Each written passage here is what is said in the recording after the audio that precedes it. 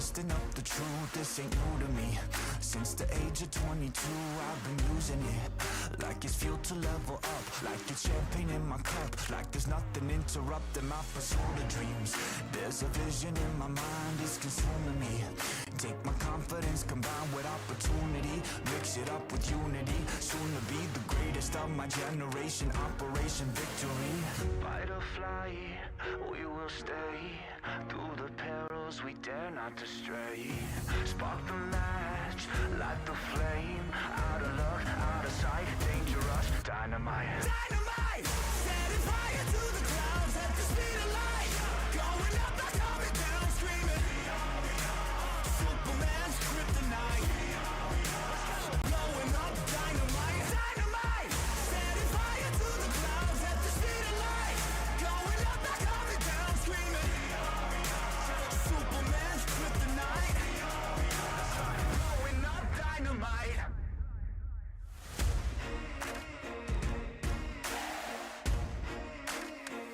Check it. Troubled days, lonely nights, lot of tears, lot of fights. Big dreams met with bigger lies. It ain't what it seems from the outside. On my downfall they pray, will I surrender or will I betray? Given the trauma that lives in my brain, or use it to fuel up the fire in my veins. I never complain, I rise up and do it. If there's a battle, I'll fight my way through it. If the wind blows, I thank God that he blew it. Cause what is a blessing depends how you view it. The fruits of my labor are in abundance, indispensable, I'm not redundant. Incomprehensible the way I've done it. When the struggle pushes me out, I'll shove it, I'll rise above it. Fight or flight, we will stay, through the perils we dare not to stray. Spark the match, light the flame, out of luck, out of sight, dangerous, dynamite. Dynamite! Setting fire to the clouds at the speed of light, going up, not coming down, screaming. Superman's kryptonite, blowing up dynamite. Dynamite! Setting fire to the clouds at the speed of light, going up, not coming down, screaming. Superman's kryptonite, blowing up dynamite.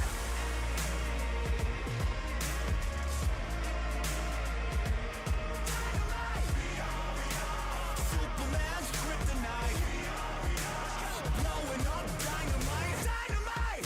Setting fire to the clouds at the speed of light, going up, not coming down, screaming.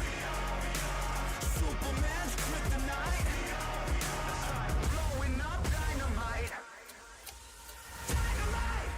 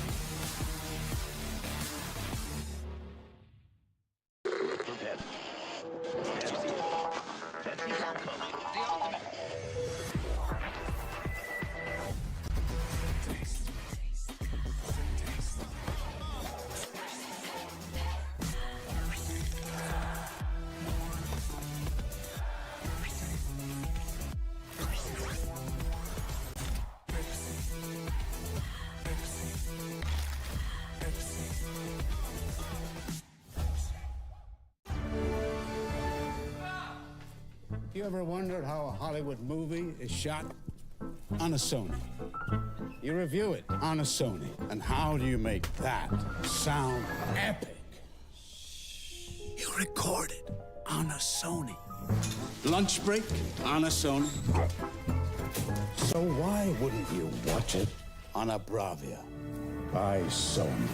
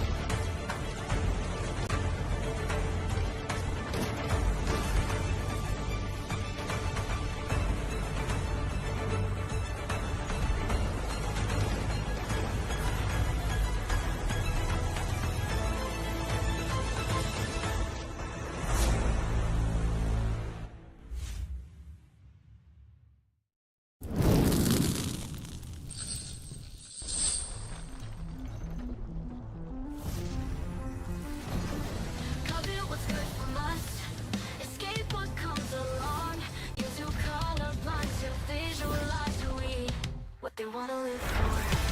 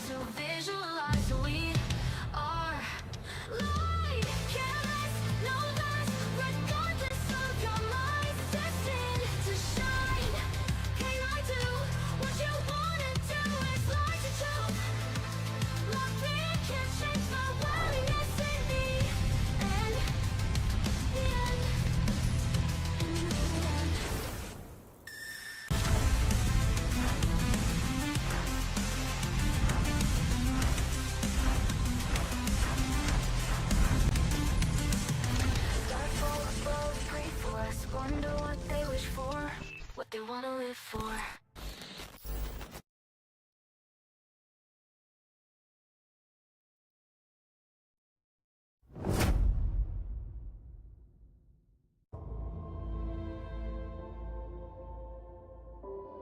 Welcome to PUBG Mobile version 3.3. In this update, we've added a new themed mode and items, and improved the game as a whole. Let's explore this new version together.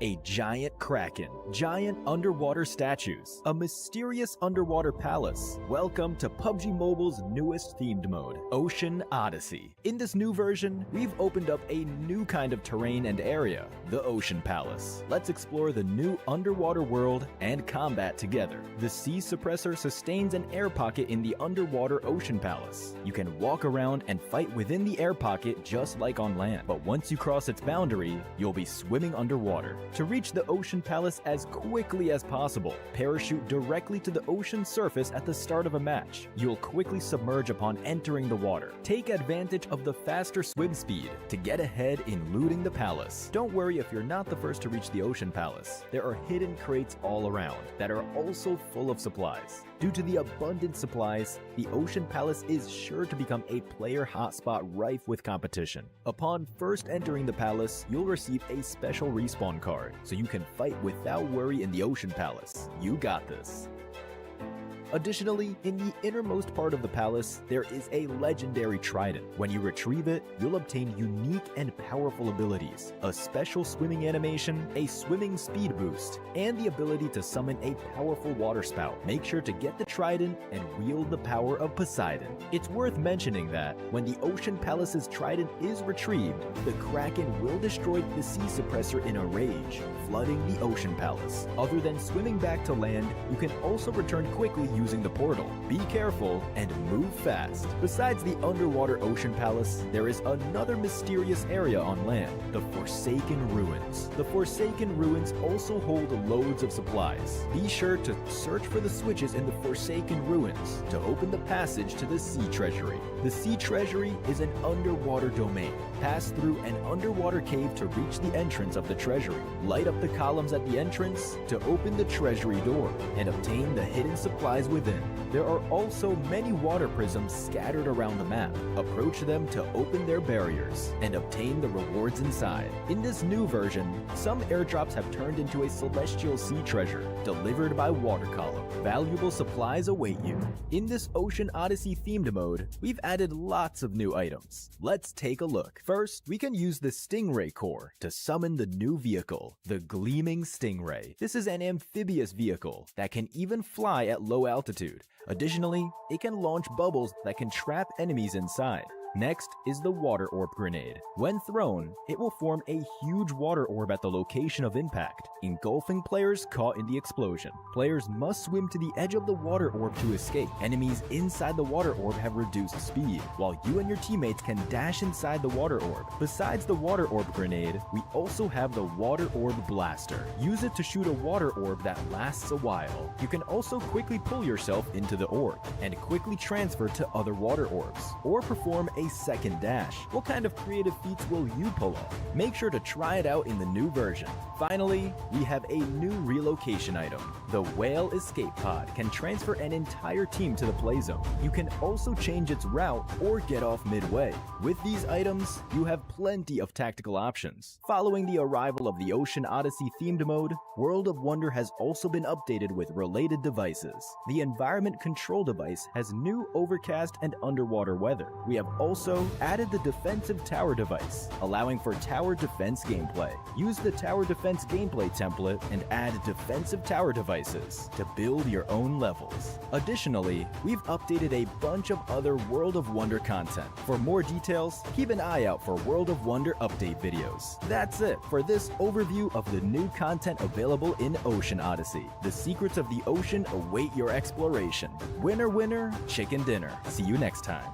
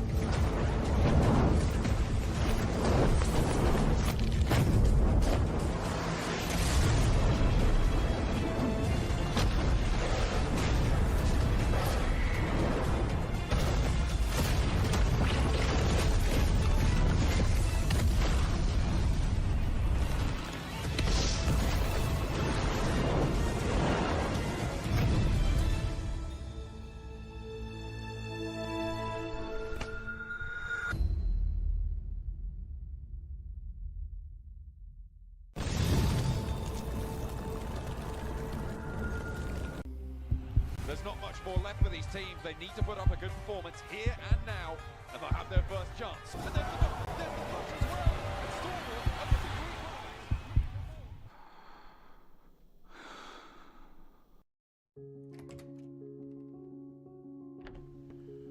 to Хүндэт аав ээж хоёртой сайн байна уу?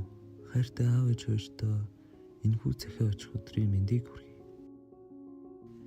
Хүүн тэмцээнээ дуусгачаад өрөөндөө орж ирээд тэр болгон хилээд байдаггүй сэтгэлийн үгсэд хоёртой уудлахаар сууж байна.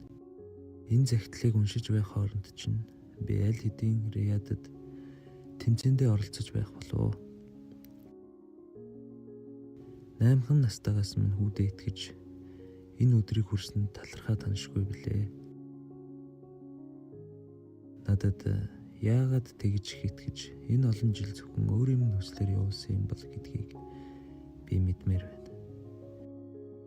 Гол шалтгаан нь хоёр минь надад байгаа болохоор зүү болов уу амархан давж. Аав нь үлдэж ихсаартай шүү.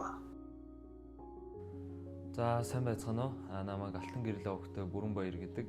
Тэгээд team Falcons Force багт топ нэрээр тоглодог. За би анх 2 дугаар ангиас ерөнхий тэшүүрийн спортоор хичээлж гисэн. Явж байхад нь яг таараад тэгэл яг нэг 2 өдөр мөсөн дээр мөлхөж байгаа. Тэгэл яг тэшүүр дээрээ тогтож босч эхэлсэн дээ. За одоо яг би нийт 9 жил орчим тасралтгүй тэшүүрийн спортоор хичээлсэн байна. Тэгээд ер нь медальгүй үлддэггүй л байсан та. За би яг тэшүүрийн спортоор хичээлэхэд ерөнхийдөө нийт нэг 50-аас 60 медаль одоо цуглуулсан амжилттай байна да. Яг сүүлд бол шигшээд байсан. Тэгээд яг одоо хамгийн анхны гэх юм бол энэ би болгоных тэгээд Булган аймгийн авраг одоо шалгаруулах тэмцээнд яваад хамгийн анхныхаа хүрэл медалийг эндээс ингээд авч ирсэн юм байна. Одоо цалин мөнгөний асуудал ч гэдэг юм уу. Одоо ирээдүгөө харахад жоохон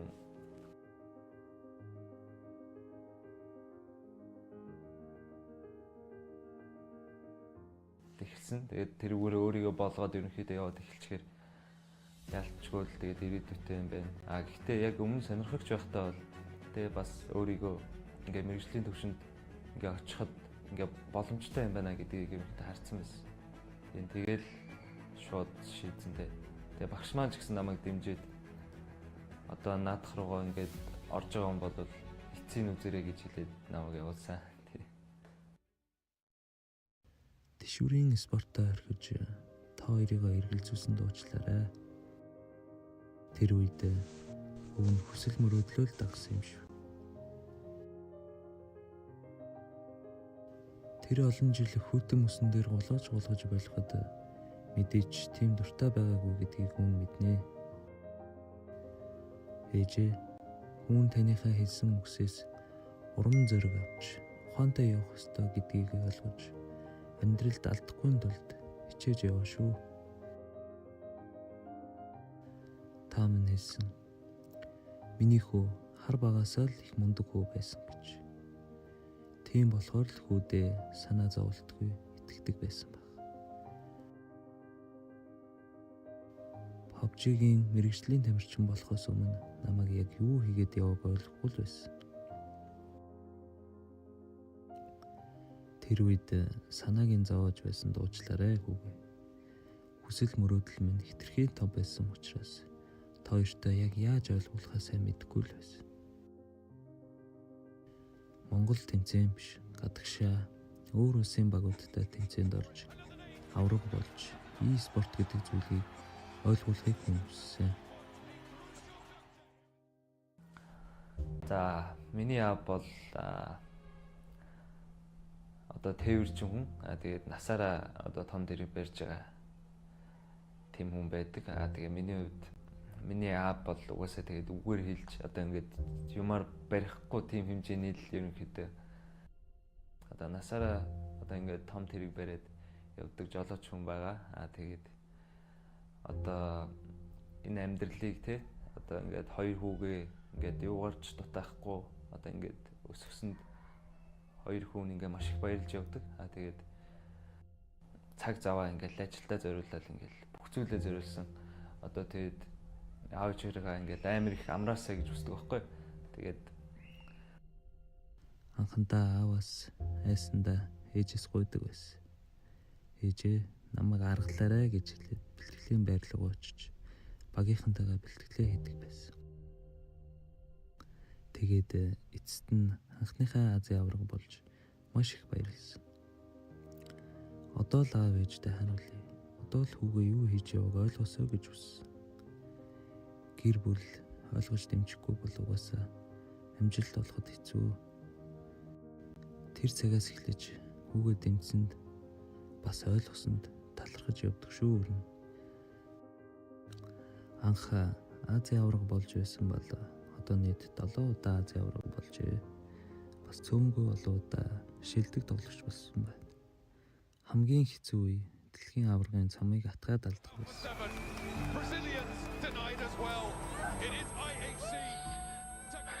Тэр үед ээжийн хийсэн үгийг бодоод тавьширч байсан да. Цаг нь ирэхлээр авраг болноо миний хүү гэж ээж нь хэлж иж билээ. Мэргэжлийн тамирчин болоход миний хүсэл мөрөөдөл намайг хөтлсөн гэж би боддог. Одоо бол яг миний ажил гэж бодож бүх сэтгэл зүрхээ зориулж ажиллаж байгаа.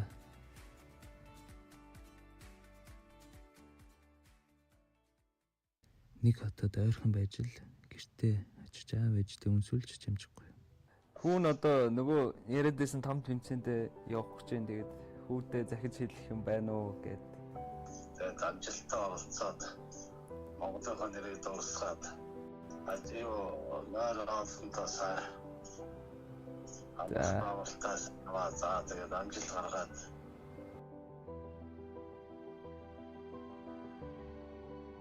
Гэхдээ авраг болно гэдэг тийм ч ямар зүйл биш.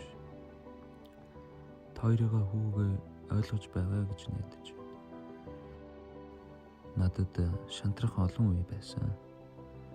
Миний аав ээж энэс илүү зүйлсийг даваад гараад ирсэн байхад миний шантрах хажууд нь юу юм?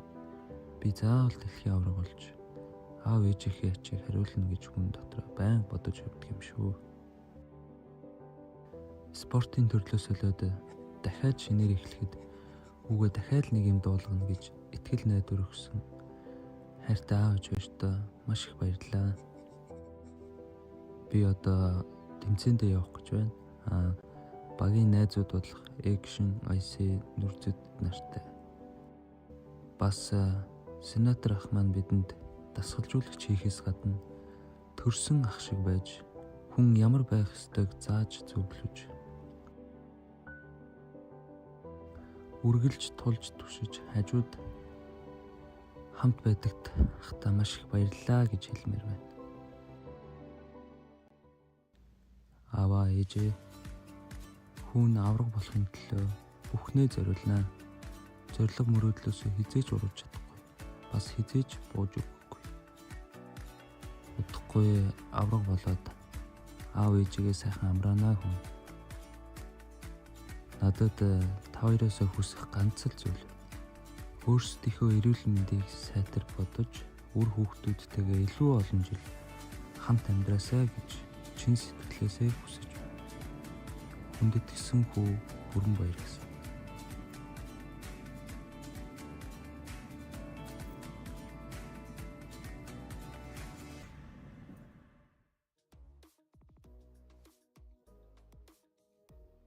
We're here for predictions. PUBG Mobile is right around the corner. We're going to be putting the teams in order as to what we think is going to be at the top. Some of the teams obviously not going to be so lucky in our estimation, I think, guys. We're going to be chopping and changing some of their hopes and dreams, I think. Should we just dive straight into it? Dust this prediction leaderboard off right now. Clean it right Let's go. Give it a dust off. We're going to get into the archaeology of it all. Right, let's pick a team. Let's put them on the list. We've got a tier list to get through. I'm thinking Mad Balls to start off. What are we looking at? I'm going to say probably an A team here. The problem with Mad Bulls is that I think they are a good team. However, they have just been marred by very bad tournament after very bad tournament. And I feel like there was a point in time where they were kind of the creme de la creme, but the team kind of got gutted a little bit. They've lost some of their best players. I mean, I just don't see them doing terribly well here. I mean, they definitely lost some of their players to some of the other rosters here as well, who are going to be trying to push them even further down than 18th here. Jackie, are you agreeing with the 18th? I think 18 sounds reasonable. I'd be more willing to go for a 17th. I think 18, as numbers go, I don't like the fact it's so even towards the end there. That is true. 17th, that would be 17th. Should we go for 17? Let's knock it to a 17. Tiamba? I want to say maybe like, let's say 16th. I still trust in the Chinese teams. I still have some trust. Let's go for someone I think will probably be putting more towards the top, IWNRX. I think this is a team that kind of took EMEA by storm. Let's put IWNRX around about, let's say 5th place. Okay. I want to say, I'm sort of concerned because I think EMEA is a really good region, and we covered it, and it's super competitive. It's very hard to tell how good they were though in the international scale of things because the groupings were so tight, Jackie. No, that's fair enough. I also think, to be fair, we need to start getting some in the top 10. Yeah. If we go too much in the middle to kick this off, so maybe it is worth if we get a little bit more in the top heavy pool and then filter down. And that's why, honestly, John, I'd say reject right up there, maybe a solid 10th. Yeah. I mean, sure. Yeah, let's go with that. Yeah, I like that. The big boys from the Brazilian Open, like, smashed it. Get them in there. Yeah. Alpha 7. I think this is a team that is in the front of people's minds when it comes to potentially even taking the whole thing. 2nd place. 2nd place? I'm happy. Forever hard stuck 2nd. The team that took the international title from them is also on this list, IHC, now Al-Ula ex-IHC. They're going to be playing around in this tournament as well. Are they going to be able to repeat the performance? Because the thing that was really, really strong for them at the championship at the end of last year was the fact that they were so elimination heavy. Yeah. Are they going to be allowed to do that again this time around? Because I feel like the door's going to be closing. I don't think it's as much as they're going to be allowed, right? Because I suppose you immediately have the optics, so everyone's going to know, we need to shut that down. It's not going to be as easy to sort of, slip under the rug, right? But I do think they have the talent to do it again and would like to see that happen. I definitely have a lot of time for IHC. I don't know. I think a solid 6th place for IHC would be fair. I would maybe push them down a little bit from 6th. I feel like top 6 is quite prestigious. I feel like 8. Okay, I think 8's reasonable. So let's talk about another team that's been benching a so-called star player, Moneymakers. The Moneymakers, they're a team that is, again, kind of similar vibe to IHC, or well, Al-Ula IHC, Just because, in terms of their style. Yeah, very opportunistic team. I think they like to go for their third parties where they can. And I think that if you give them that opportunity, if you open that door to the Moneymakers, then they'll earn a lot of money from it. But the problem is that they crumble. They crumble so badly. So I want to say a conservative 11th for this team. I think right on the border between the top side and the middle mark. They've always got time to move up. Yeah, they do. True. We can shuffle these a little Exactly, yeah. Do the old card trick. So let's go the other end. I want bottom teams. A bad team. I'd give you probably Rook. Okay. I'm so sorry to say it. Jackie, have you got another bottom team that you're thinking? Oh man, it's rough, John, because I feel like the way my brain works for PUBG Mobile teams is entirely in reverse. You know what I mean? I always go for the opposite. I think you quite like D+ Kia when we last casted them. That's what I mean. They were quite impressive. They're not good anymore. Does it really feel like it's They've really fallen off the deep end. Yeah, and I think this is one you have to believe. But I would probably put them around about 23rd. Yeah. Let's start rattling these off, I think. Let's get a couple in. I want to put Team Spirit in the middle. I think that's a reasonable spot for them, given their fact that they're in the survival stage. It's going to be harder for them to qualify. I feel like 13th. 13th, fair. Put them there. Get them in there. Lock it in. All right. DX Xavier, I want to put them in a 9th place. You know what though? I do think maybe swap Reject and IHC. Bring them up a little bit. Bring them up a little bit. Yeah, I think that's just for Who I'm looking at Vampire. I don't know if this is going to go out before or after our winning predictions are going to go through, but I've put Vampire as my winning prediction. but probably. But they are the two-time defending champions in Riyadh. They're obviously winning the two previous tournaments that we've had here. I'm going to put them probably down towards, I think, 14? I give them a 14 for a 12. I think 14 is probably better, honestly. 14th place for Vampire Esports. Man, I don't know if there'd be a 14. I feel that's a 12. You think it's 12? That's at least a 12. What are you doing coming here changing things up on the Because, fly you know, like that? you come in, Okay, put 'em on you're going to 12. have the memories, Yeah, things are okay. going to go No, better. okay, memories. It's all about confidence, bud. PUBG can Mobile is smell the confidence. money. Exactly. I want to put Power in there, and I think maybe a little bit higher than Vampire. Maybe I feel like maybe shift those three up one and put Power on 10. 10? Yeah, I think that's cool. Yeah, so Alula IHC goes to 7. Reject bumped up 1. Jackie's happy about that. DX Xavier up to 9, and then yeah, Power. Team Liquid, first place. Come on. We all have very contrasting opinions on one. You want to give them like on the edge of the line? Yeah. Put them on the edge and then we'll figure it out. I would personally have put Alpha 7 ahead of Team Liquid, but we'll go with the majority here. Okay. All right. So give them a temporary one. Let's have a temporary one up for debate. Yeah, it's temporary temporary first place. Okay, all right. You're doing well. Thank you. What about 4 Miracle Vibes? These guys are looking amazing. The vibes are looking good. Yeah, the vibes are really good. Hated them in the past, but they're really so good now. I think that would be an acceptable number 1 for me. Just for the vibes. For the vibes. Okay, all right, fair play. I'll take that. Falcons in 4? Actually, that's not bad. Like looking at how things are shaping up there, yeah, that's probably reasonable. It's so sad to say because I'd love to see Team Falcons in first. I think they've scraped so close to that first place in the past. But yeah, 4th place is probably where they will end up.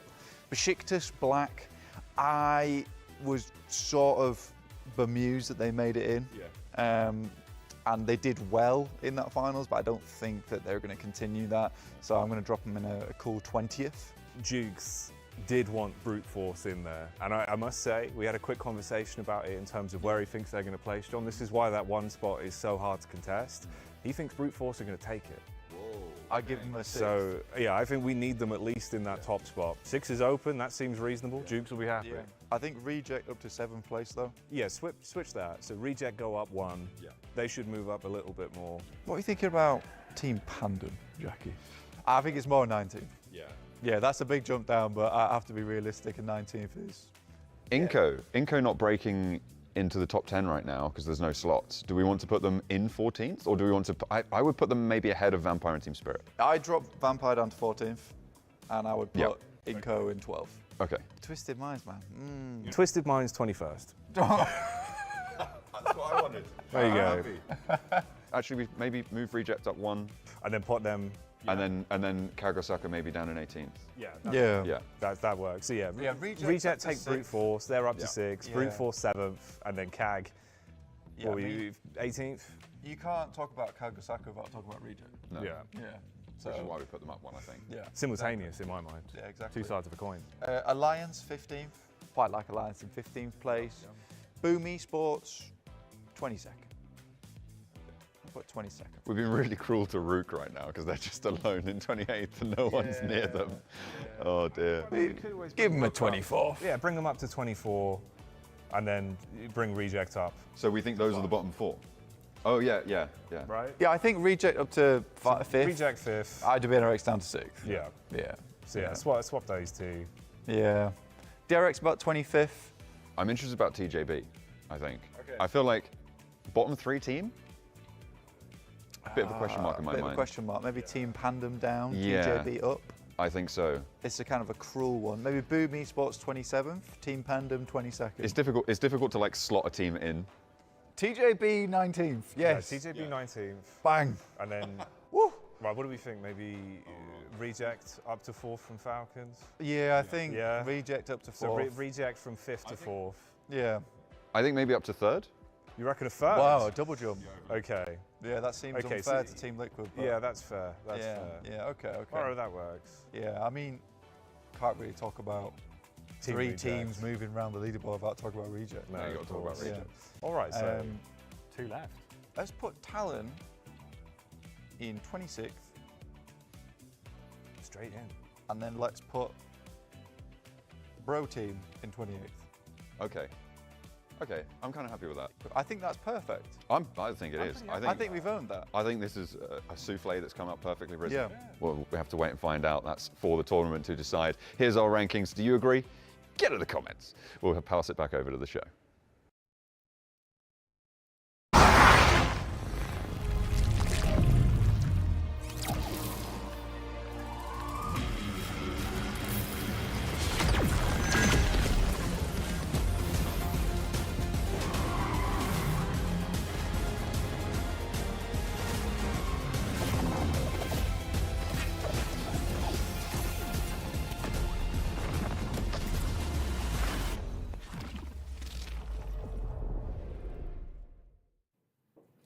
Hello, everybody, and welcome to the final day of the survival stage here at PMWC. I'm Ginny, joined with the 7WG. And we're going to be sending 12 teams home today. Ooh, we're finally going to be crushing some keys here at the PMWC, but 4 teams are going to be going to the main tournament. So stick around and find out who goes to that main tournament and which teams are going to be going home. See ya.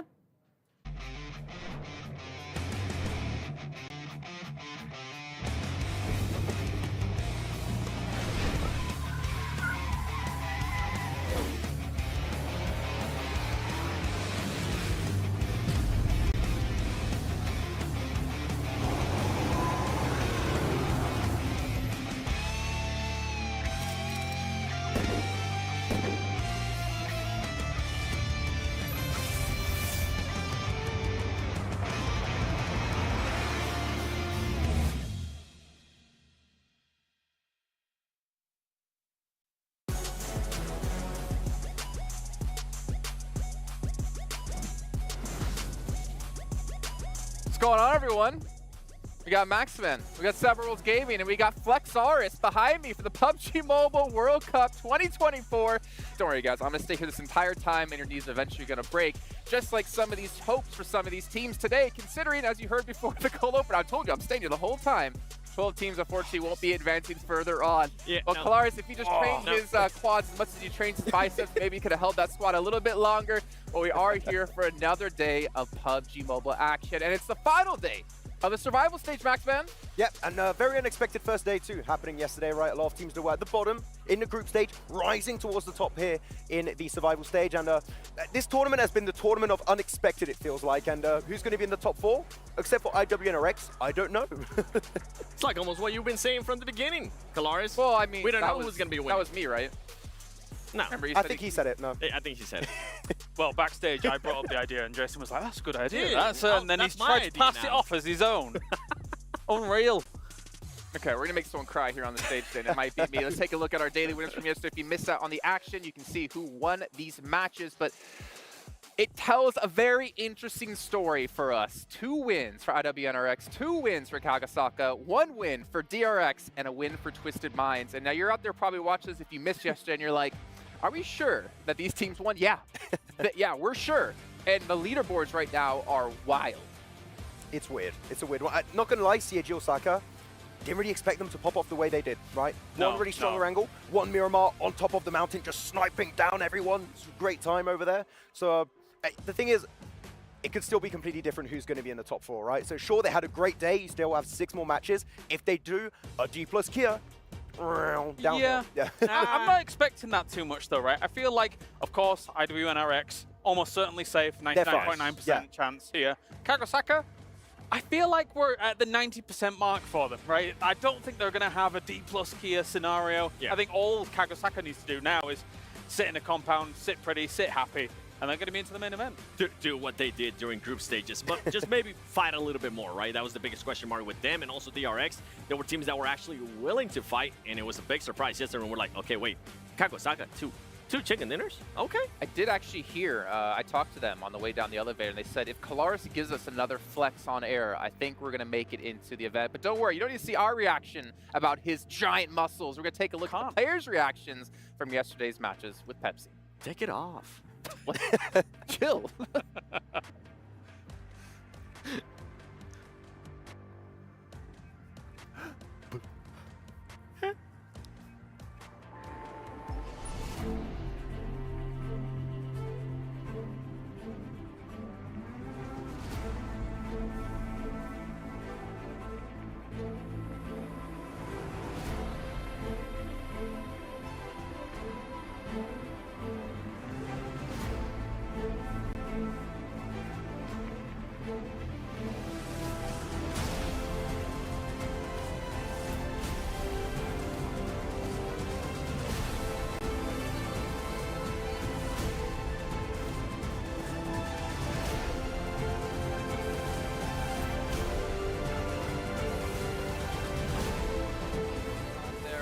Twisted Minds victory.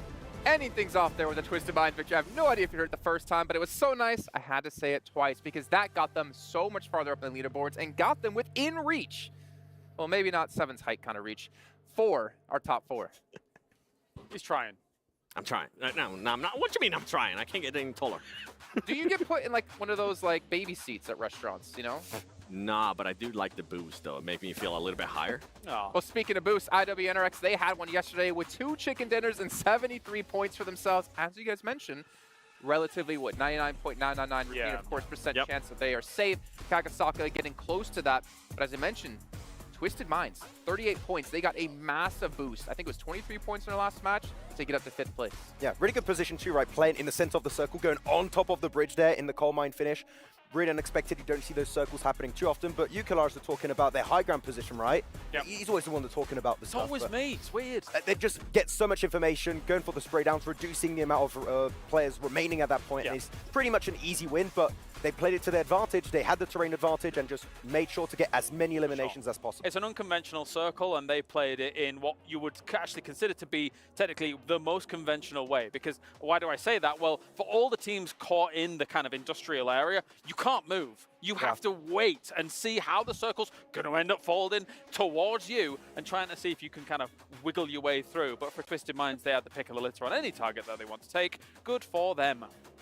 You know it's not good for, though? What? Team Falcons. Oh. 7th place in points, and they have 30 eliminations, 37 points at the moment. I mean, let's be fair. They're currently not in the top 4, no. However, look at the point gap between them and 4th place. It is 4 points. So it is very possible that them, Besiktas, even some other teams on the second page can still jump up the leaderboards here with 6 matches to go, Max. Team Spirit, please hot drop again. Please, please do it. No, If they do hot drop, what would happen, though, if Team Falcons ends up losing this time? Doesn't happen. It's not. That's a bad timeline. I do not want to think about that timeline. Wait. Put the camera on Max real quick. No. Hold on. I want to do the replay of what happened yesterday in Sandhawk when you were like, yeah, this team is amazing in Sandhawk, and then we played it back. No, wait. So Team Falcon never loses hot drops in Sandhawk? No. Okay. Right, Let's just shut this down for a second. I am so confident that they are not going to hot drop on Sandhawk that if they do, Max will shave his eyebrows. Wait, why is he always about my eyebrows? Max Med's eyebrows might be gone on the line by the end of the day. You got to do it for content, man. Yeah, I just finished shaving off my head. Ask me to dye my hair. I might do it. I'm not getting rid of it. It's on the line. Wax the eyebrows, put them on the head. It's a win-win either way. Good shout. Yeah, good shout. Moving on from that good shout, though. TJB, I know, Seven, you were talking about them quite a bit yesterday, and I think you wanted to focus on them in particular going into today. It is... Sorry, TJB. I'm going to become Evil 7 there for a little bit. It is the most inconsistent team out of yesterday, where if they were not in averaging about a 2nd place finish, which they did, I think in like 3 matches, it was a 2nd place, and then a 3rd place. They were more than likely going to end up averaging a 13th place. So there was no in between this team. They either did very quick rotations, very good rotations to kind of avoid the fights within the middle, which just kind of helped them out in regards to them being able to get those 2nd places, get those 3rd places with those elims. If not, they would just end up losing early fights. So for this team, I want to see them being able to win those early fights. I want to continue to see the great rotations that we saw. Because remember, we even pointed it out yesterday. The rotations that they were doing, the wide rotations that they were doing were really impressive. And on top of that, Flower has been performing really well. Yeah, I think he's right now in one of the top fraggers of this entire survival stage, so he's definitely popping off. But these long rotations you're talking about, right, is definitely put them in a really good spot for these late game scenarios. They're currently in 4th position though, right? They're the first team to fall if they have a bad day, so they need to start hot here in our first game over on Sandhawk. I want to see a little bit more of GK first too and the rest of the squad, because I felt like it was just mostly up to Flower yesterday. I want only S to pop off at some point. That would be cool. Okay. Well, I mean, you know, GK first when he played in Europe was doing very well. Goes to NA, and of course the NA curse just inherently makes you play worse. He was good in NA. What you talking about? It's easy to be good in NA. Wow. Facts. Not wrong. Jeez Louise. What about another team, though? We kind of criticized them heavily. After day 1, they were looking pretty good in the group stage. D+. Yeah, and D+, I want to talk about them very specifically. They had amazing, and I mean amazing Miramar matches yesterday. Very harsh down on that point. That their Miramar was absolutely fantastic, going for these white rotations from one of the southern drops on the map.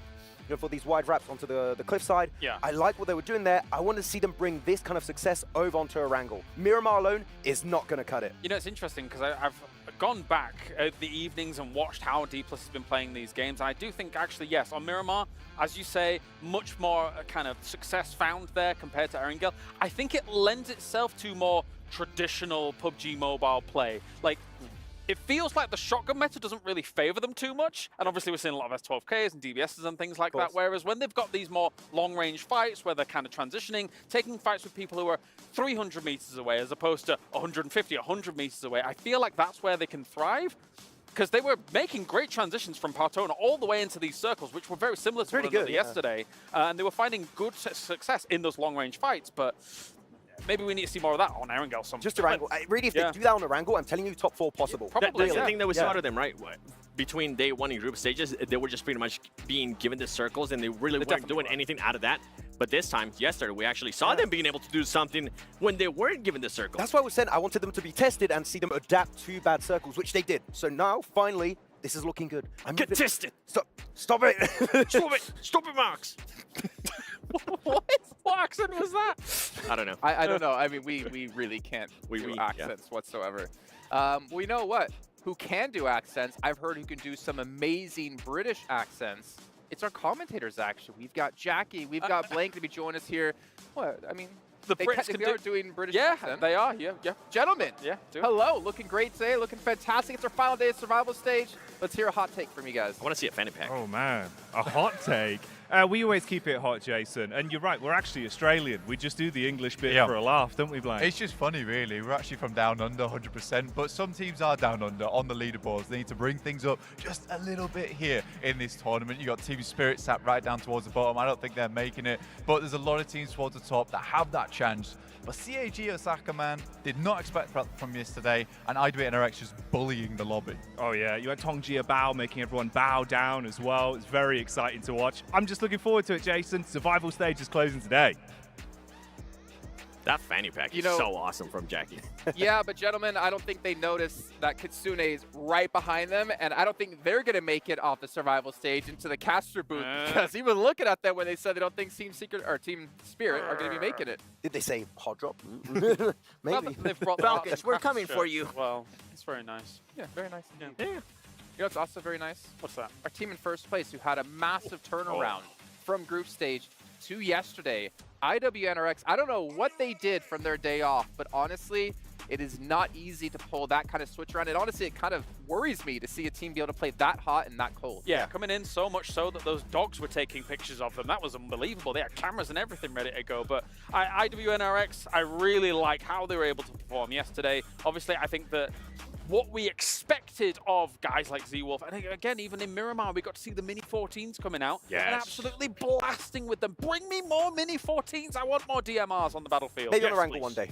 Maybe one day. Probably not. But like really cool fact, also when you're looking at the top 5 fraggers, 3 of those are from IWNRX. So you got Kane, Swain, and Z-Wolf, which you would expect, but also they've been successful on every single map. They got that chicken din on Sanok. They got chicken din on Erangel. They got, of course, a really good finish also over on Miramar. So doesn't matter the map, doesn't matter the scenario. They will perform, get consistent points. They know they're qualified, but they're just trying to build momentum to head into the finals with a good start. And something that the other teams need to watch out for with IWNRX is, at this point, I mean, we've been saying, they're already qualified, right? They're going to be not having to really worry that much, but I'm going to be looking at Team Falcons. I'm going to be looking at some of the other teams that I might not want in the main tournament. If I'm IWNRX, I might make their day a little bit harder. That's it. Like, is there any tournament ever where we had an opportunity that you could target a Falcons? And it happened. I don't think it's going to happen, but have you ever, I mean, really, have you ever seen a tournament where you could literally maybe ruin the chance for Falcons to qualify at the biggest stage? We know what this team can do, right? Yeah. Maybe at the end, if they're still not in top 4, just... We saw it in, I mean, we saw it at PMGC with S2G and Alpha 7, remember?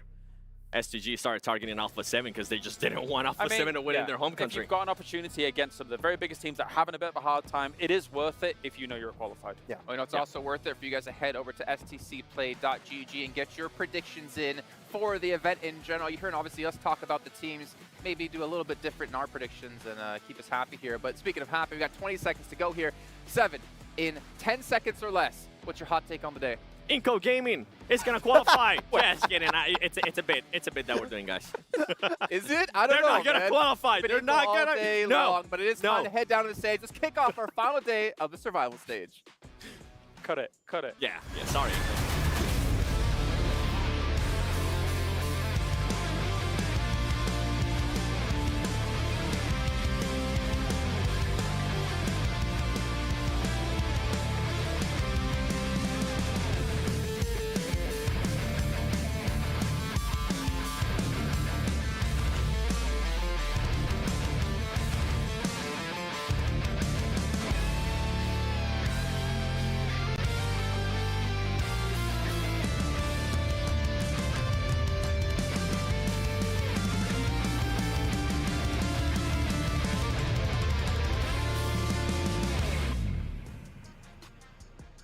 Day after day, week after week, these players grind, scrim, and stream in order to be crowned the best in the world. It is the ultimate achievement, what every competitor strives for.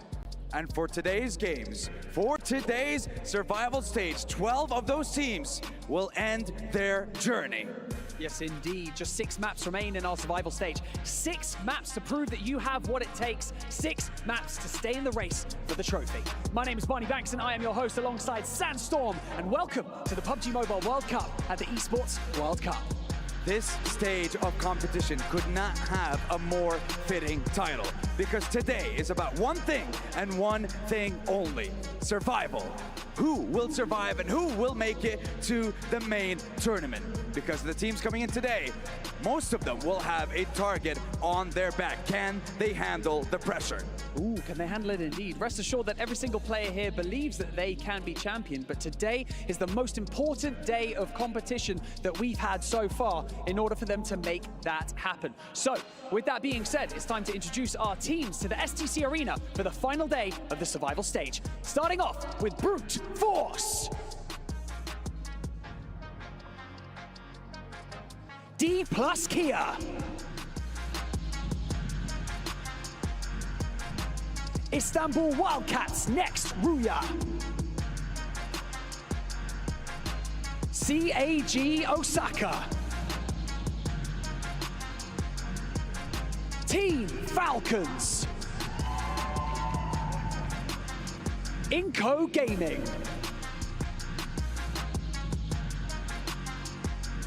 Mad Bulls. Harami Bro. Besiktas Black.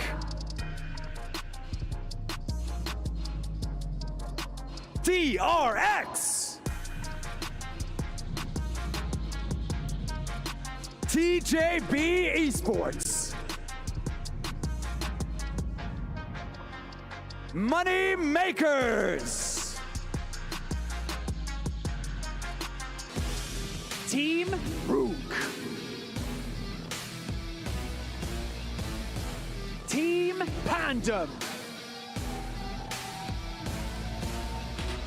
Twisted Minds. Team Spirit.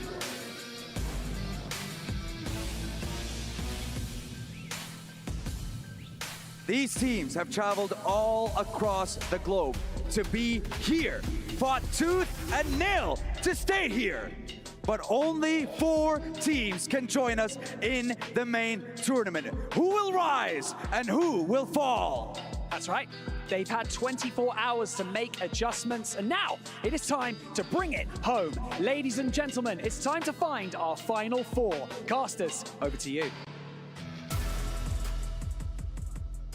Oh, thank you, Banks, and thank you, Sandstorm, for setting the stage with your magical words that really do bring the pace and importance of today's games here in the survival stage.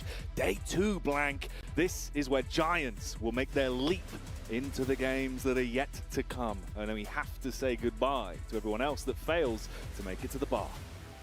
12 teams will be leaving us at the end of this one. Spells and rituals will be needed. Oh, yeah. Sigils drawn in the ground, trying to evoke some kind of performance from today, because some of these teams have just not had that oomph that we were expecting, Jackie. And I think Team Falcons so far, they were impressive on some maps yesterday. Where was that in the group stage? Maybe they can bring it home. For one team, we know they're safe. IWNRX have absolutely nailed this survival stage. These guys are already living it up in a house, central heating, aircon on. They don't give a damn about the electricity bill because they're making the money with their plays.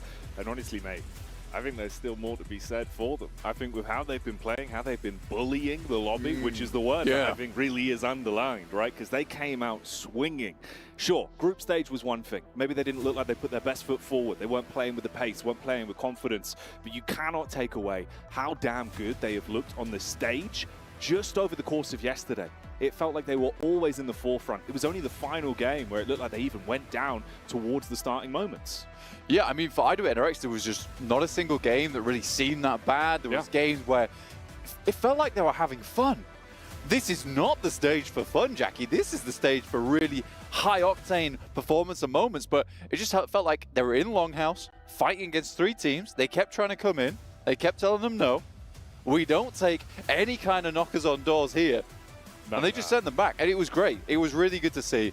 And it really did feel like a moment came where everyone was like, Longhouse is taken. Yeah. We can't go in there. There's a new landlord in town, and I think rent is due with how they were playing, mate. They were kicking everyone out and not allowing much room to breathe. There was a few sides as well that it just felt really underwhelming from how they were playing, and it was a shame to watch them consistently stumble and falter.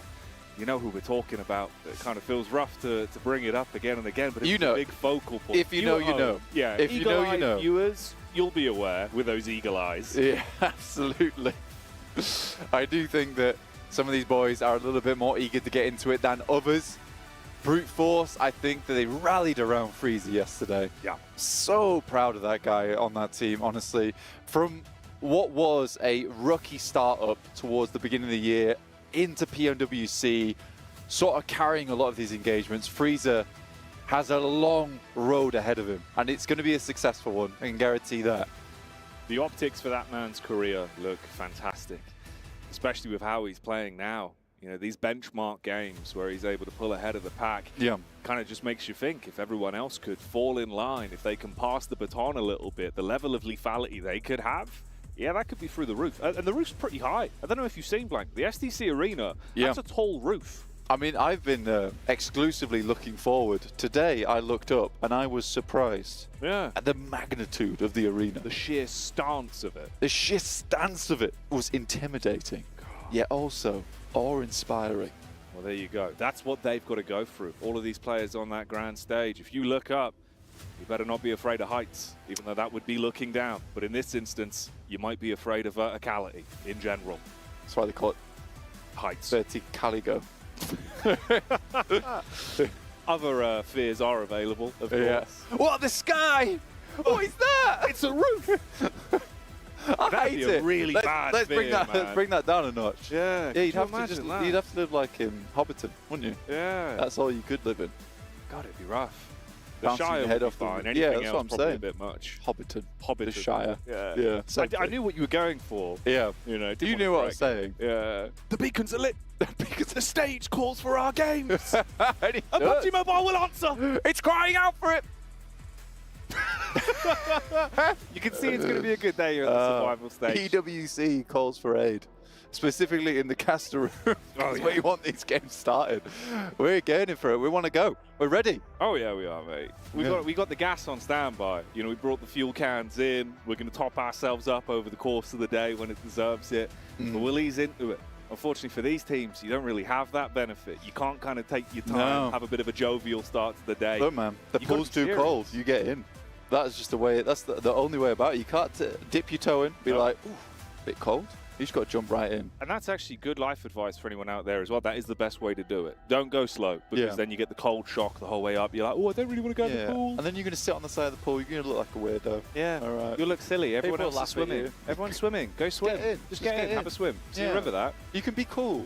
That's a cool thing to do. People respect that. Yeah. And if you're going to cannonball, make sure you check the depth first.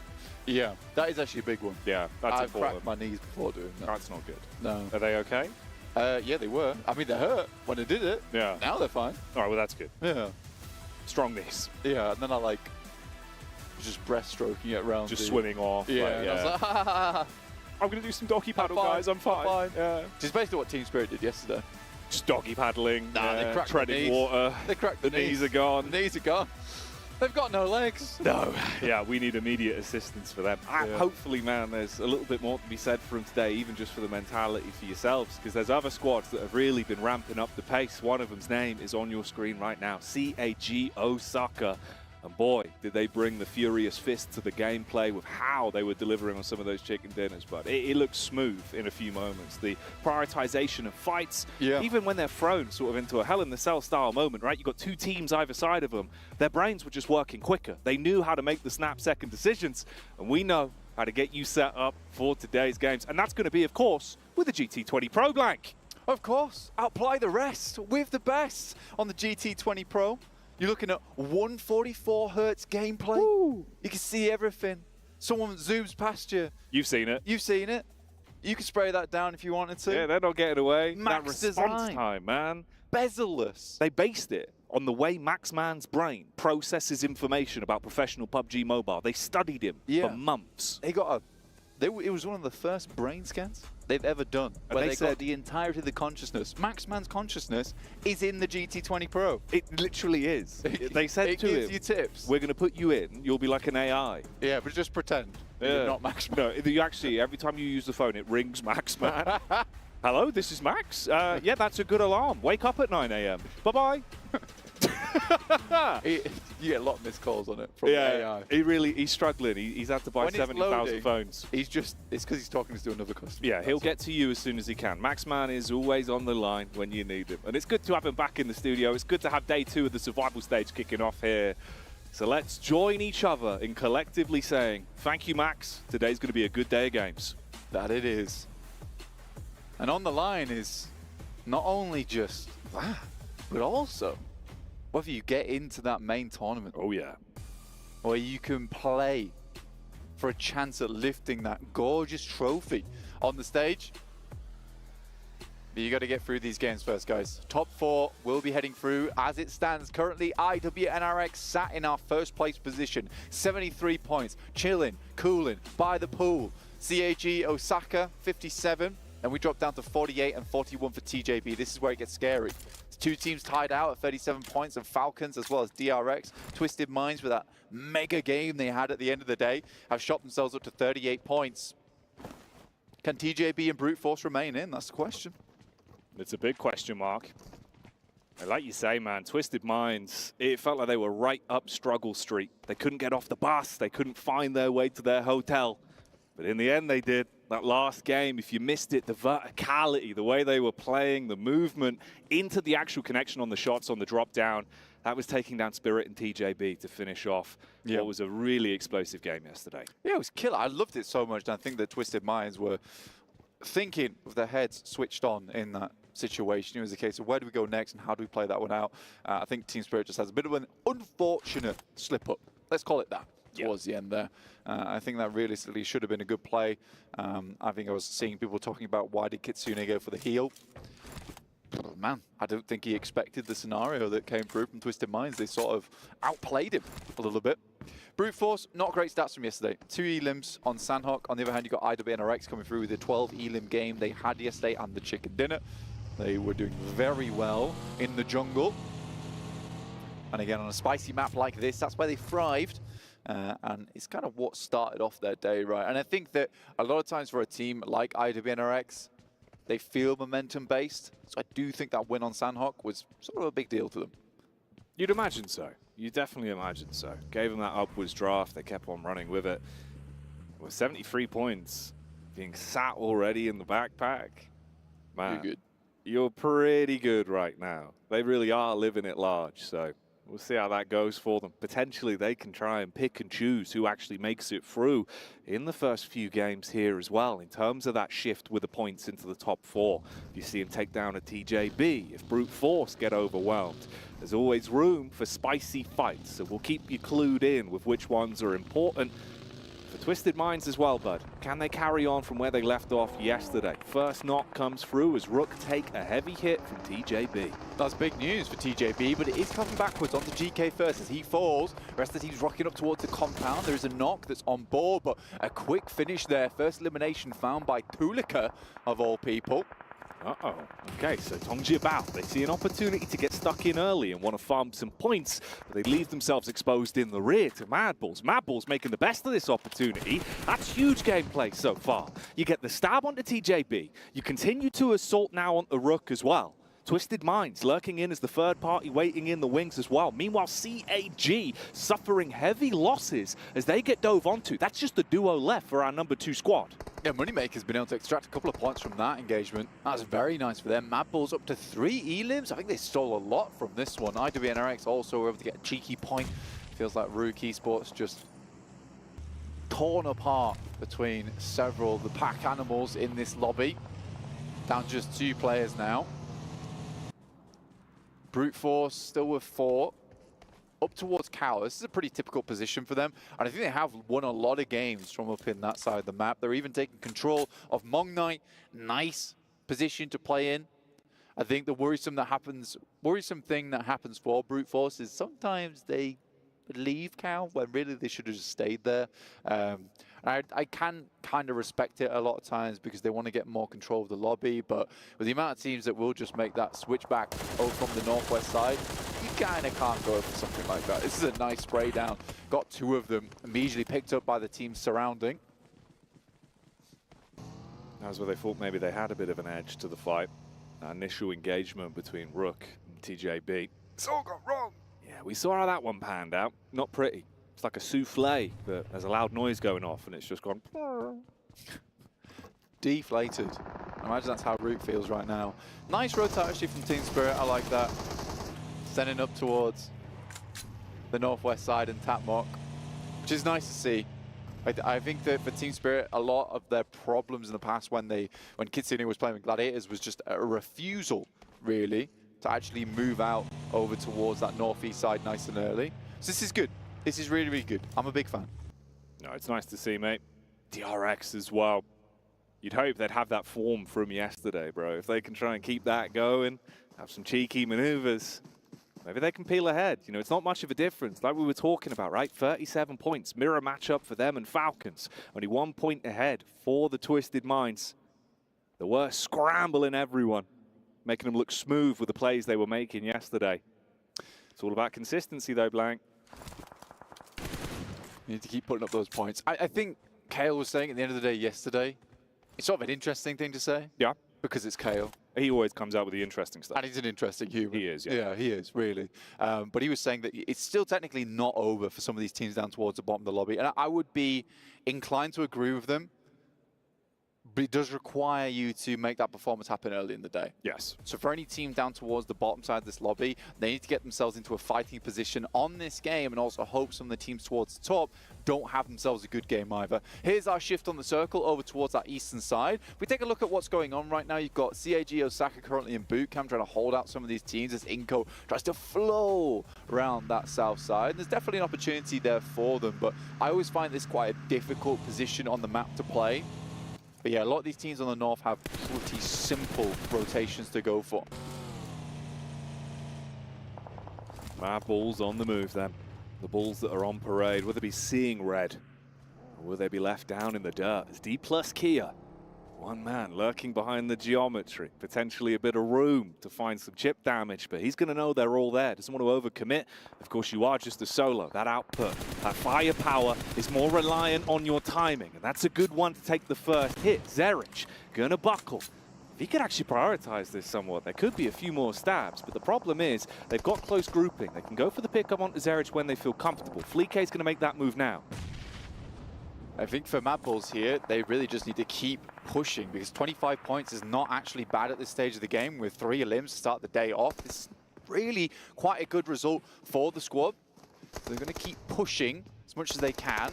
There's shots onto Brute Force from Team Spirit. This is a big actual crash that's come through between both these teams. Now, Brute Force made that rotate on the northeast side, and Team Spirit, they've managed to get themselves sandwiched in between Brute Force and the circle, and that's put them in disarray now. They're all over the shop. Yeah, this is a little bit of Panic Station's moment. So you lose Prepod, he's down. He was taken out in a bit of a rough spot. Okay, hang on a minute then. I mean, there is room. If you expose yourself on these peaks, Brute Force could still take a couple of pot shots back, and that's one of the reasons why. Seizes the window of opportunity, literally, as he pumps those bullets through. Meanwhile, Mad Bulls, they rotate it off, not wanting to face the squad that roamed in from D+ Kia, but they go running straight into the Moneymakers. The Moneymakers switching things up. Goodness me, the double nade on it. It's so readable as well on the res, but a wonderful play there. That drops them down to 2 effective players. I think the rest of Brute Force is coming in to finish off Team Spirit and probably finish off their chances in this tournament. Another insane grenade over the top. Just Kitsune and Nomi to back it up in the action. Ooh, I mean, Nomi does get the first off at least. Big Papa Pump makes an introduction as he'll hit with that one. Be able to commit onto it, so Brute Force now in a similar position. It's all down to the battle of the duos. Little peek on the sideline. Nade through the door as well, trying to keep the pressure on them. Spirit, can you recover from this? They had a bumpy day yesterday, and they're being pelted by gigantic boulders off of the top of the building. Molotov in the hands as well. Isolate their pathway, restrict their peaks. Nearly an airburst that could have been huge. Yeah, that could have been massive. It was pretty well timed there from Kitsune. Nomi was a pretty massive contender for the overall MVP, to be honest with you. In EMEA, even just early on. He's not a bad player, but it just feels like on this stage, he's not able to perform at his best. And the reads coming through from Brute Force are crazy at the moment. This is feeling more and more like it will be an easy cleanup for Brute Force. Oh, mate, he's got his finger on the pulse of the game. The Molotov into the damage from the burn, the nade into the back line off the teammate's peak. Nomi pulling out the DBS again. He already hit 1 clean shot with this bad boy a few moments ago, but now the pressure's really on. You've got to clean up in the 1v2. They're trying to split round the angles, make sure they can isolate where he's peeking from. Nade's going over. They're going to get him trapped in the corner. That should be the knockout punch. Not sure exactly where he was in that moment, but Neos with that Molotov just makes it easy for himself to line that one up, and that's Team Spirit going down 2 points. Just sloppy plays, man. And it's so frustrating because you know that's not how Team Spirit usually plays. Mad Bulls, on the other hand, going toe-to-toe here with the Moneymakers inside the building, watching the stairs. But really, it's the roof that you got to be aware of. Fleek comes from the side and will flick them off this map. Oh, that's sick, dude. Fleek busts through the door, waving the 4-4. The Moneymakers, well, they ain't making any money no more. Takes them out, cleans up, gets the meds back in. So Mad Bulls, they've kind of been pushed around a lot so far in this game. It hasn't really been up to them where they've had to go, but they've been fighting tooth and nail. And at the very least, they're surviving these tests. Yeah, I think for Mad Bulls, it was a very big eye-opener for themselves in that final game during group stage, where it was a case of, we're playing too passive, boys. We're playing way too passive for a team called the Mad Bulls. You gotta get mad. You gotta get mad. I want to see rage in the lobby. I mean, all these players are extremely good and kind of suit more of this aggressive playstyle as well, I would say. I mean, English, crazy fragger. Fleek, awesome off-angler, but an aggressive off-angler. Tulika, we don't talk about Tulika because he goes a little bit too insane sometimes. Oh, yeah. But again, you should lean into that playstyle. And for the Mad Bulls, they were sort of making the same mistake that IW and NRX made, which was a case of not playing to their strengths. Some teams in this lobby are incredible at playing edge and just playing this careful, smart game. And D+ Kia springs to mind immediately. Meanwhile, here we join from the POV of Harame Bro that are bringing that damage down onto the Lions of Inco. They have had a real rough time. Similar scenario for Team Spirit with how their flow of games have gone. And again here, you get isolated, you get fragmented, you're down to just 2 duos, barely trying to patch yourself back up. They pull out the plasters, slap them on, hoping that will block off the bullet marks. See if they can survive through that one. Replay back on your screens here. This was the compound crash that we saw where Moneymakers were overwhelmed by the plays from the Bulls. Some really good grenades there from English. Opens the door, quite literally, for Fleek. Head upstairs and makes some of that. A lot of action going on right now. I think the notable one is the fact that Falcons is taking some damage right now from Pandem. But they are living it out. Again, not an easy spot for them. They do have the compound, but they are down to 2 angles right now. But they do get the res over towards Nerzet. He's back up at his feet, pat him on the back. He's good to go. Yeah, Pandem is a bit of a threat to them. And there's quite a few teams in this area. You've got TJB down towards that south side. You've got Rook as well. Goodness me. Nice shrapnel everywhere, Blank. That's going to make you feel uncomfortable on the side of Falcons. Action. He has to slow down and instead make a reaction. Op to heal himself up. Some near misses on the nades as well. Now Pandem, their first elimination in this game, came from guarding the edge on the rotate of CAG. They want to get a bit more proactive. Instead, though, it's the response again from Action. He bombards down with a nade. Nerzet, now a casualty to the result of Pandem's plays. It's really starting to break out all over the shop. Action. He's been lucky to keep himself in this one. Backpedals around the corner, opening the door for the info by the window. He's seen the head, knows the location of the player pushing up, trying to play on the off angle, wants to go for the peek and get a little bit closer into it.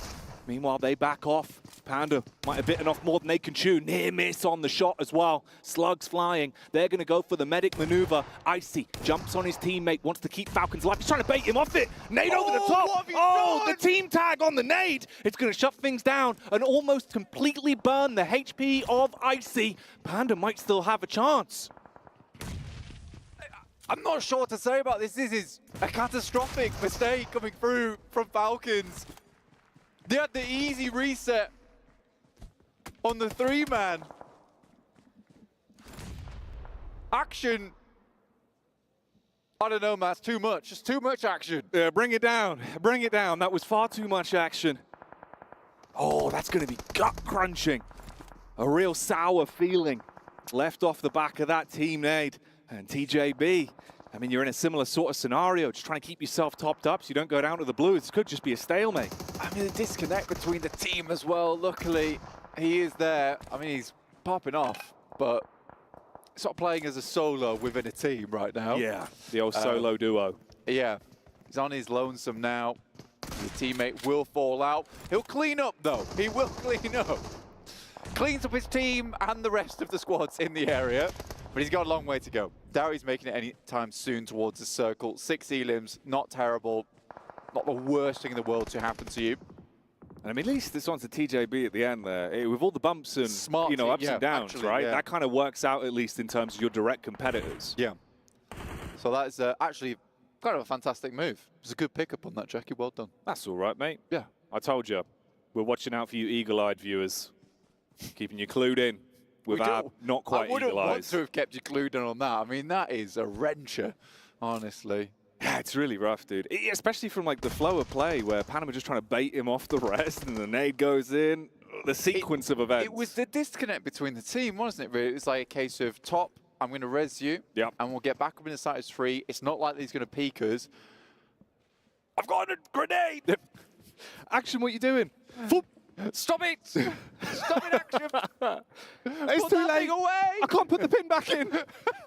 I fumbled it. I've lost the pin. Oh, man. It's in the grass. Oh, I can't find it. It's like finding the grenade pin in grass. That's literally what you're doing, Action. I've thrown it. It's gone. It's gone. It's got to go. It had to go. It was going to blow up. Oh, right. Well then, Twisted Minds up to their old tricks as well. Rattle boy, he loves height. He does. I like where he's playing right. It's a really smart position as well. And the circle heading up towards that northwest side, we might have the unofficial back-to-back between yesterday's game into this one. The Mad Bulls will need to move themselves out of Camp Bravo, but they are now down to just the 3 players. Besiktas barely making out of that defensive compound themselves. Twisted Minds lighting up the Mad Bulls. The vehicle rinsed to bits. And their spread's working well. And they don't need to be grouped up together because they can catch more rotates. They can cause issues. The tripwire that knocks over the Mad Bulls and the sheer weight comes tumbling down on top of them. IWB and RX. 4 players alive, Jackie. Yeah. It's looking like another. On Sandhawk, Kings of the Jungle. Next Ruya. about to pounce and swipe the Wildcats at it again. Uh-oh, they've spotted out Ratterboy. This was his big play, his timing-based maneuver. Yeah, man, these guys don't have verticaligo. They're not scared of big heights. They're not bothered at all. There's no digital interference for them.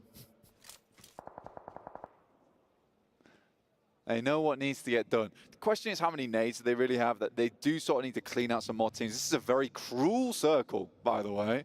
Heads away from practically everyone. There's that slight ridge side, though, which could be an interesting feature of this map because it might give D plus Kia and Bro Harame a massive opportunity just to take pot shots over towards this northwest side. And you know what? Max was mentioning this during the pre-show that D plus Kia have been fairly impressive. Some good rotates, some very stalwart plays, at least over towards Miramar itself. But even so, looking here on Sandhawk, like they're making it into the end game fairly frequently.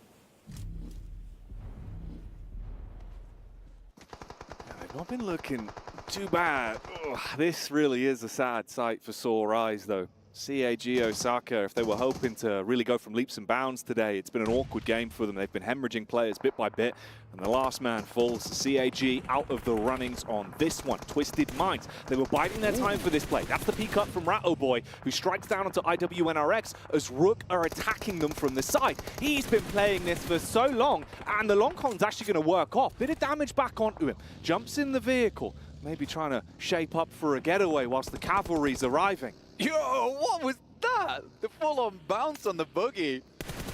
Oh, it's clean. No, it's clean as anything. Rattleboy's just off. He's back into position. Good shot from Swain. Not going to live for long, though, as Harame will hit him with a beautiful headshot. But now tough times ahead for Twisted Minds. They've got to move over towards D plus Kia. Osal just went for himself on the loot crate. The circles come to him. This could not be a more perfect opportunity for D plus Kia to take a game here. 8th place right now, 39 points, but not far away from 4th place with 44. However, that is Twisted Minds, and they're just pumping these points time and time again. Another knock comes through. Okay, here we go then. They might be able to build off the back of this. I mean, Chips, he's trying to get distance. Twisted Minds, when they group back together, they get that brutish strength, the power in numbers, and they're starting to get close. Dive in, bait out shots and information from the vehicles on the maneuver. Use the nades to clear space. Osal, he might have a big gun, but can he have any fun with it? Yeah, he can. First shot comes out, connects onto Rattoboy. He's got to make smart decisions on this. So low, bobbing and weaving, ring around the rosies, but he's going to fall down. I mean, he did a pretty good job. Honestly, that gun was fresh from the crate. Did his best with it, got a knock, but I think it's just 2 players now for D plus Kia and 1 down on their knees. And Twisted Minds, it might just be that unofficial back-to-back, Jackie, seeing themselves head further up. These guys used to be Devils. I don't think a lot of people put a huge amount of stock in this team. There are underdogs over in the PMGO. Yeah, here they are, making numbers, taking names. Feeling the energy in the STC arena today and looking to deliver on their promise from yesterday, taking that chicken dinner. Will the momentum keep them going? Or will their eyes be bigger than their bellies? Harame, bro, as well. They've been playing a bit of a blinder on this one with some of the fights they've been taking, hitting some corking shots, playing some smart PUBG Mobile. But Rattoboy, he lives up to his name. He gets his belly down in the dirt. He's trying to sliver his way in, the mighty Cobra of Twisted Minds. Gonna chew on some Emmental because he's about to put holes in his opponents. Good shots over towards the start there on Harame. Rattoboy drops back. Hits the first aid kit. He's ready for some more. Molly out over the side. Chips being pushed upon. It's obscured down. Okay, here's the reply. K, he really wants to bring the pace straight to them. He could clean up so many of the numbers on Twisted Minds just off the back of that play alone. But is he switched on? Has he no allocation of the rest? Uh-oh, reposition back around. Rattoboy gets jumped on by Harame, bro. They hard commit to the fight. The DBS is firing out warning shots, but it's gone. It's not enough, D plus Kia. For a stint in the plans. The boys over on Twisted Minds. They were brainy, the bodies were brawny, but not quite enough towards the end there. So Rami Bro will pick up a win here on Sandhawk to kick off our day. So many teams giving it their all in this survival stage. I've never seen a more tight pack towards the top side. No one wants to go home here. Everyone would love a chance at that top 4. I think this is the type of day where it stays close up until the end. With IWNRX sitting comfortably up on their throne at the top, looking over the proceedings. They built themselves that chariot of points yesterday, and they're hoping to ride it all the way through survival stage. But other teams are looking to slash the tires and make their own place. Harame, bro, we saw him at the start of the day dropping the 2 thumbs up, and you give that one a thumbs up. That's a big chicken dinner to kick things off. That's always a feel-good moment, taking those opening games. Yeah, it's really important. I mean, for IWNRX yesterday, getting a big game on Sandhawk, that was sort of the thing that started off that performance. D plus Kia, I think they underestimated them here. Chips on the follow-up here from K as well. But yeah, I've been very impressed with this team over the past 2 days. They had a good start in their group stage as well, but just fell off after that. I'm right over the cliff and couldn't find a way to clamber their way back up. Oh, there you go. It's nice to see him playing super happy about that type of thing, man, 100%. Man, the human element of it, it gets me every time, right? It gets you pumped. That's what you want to see, the celebrations, those moments of pure anger as well, when you're so close and it's ripped away. It's cool to see, and there is so much more to have your solo peepers peeled on as we get through today's games. Join us in a few when we're back after the break. For thousands of years, my wrath has burned in the waters of the deep. Its power awakens me. The kingdom will fall once more. The sea will consume all yet again.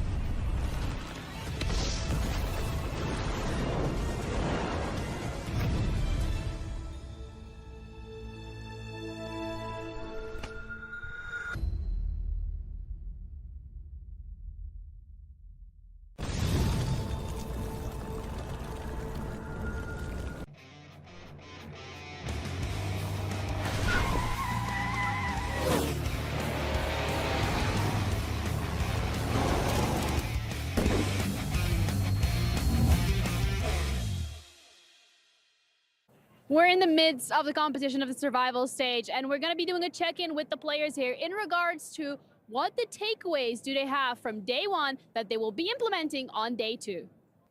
Today we do some mistakes, because of that we lose a lot of points.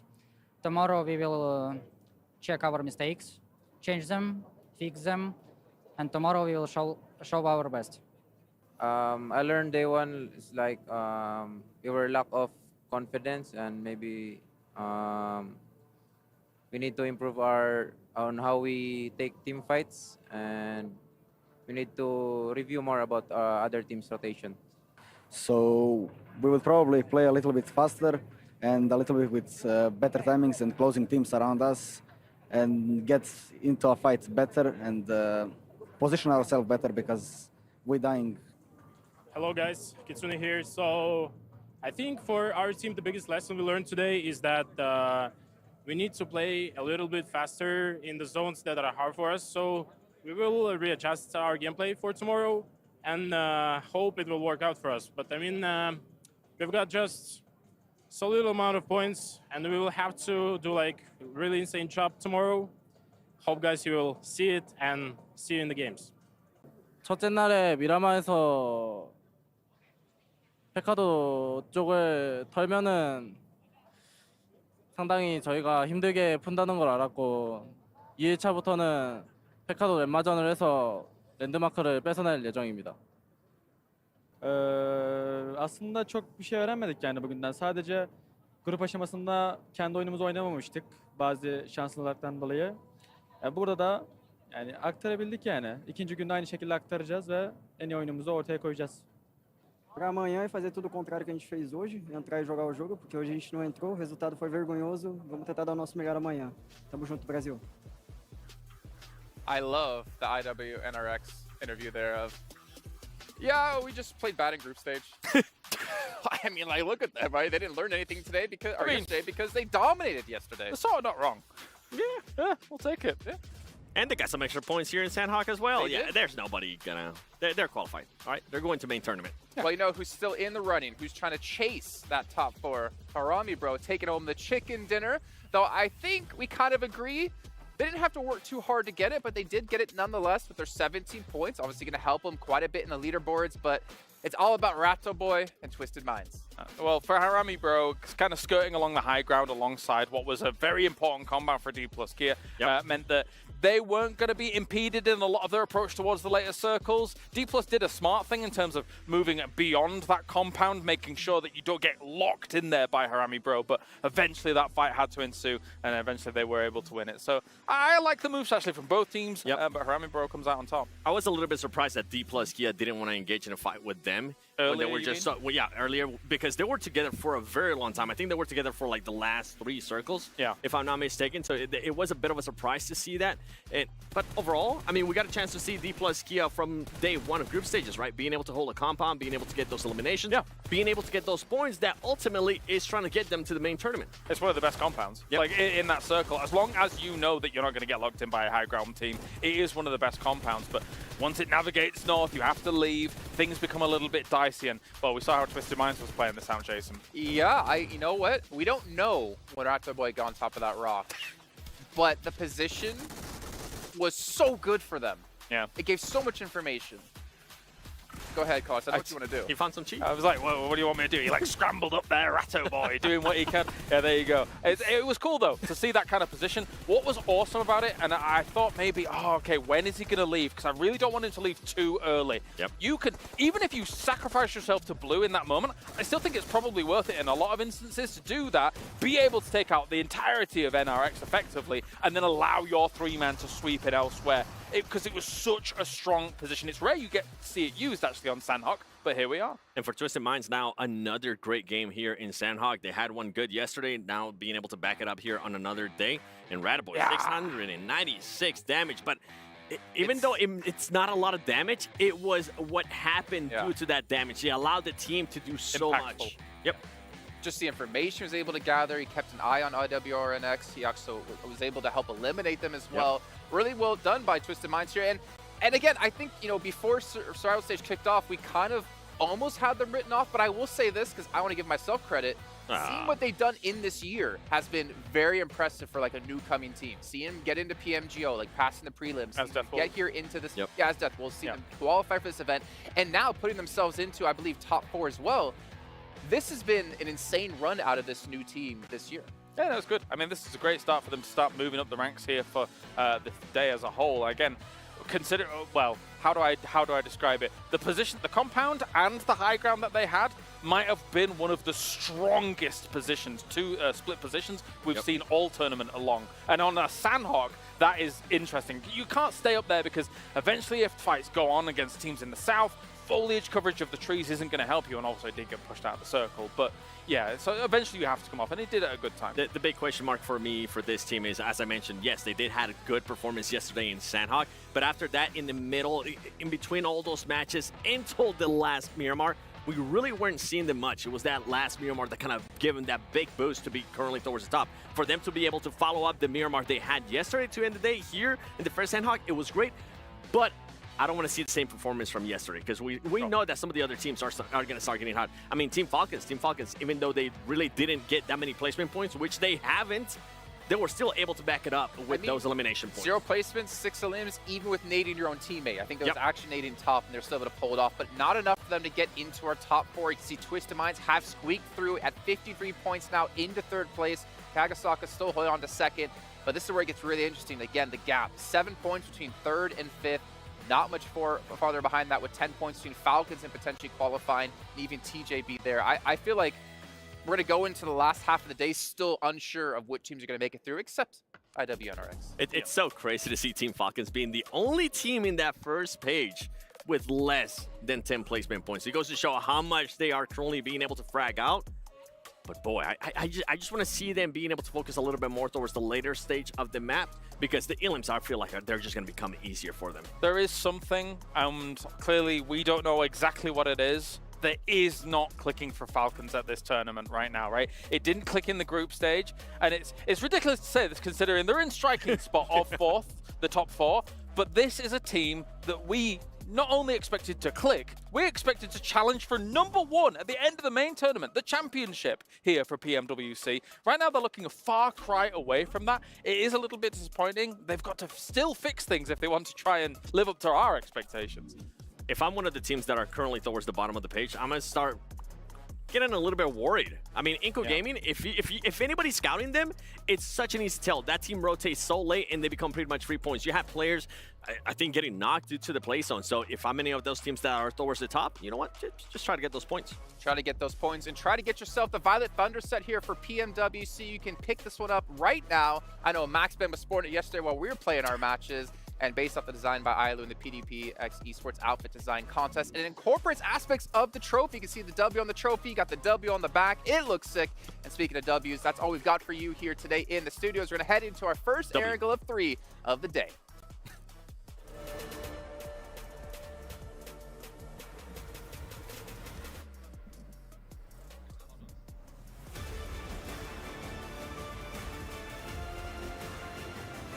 Hello everyone, welcome back. Game 2 of the second and last day of Survival Stage is about to dawn on us. But who will bask in its sun and who will be left in the shadow of the other teams, Blank? Give you a little bit of a cheeky pause there, by the way. You know, we like to keep you hesitating, waiting, ready for the games, because they are going to start popping off towards the end of the day here. Second match on our angle, opening up our set of 3 with the GT20 Pro.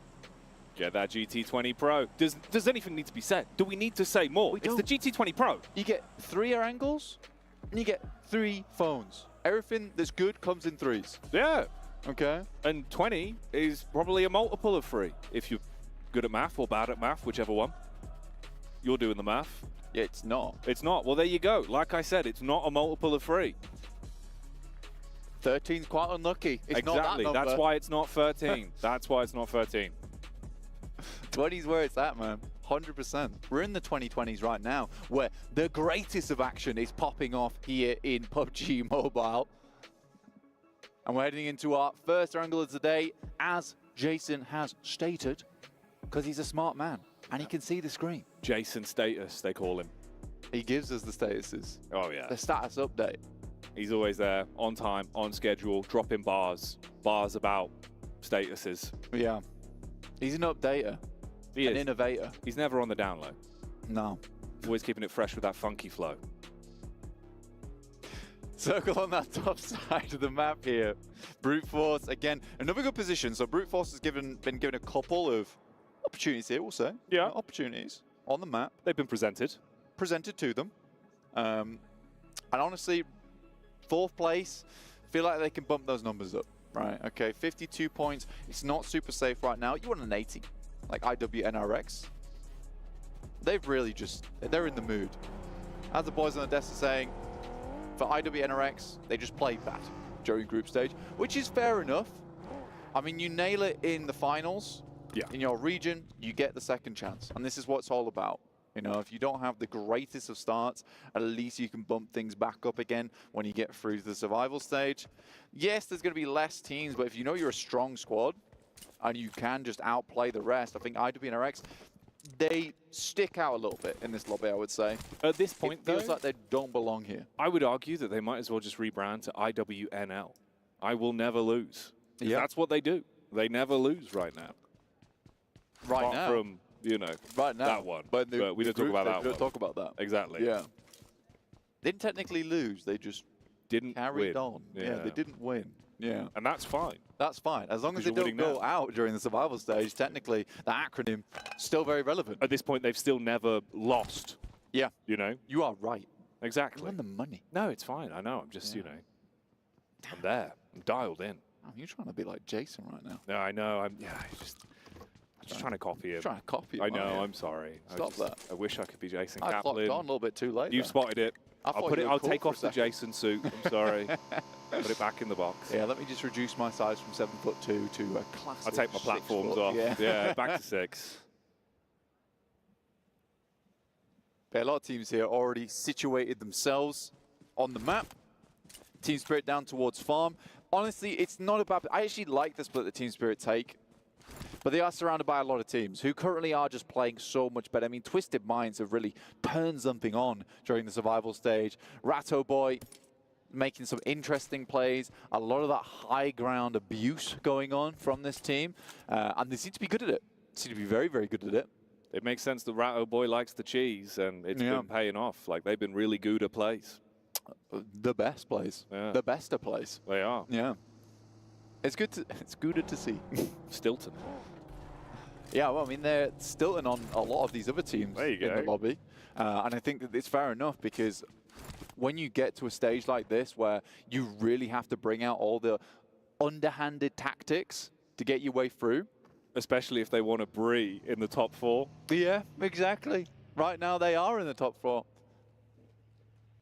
Any other cheeses? It looks like they're not falling further B-rind. Oh, okay. Yeah, not bad. Yeah, not bad. Not bad. Look at. We can workshop it. We'll bring it back later. Everyone will forget. We'll workshop it. Let's take a look at Paul Allen's cheese. Oh. Right, we'll put the cheese away. Put that back in the fridge. Yeah, for now. For now. Don't want it to get warm. A little bit dusty. Not nice.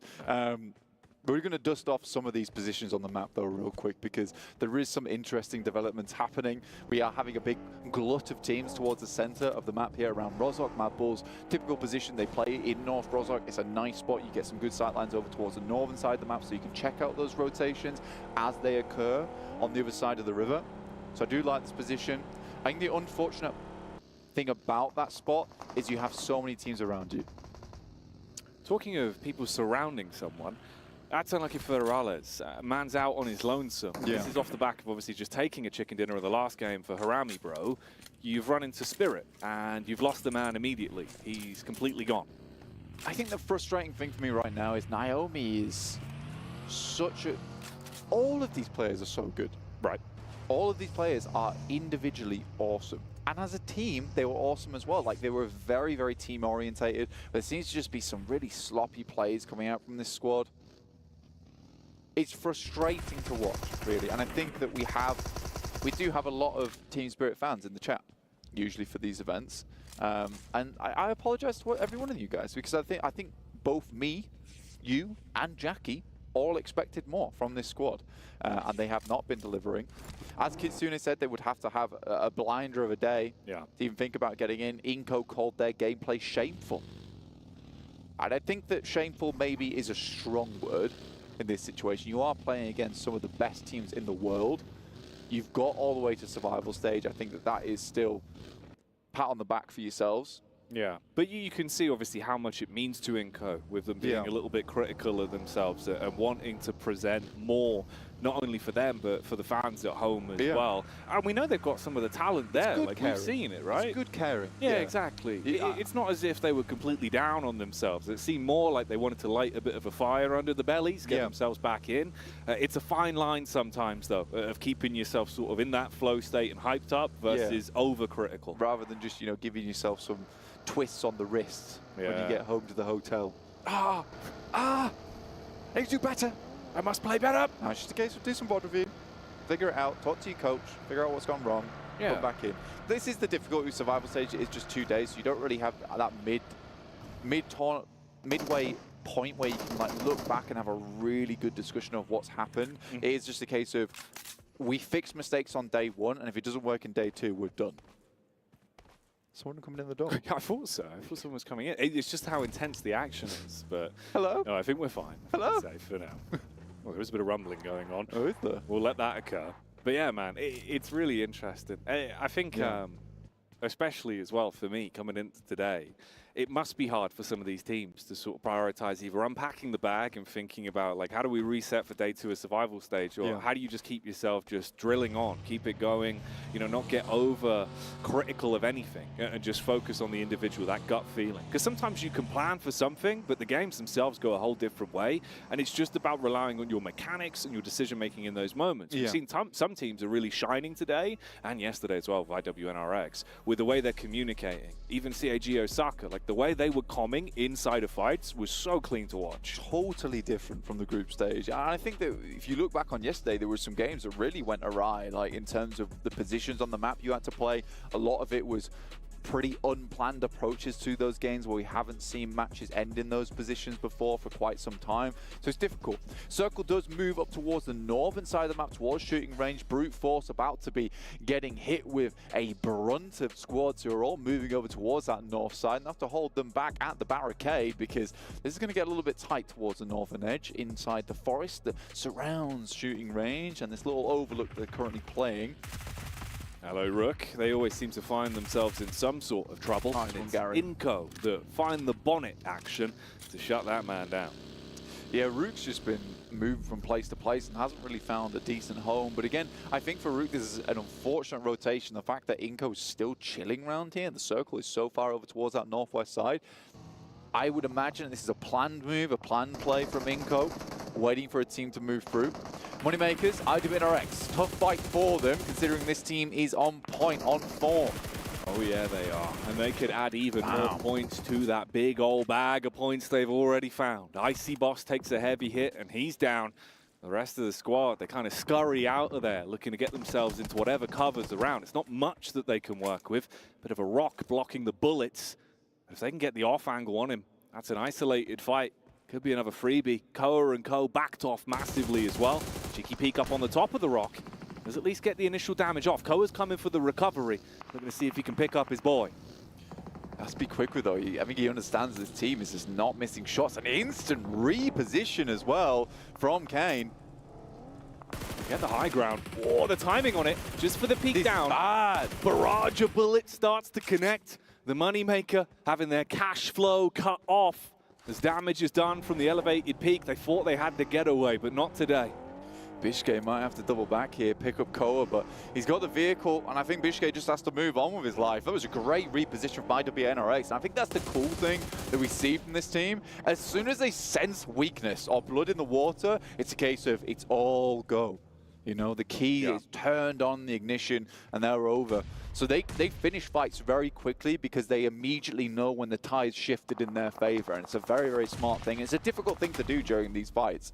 They seize the initiative whenever there is an opportunity that's presented for them. And there's respect in that alone with how they play it. Oh, huge backstab. This is the off angle they were trying to find for so long. Making focus on the majority of the squads. The Frozen can find the backstab. Yeah, dude just splits up, confirms that one. Makes it look easy. Yeah, it's very nice. And again, just the confidence to be like, I can make a solo play here. I understand that I've got him. The rest of my squad's already locking him in position. We are going to get our next circle, though. You can see it on the top right of your screen here as we head into our latter portion of the match. Northeast shift. And you know what? Brute Force might have a decent spot to play around with this position.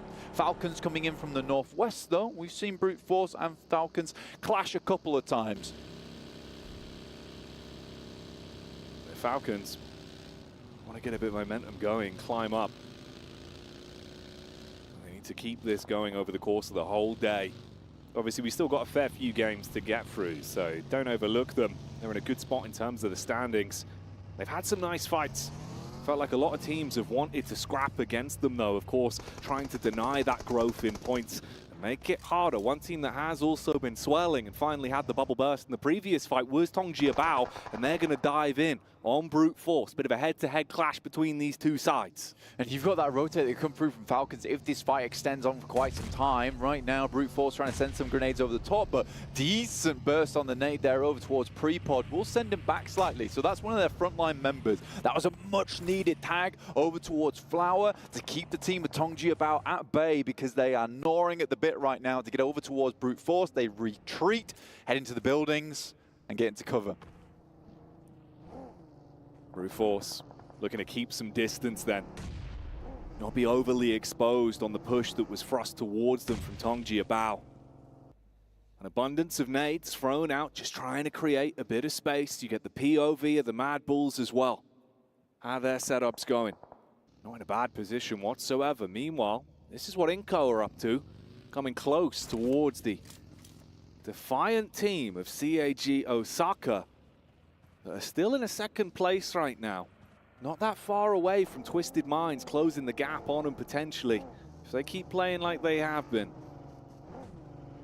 Right now we've got about 8 teams still outside the circle, so although it looks kind of honky-dory for a lot of squads that are inside the circle towards the center, I think that positions are going to start taking up quite quickly in this circle. So a lot of these spots start to get fairly crowded. Elbow to elbow action. Kine move through in the vehicle, take some shots over towards the squads rotating through. Just confidence plays, but Brute Force sensed that. Saw the plays coming through. Good shots, but look at that. Frozen instantly on the swivel. We'll find a player from Brute Force. Neos goes down. You got to remember that Tongjiabao was close by, and they might capitalize on that. Frozen like an owl with an AR. His head's turning and he's burning with a rifle. Meanwhile, the other animal on IWNRX is Zed Wolf. Hang on a minute. Falcons find another opportunity. You got Icy close by the tree line as well. Getting a bit of a read on this one. This was a three-player fight. 3 squads, rather, that were sort of thrust into a bit of combat between one another. And everyone's trying to see when the opportunity is to go in, steal away those points, see if you can make the most out of what is becoming quite an uncomfortable bit of territory here. For IWNRX, they're sort of just got that Chad-like swagger into the circle.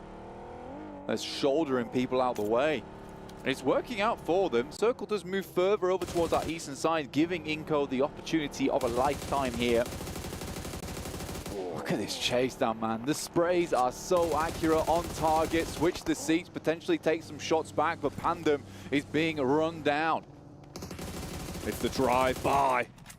And Swain is saying goodbye to the man that is in front of him in the back of the vehicle, drops the first, looks to put pressure on the player that tucks in towards the tree line as well. And they just bullied them. These guys are mobile at the moment. From place to place, Moneymakers up against Besiktas. This could be a big nade from Bishkay. Out the window it goes! A double knock.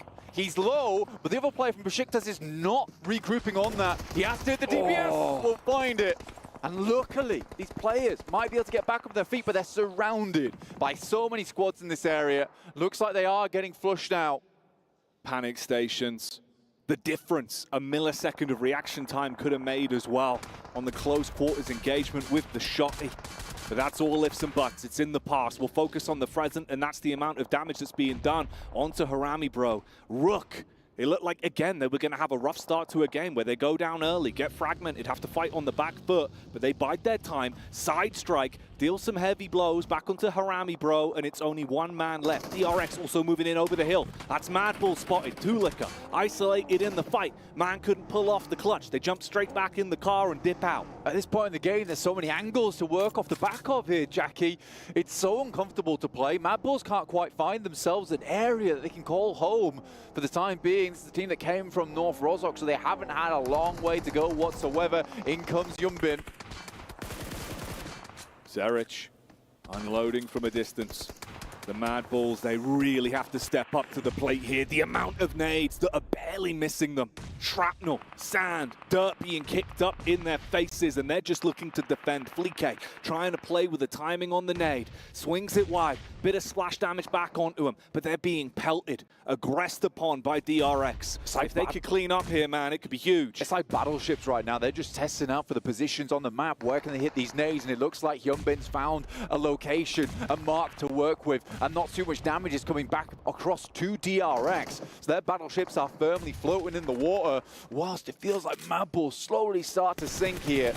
Oh, they could be sinking, but maybe there's a chance for a recovery. The strong sailors of Madballs, can they pick the pace back up, find damage to establish control in this firefight that's been going on here? The battle over the base. Who's going to be lord of the land when it comes to the end of this one? Nice nade. Fleek replying. A three-pointer that gives them confidence back in the fight. He's looking to get the angle on it. Shrouded behind the smoke, though. There's the peek up. Takes a couple of shots. Few bullets whizzing on by. Blue moving in here. They are firmly in the waters of the storm right now. SOES tries to move up, but hunkered and bunkered down. Madballs hold DRX out with just a smoke between them. Manage to keep this one alive for the Madballs. Circle moves north. They've got further to swim here. Difficult position to play. Right now, Inco, like I said, opportunity of a lifetime. A salesman come by the door, gave them this position on the northeast side, and they're going to try and work with it. It's prime real estate for them. But can they maintain it? Can they hold on to it? Accumulate wealth on their investment? Or will it be the other teams nipping at their heels, starting to snatch that land back off them? IWNRX still with 4 players alive. Fair few squads here taking some hits. CAG Osaka trying to get the res back up so they can stay as a 4-man squad. They'll at least be able to squeak their way through that one with 4 still alive, but it could get uncomfortable the longer it continues. You got the compound set up as well from Brute Force. That's just the trio, but it could still be a very lethal set of teammates there. You've only lost Neos there, and he got caught off by an unfortunate position. Coming through from the Falcons, Twisted Minds though take down Zerich. Nicely done. In comes Brute Force. Looking for some more here. Falcons though don't want to let this one go in the favor of the team trying to push in. They've got 2 teams to worry about here, Jackie, and just 1 player to rely on. Icy. Oh, I see. This is going to be your hardest task yet, and they try to use the elements against him, turn up the heat and make him feel uncomfortable with the Molotov. Throwing in those wide nades, the reposition barely over the top. That one wasn't cooked long enough to blow him out of commission, so they closed the distance on the Falcons and shut them down. Not even sure. I thought I saw Freezer in the elimination feed there, but IWNRX, what a game this has been from them. So incredibly aggressive, moving from post to post here. Setting up a line of operations. And they've got all the executive decisions going on inside this map. Everyone else just bending to the will of the Wildcats. Oh, they do not want to stop either. They get that spot down onto Rook. Barely a thin shroud of smoke cast out from Vic to back up his 2 teammates that are further away behind the tree. But they still find opportunities to punish, and you get the backline stab in from Inco. The Lions that have been waiting to pounce, but look what's happening here. That's exactly what's going to occur. Spirit, slide in, try to bring the hammer down. Panicking on contact, Effect gets hit. Nomi replies. You got the distance firefight from Kitsune as well as Inco bail. Inco crumbled under the weight of Team Spirit there, and they don't lose a player. Nunes might be coming back in for a little bit more as they go for these reses. They have suffered 2 players coming back in for a bit more of a regroup. It does look like with the amount of angles on the side, they're going to have to just dip on out of here. Inko, with that opportunity, snatched away by the thieves from Team Spirit. They get in, snatch away the elims and make out like bandits. But Inko, they're just thrown into another team. From pillar to post, a rock and a hard place of rifles facing down at them. Tongji Bao finally start to step up to the plate as well, getting one knock across onto IWNRX. They've still got ammo. They've got rough positions to work with. They try and build themselves some geometry with the smokes and block off the line of sight that exposed the Spirit. Team Spirit crushed in by the circle here. Vitali, last one alive, might go for a backstab with a PPP zone. But honestly, for Team Spirit, a lot of teams towards the top side have already been knocked out. A 20-point game here might set themselves up for something later on. It is a wild chance in hell, but it might be available. D plus Kia, similarly, removing the members from CAG, Osaka. Another fight that's broken out. Control the compound, relying on one man to make hero plays with the shotty. But there's no chance to deliver that lethal package as he's gone down. The postman removed and the team out of luck. CA to the GG for Osaka there, as D plus Kia will take them out of commission. Flower, the rest of Tongji Bao fighting for their lives in 8th place. 4 elims now for Nomi and Team Spirit. Only bringing back some of that caliber we saw from him in the past. Takes down another in Zedwolf, and he's got eyes on. You don't know me, now you do. Ooh, strikes from the side. Shots, bro. Unloads onto them. Pinpoint precision. Team Spirit saying that they wanted to bring themselves back alive today. 5 elims attempting to go toe-to-toe with any team that steps in front of them. Even with the big dogs in the lobby that are racking up points non-stop, they win out versus IWNRX. We thin the herd some more. Our squad's starting to drip down now. The drip goes through. Teams are going to be lapping up those points at the same time. Tongji Bao retreats. Scared by the onslaught coming through from Team Spirit. Twisted Minds. They've had a quiet game, but they've still found opportunities for elims. Taking smart fights and keeping their distance. It's D plus Kia that are ahead of them. I mean, Twisted Minds right now, they're just consistently in this top 5 every single game. Scary prospect for teams trying to move up. 5 eliminations right now, pretty decent. Bounce on the nade, won't go too far. D plus Kia with 4. Some fearsome teams still in this lobby. Twisted Minds, D plus Kia, Tongji Bao. And it feels like yesterday on a repeat with Twisted Minds, TJB, and Team Spirit. They really stepped up in the latter portions of the first day of survival. And now we're starting to step up the pace. The roam in, the aggressive crash down on the Twisted Minds. D plus Kia, can you make this play count? The first connection comes out from Rattleboy, but there's an instantaneous trade back.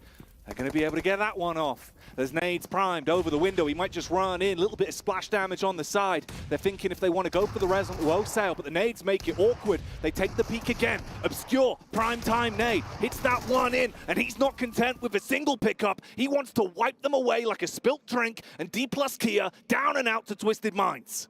Tough position, space taken away from them instantly. In comes Tongji Bao trying to capitalize off the back of this one, but Team Spirit got all of the circle on that north side. But they cannot afford to have a low elim game. This has to be a banger of a match for them. Although they might be feeling scared from yesterday after that game where they thought they could win, but they just couldn't go toe-to-toe with Twisted Minds. Tongji Bao know this. They realize they've only got the 2 elim points to play off in this current matchup, so they got to think more about the longevity, the bigger picture. The devil is always in the details, and that's what they're going to be aiming for.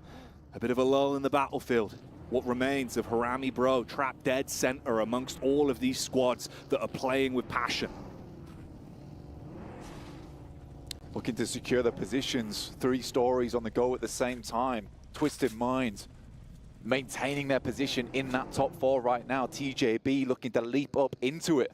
And Team Spirit, they're playing for a hope in hell. This morning, Kitsune was saying, we need some big, and we hope we could show it And this might just be the beginnings of that greatness, of a comeback. It just seems so unlikely. Kitsune drops wide, spots players rotating in, gets a bit of a tag on, but will back off. What's this? Masters found one from Twisted Mind. An opportunity presents itself.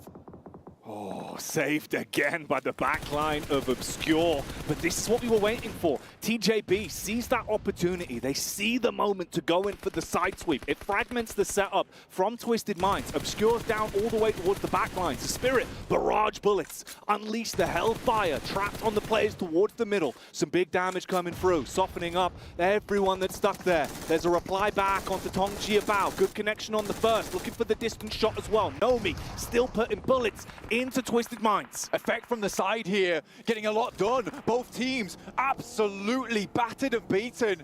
Can Team Spirit pick up the eliminations they need here, though? This should be a free game. If they can keep this rolling, keep it ticking on over, Team Spirit could finally get their hands on a chicken dinner and put the bad times behind them. So important. Guizhou will find himself only from TJB. 2 teams remain, and Team Spirit, they have the lion's share of the circle. They need even more. Naomi, the nades were on point. This is more what we were expecting from this player. One of the best naders in the game. But again, Guizhou, out of nowhere, in the smoke like a phantom, finds the pickup, and there's no answer. Naomi is no more. Man down for Spirit. Twisted Minds, they know how to play from the back foot, swinging with the full weight on every punch that comes out from Guizhou. He's got so much to do on this one, and you're penned in the middle. 2 lethal squads either side, the nade stripping his HP away. Second won't do it in effect. He's out of nades, he's out of util. 1 stun grenade in the back pocket, gotta make it work. Playing hidden. Nomi, 5 elims on this match. 4 potential more for them.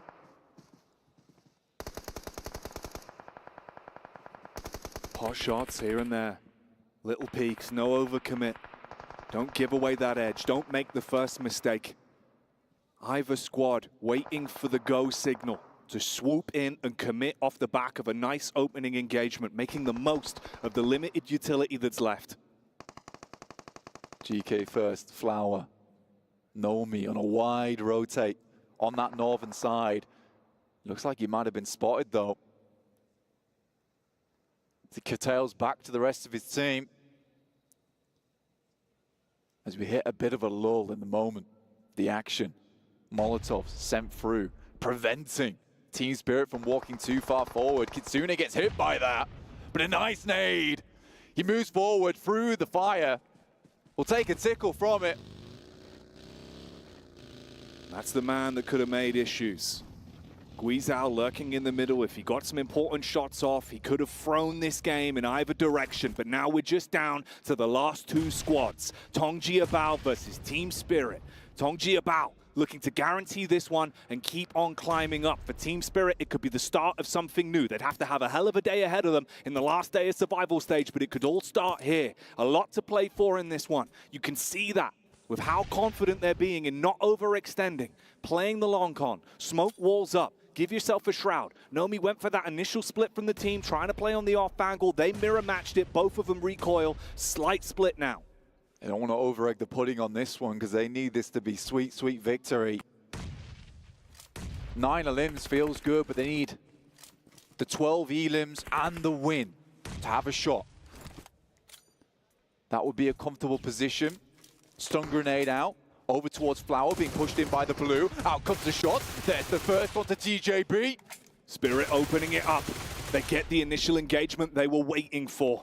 That first strike. Shut down the Flower. Leave him pushing up daisies. Start to set yourself for the summertime to shine versus Tong Jiabao. But they want you to go down heavy. The punishing plays come out. They start to push the initiative. Bullet after bullet rattling into effect. He's panicking behind the tree. He's trying to make the plays. They close the gap, find the pickup. Tong Jiabao with the win.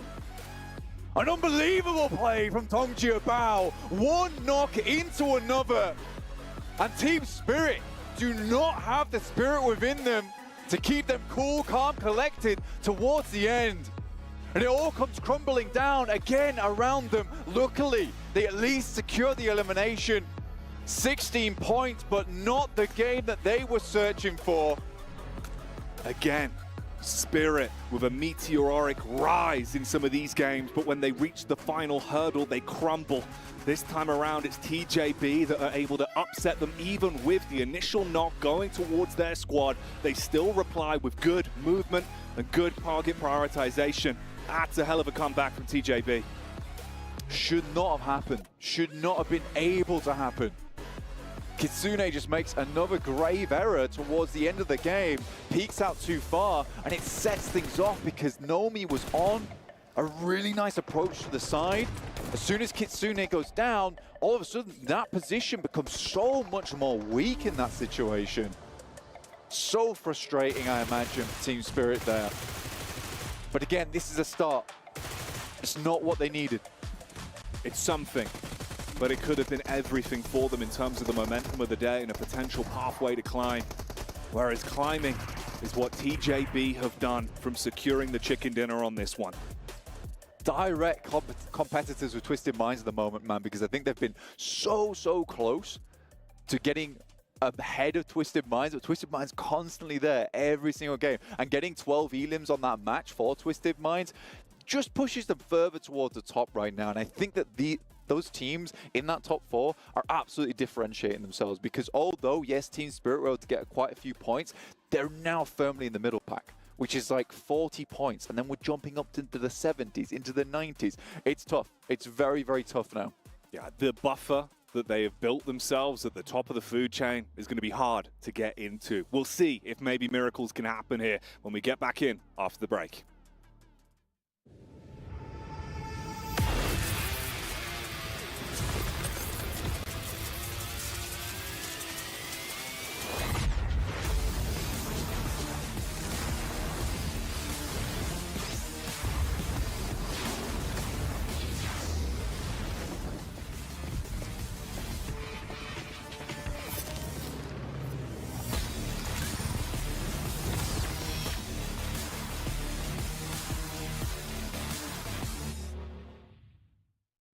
لحظات البداية عاشت معنا. كنا نحسبها وقت للتسلية بس. نحسبها بس ذكريات. عبود أعطي أختك اليد يا ولد. ابتكرنا فيها ابتكارات، وإذا بغينا قلبناها خرافات. كنا نحسبها بس لمة وصحبة وسهرات. انتبه نوب ترى نوب. لكن كنا نشوف عالم ما حد يشوفه. ليت يشغل وقته بشيء يفيده. الله عليك على اليد سود. عالم كبر وعاش فينا. عالم الحماس فيه يوصلك كل مرة لحلم أصعب، بس ما يصعب عليك. بارد معك وين ما تروح.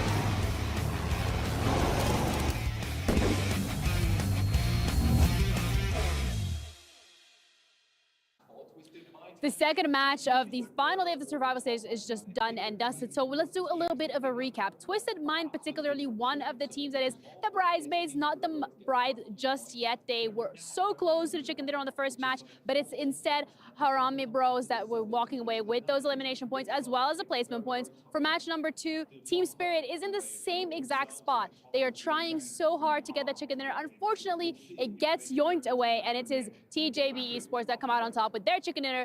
And those are the winners for our first 2 matches of today. T. Yeah. Oh my God, come on. We practiced this. No, we didn't. I say T. Is Max here on the desk again? Like, yeah. Hold on. Oh. I just like that we both left him hanging. That was Yeah. amazing. That was really good. What? Oh, Max almost came up here, actually. He got up and ready to go. But TJB take the victory again. TJB outside the top 4, trying to get themselves through, trying to lock a position in. But then again, we've seen a... You good? Yeah. Twisted Minds. Channeling my inner Max. Able to hold on against a push out of D+. We've also had Falcons meet their unfortunate fate. NRX. Yes. I swear, they are just looking for a limbs, and that is a very scary thing, knowing that they're already qualified, and it allows them to play even more aggressive that teams have to watch out. We'll get a chance to talk a little bit more about what happened there towards the end of that match, but that was a big one for me. IWNRX fighting with Team Falcons. We've been kind of looting it this whole time. You can see Team Falcons is currently here, not in the first page. It's looking so scary for that team. I honestly, if nothing changes within the next 2 matches, I don't see that team making it to the main tournament. Yeah, especially if you're running into IWNRX, right? It's not even just the fact that they're looking good right now. It's that today there's no pressure on them. They are like a wrecking ball in this lobby, and when they don't even have to think about if they're going to qualify or not, that means that they are taking these fights completely unimpeded by any nerves whatsoever. So great stuff by them to be able to do the way they did. And for Falcons, only 3 points. It's going to start to be not enough. Speaking of not enough, Brute Force, a team that was in our top 4 at the start of the day, only 2 points. Kagasaka is another team in our top 4, only getting themselves 1 point. And obviously you can have those mulligan matches still today with the buffer they created. But the fact is, a lot of these teams who are originally outside that top 4 are picking up a ton of points today. So if you're Kagasaka or Brute Force, you need to start picking up some steam. You need to maybe be IWNX. Can you go for like these other teams for us actually and stop them from catching up to us in top 4? It's getting really risky, really rough right now for all these teams, and you can just feel that pressure mounting. Yeah, I can feel a bit more aggression in the lobby today and a bit more desperation coming out from some of the fights that we're seeing here, because honestly, as seeing with these teams, I think like Twisted Minds, for example, in a brilliant position to constantly be taking these fights after fights and looking good whilst doing it. They're forcing teams to have to crash onto some of their positions, and they're greeting them in strong fashion. So it's good to see. I mean, we saw the fight, right, between Twisted Minds and also D+. D+, we've been wondering what this team's going to be able to do whenever they do end up crashing on the team. There was 0 smokes. They did, to be fair with D+, though, they did end up winning the fight against Kagasaka. That was nice to see, but that was in building. Whenever they actually had to push the action, it absolutely backfired. Twisted Minds, with the momentum they're currently able to carry, they're just continuing to perform really well. And I mean, look at those stats right there. 1,800 damage, 12 elims. That's what you want to see out of Twisted Minds. Eco Gaming, who is Twisted Minds now? You've given up finally on them. Yeah, it's... Yeah. Never knew you were a It's over. What? Yeah, of course. You know, at least Max stays true to his pick. Does he? Max, come over here real quick, Max. No. Yes. He's moving. He's moving. Max, is Team Falcons going to make it to the main tournament? I'm actually glad he did that. I don't know if his mic was even turned on. Yeah. As he ran away, he did say, yeah, Falcons are going to make it. I'm Max Ben. He could have mimed his answer. He said no. He said no. My new team is Tiamba.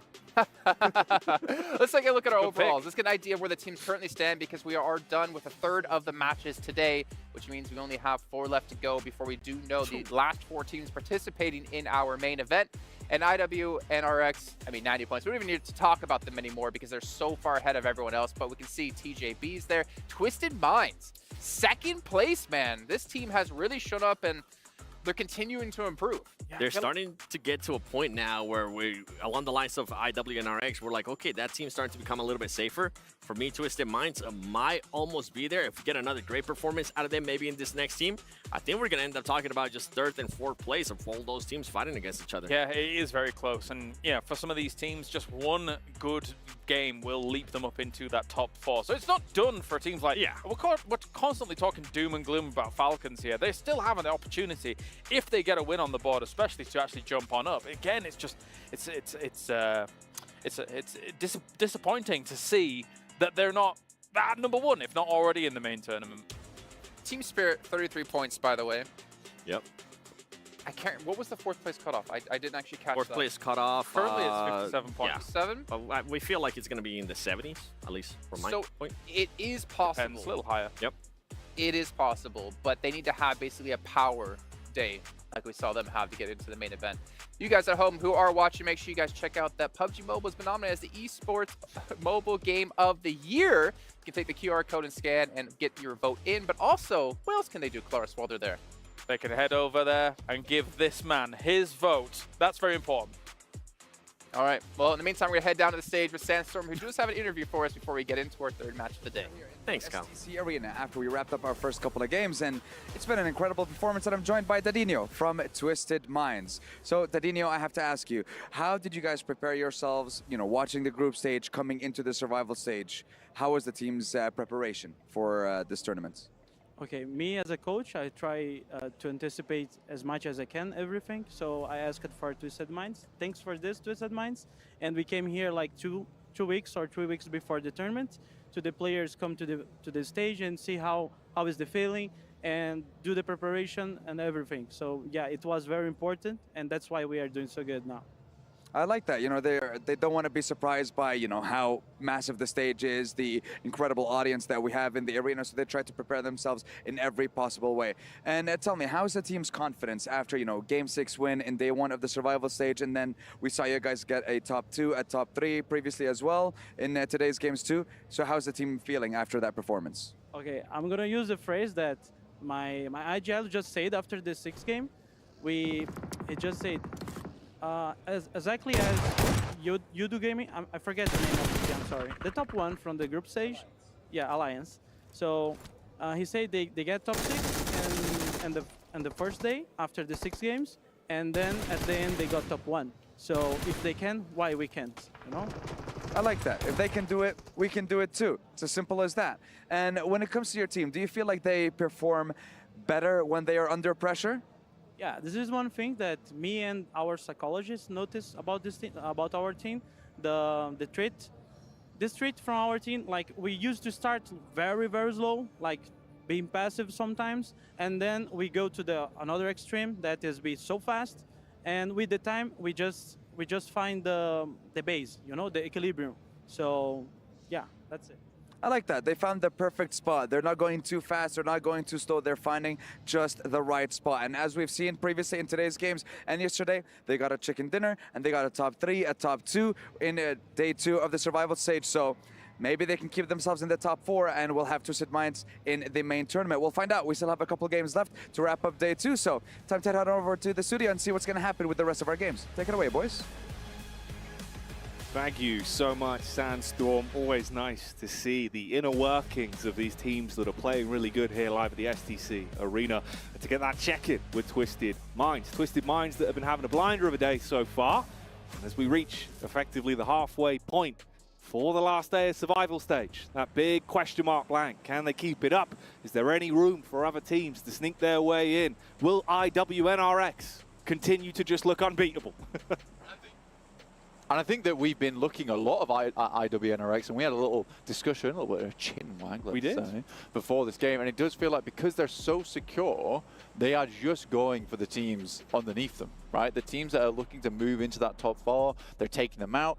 But it's not D plus Kia, Brute Force, or Team Falcons they're worried about. They're worried about Harame, DRX, Besiktas. These are the teams that they're going after, teams that they think are relatively weak right now, that they can easily beat, because they are so far ahead that if they can just secure Twisted Minds, TJB, maybe another team underneath them, which feels a little bit undecided at this point in time, that's fine because they're going to stay at the top. So if they can enable those teams, this is great. This is good news for them. Yeah, try and keep that distance between them and everyone else so bolstered off of smart tactical fights. They're just influencing the top 4 right now. Yeah. But it's intelligent because it will sit them at the top, nice and safe, not give anyone an opportunity at a banger day out of nowhere. No, they're controlling the flow of the games. And it's not only because of the smart decision making and sweet moves they're making, it's also because of those GT20 pros, Blank. 144 Hertz taking us to the next level, to the extreme, because some of these players are having to play at that extreme, like we heard from Didinho. It's important, it's imperative. And for some of these teams, they have found that sweet spot, all right? The money position where you want to be in, where you're playing at your highest caliber, and you just feel in the game. You are in the game, you're totally immersed. You hit that flow state, you're able to make the right decisions, rely on your gut. The communication's flowing, everything's good, comms are pumping out, no one's jittery. You've had long enough now to acclimatize to the stage as well.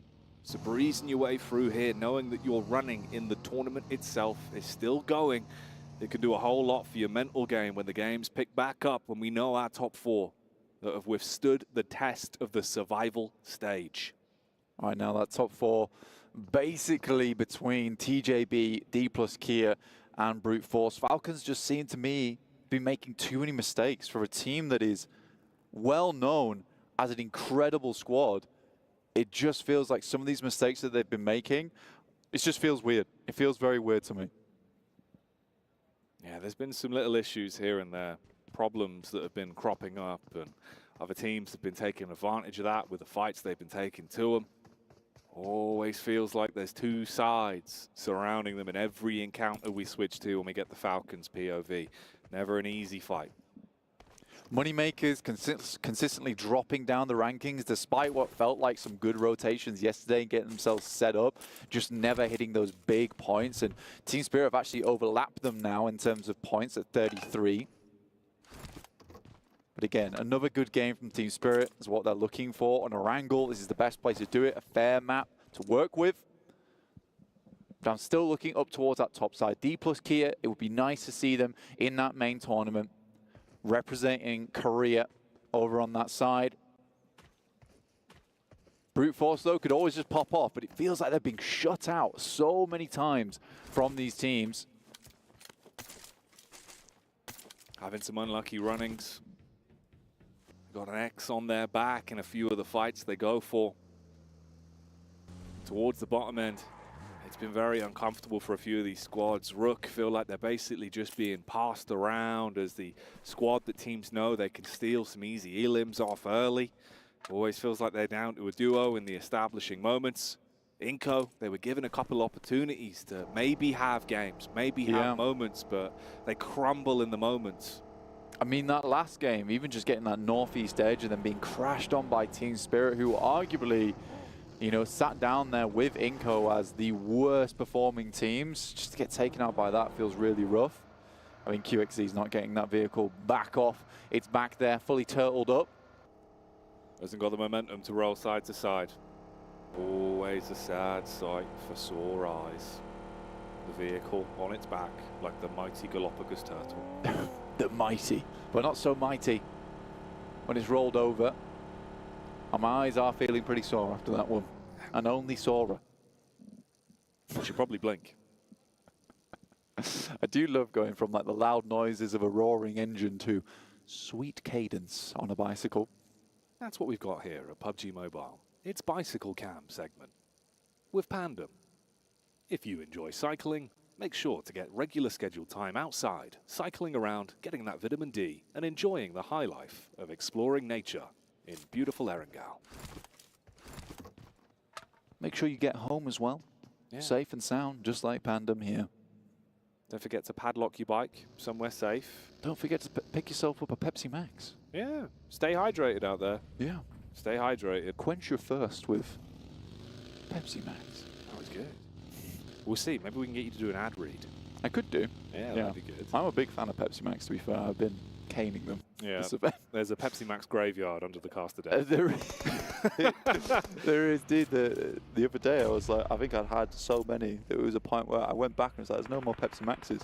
And I only had me to blame. Yeah, you've taken them all. I couldn't even blame anyone else. It was my fault. It's ridiculous, mate. Let's see if this will be a maximum maneuver here, though, from D plus Kia. Taking shots uphill. Harame, bro. They could buff that one out. Bit of damage to the actual bodywork of the vehicle. Bit of damage to the actual bodies, but still alive, still kicking.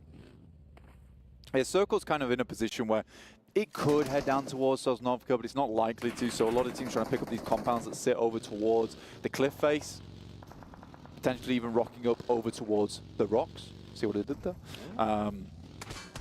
But yeah, there's a lot of opportunity to play some strong positions on this south side of the map, which I like to see. Falcon's already in one of those spots after moving out from Sosnovka on Novorobnoye way. Twisted Minds, yeah, it's been a nice survival stage for them. Consistently making good plays as well. I think that's the main thing to look at. Even that last game where, you know, they were dropped down to one member, he still performed admirably well in those final moments to pick up some more eliminations in what was pretty terrifying position for himself. Yeah, he was in a horrific spot. Was able to stretch out the game for as long as he could, try to squirrel away elims where possible. Ooh, talking of elims though, Besiktas Black, they're moving uphill. Ooh, hello, quick maneuver there. That was a Texas two-step. He's dodged the bonnet of the car, been able to turn on him. Uh-oh. This is Grand Theft Auto Blank, but they're taking the points with it as well. Nade's back onto them. Topstick going to get that one right on target. And he's moving in with a shotty. Wants to see if he can build this back up now. This is a really big fight as well for D plus Kia. Losing members off the back of this one feels very bad for a team that is on the cusp of making their way into the top 4. Very difficult. I mean, they lose one player. It's not the end of the world, but Osal has been making some pretty clean plays to set up players like K on this squad. And Besiktas will just send away here. Still get some pot shots out the back of the car, though. A little bit of an angry play as they leave. The gangster move. Take a few shots, hop in the car, wave goodbye. The literal drive-by. Nice to see. See if they can post up cool. CAG Osaka won an elim on the game, but they do lose another player. It feels like a lot of our squads towards the top side of the lobby are suffering quite a bit here, Jackie. Will they suffer much more as we get this next circle shift? That is a hard one. Over towards the western side. Sets up the moneymakers, potentially. Teams like Tongji Bao, Mad Bulls, Team Spirit, all going to have to face the tide, the wave of players that'll be coming in from that eastern edge. Might want to move further towards that eastern side. This is where you got to be fast and furious when you arrive. It's going to be no easy control of the map here. There are so many squads rapidly repositioning. D plus Kia. They're not out of position. They get a clean line of sight on the rotate from Besiktas Black. Put the bullets into the back of the vehicle. Now already, bear in mind, from the fights they've been thrown into this one, you're down to just a duo. So you do not want to have it taken out of your hands here. Ooh, nipping on the tails of Inco as well. They spot them over the ridgeline and realize they need to course correct, find safe ground. It's a tough maneuver as well for Besiktas to make because the vehicle is smoking. It's close to exploding. So they don't need to get far into this circle, or at least somewhere they can stay consistently for the rest of the game. And they do go boom.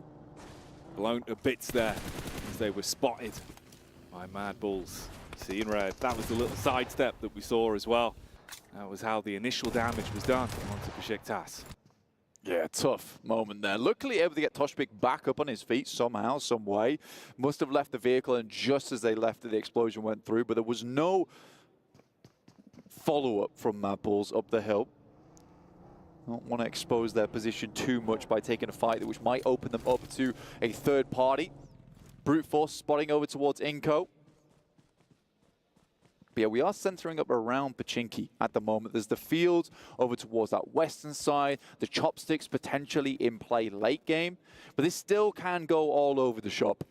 Falcons cowering down towards the water side, looking over towards Twisted Minds, who just rocked up in the warehouses. Nice shot from top, though.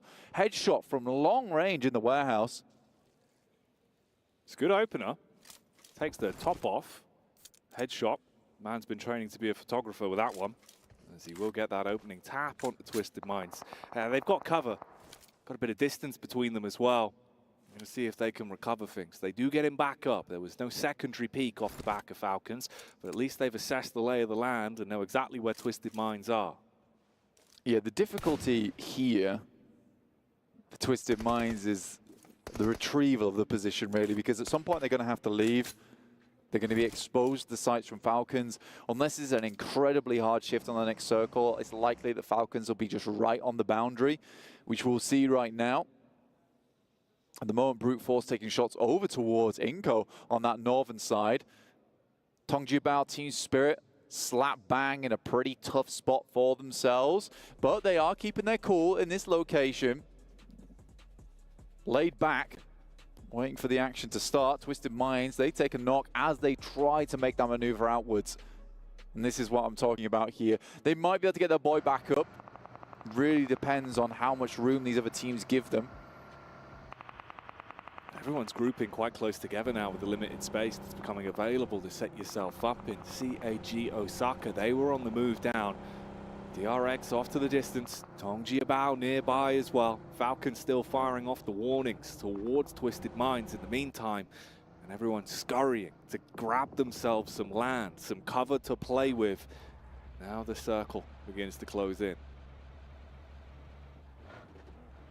Again, forcing teams out of position. Pachinki's still in this circle, as is the field that sits over towards its east side.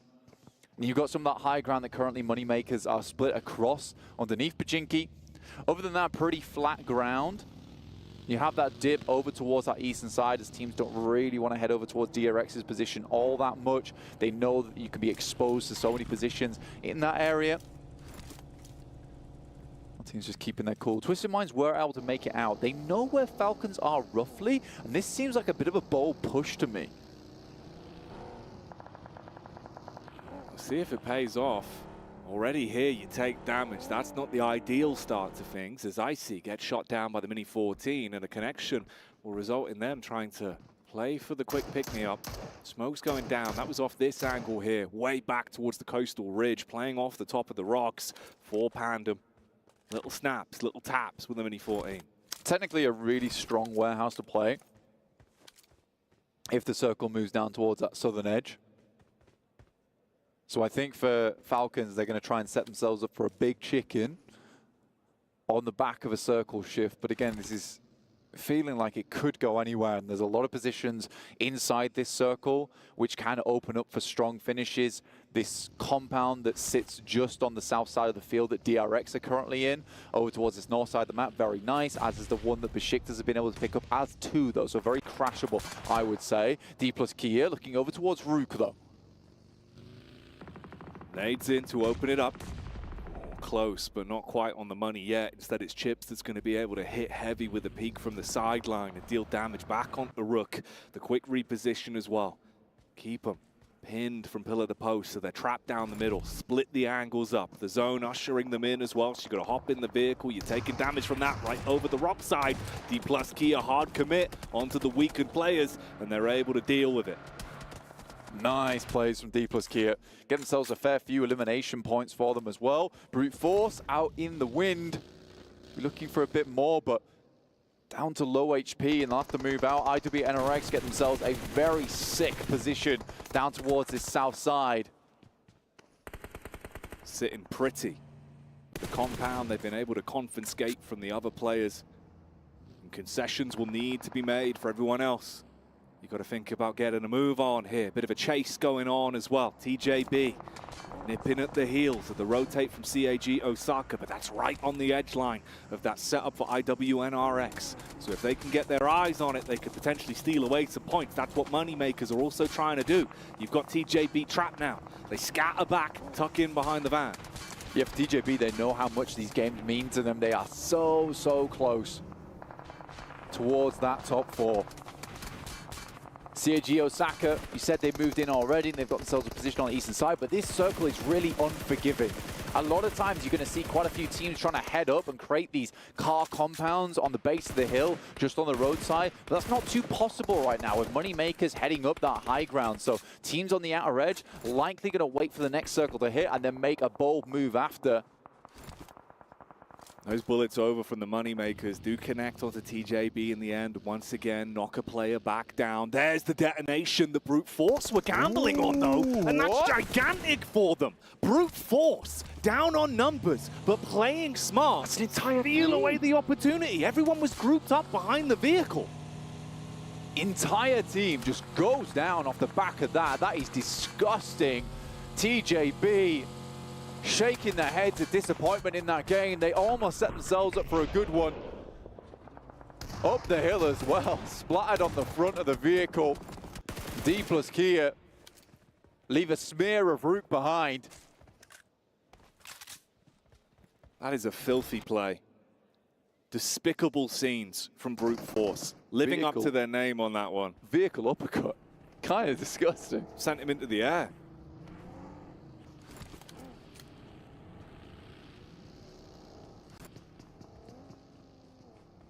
Rame, bro, though, close towards Spirit.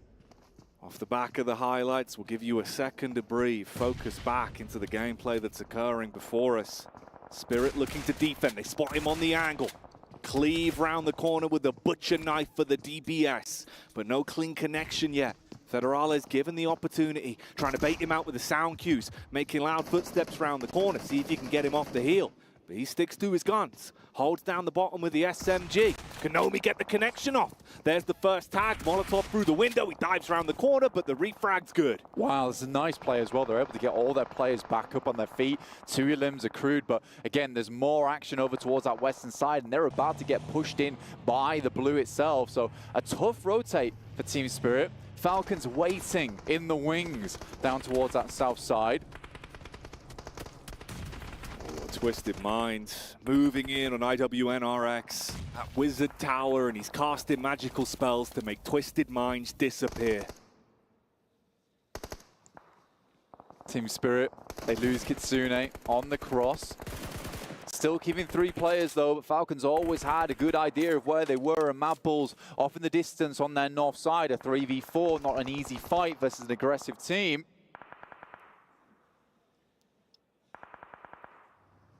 Spirit, limited cover to work with. Belly's down on the ground. Fleek trying to get a bit of a spot on the ridge here from the vehicle. Ready for a quick getaway if he has to put the pedal to the metal. Naomi peering over the rock, sharing the utility and ammunition that remains below them. It's a real question mark to be had for Falcons is whether they head back down towards that south side or continue to pressure up towards Team Spirit. There's nades going over the top as Mad Bulls continue to try and jump spot this position. Nades going through now, back and forth, and I think a spot has come through there. I think a vehicle has been located for Team Spirit. They might be able to dip out, but it will have to be one hell of a rotate for them. Get into the circle, there's a shot from top though onto effect, that's from behind, and it looks like the guys from Falcons are looking to just send on in. I think they realize they need to just send away, look for the survival play here at this point in the game. How likely is it to happen though as Naomi barely gets away with his life? Everyone's getting detonated out of commission as the engine blocks are giving out and the players are crumbling over the heat that rises up from the carcass of the vehicles. Effect finally finished off for good. Naomi trapped, one man versus the world with everyone surrounding him. Falcons and CAG now focus their attention on one another. CAG, they set up the landmark in front of them, put down the reinforced walls. It's up to Falcons to break through them. Hit him with a strong punch and get into the melee with CAG Osaka. But Mad Bulls are creeping down on that north side, and it's something you've got to worry about. Smart from Naomi. I think he realizes they're in pursuit. Try to get out of dodge. The rest of the squad's moving up. They know they need to get that right angle to open up the engagement, be able to get that heavy first hit off to then commit with the full squad and overwhelm when you're at the manpower advantage. Potential points here in Naomi as he's scattering back, drops down to the ground. Zerich really commits to the punish, and that's the sideline sweep coming in as they get the tag back onto him, and CAG deal damage to the Madballs.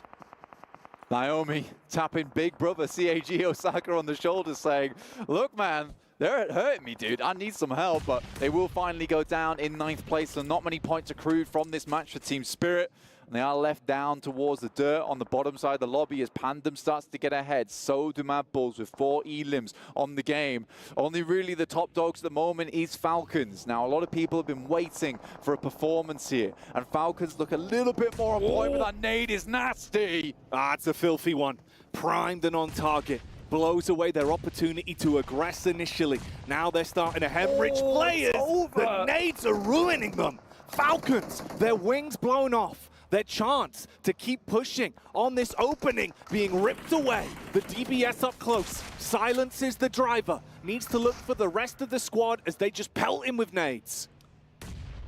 Oh, I see. Once again in this position where it's just him alive, trying to keep his team at bay, but the shots coming through from the sidelines. Nurzed desperately trying to keep the Madballs at bay, taken by the horns here, but it's just not working out. Matten even taking huge amounts of damage as Madballs are capitalizing off the back of this engagement.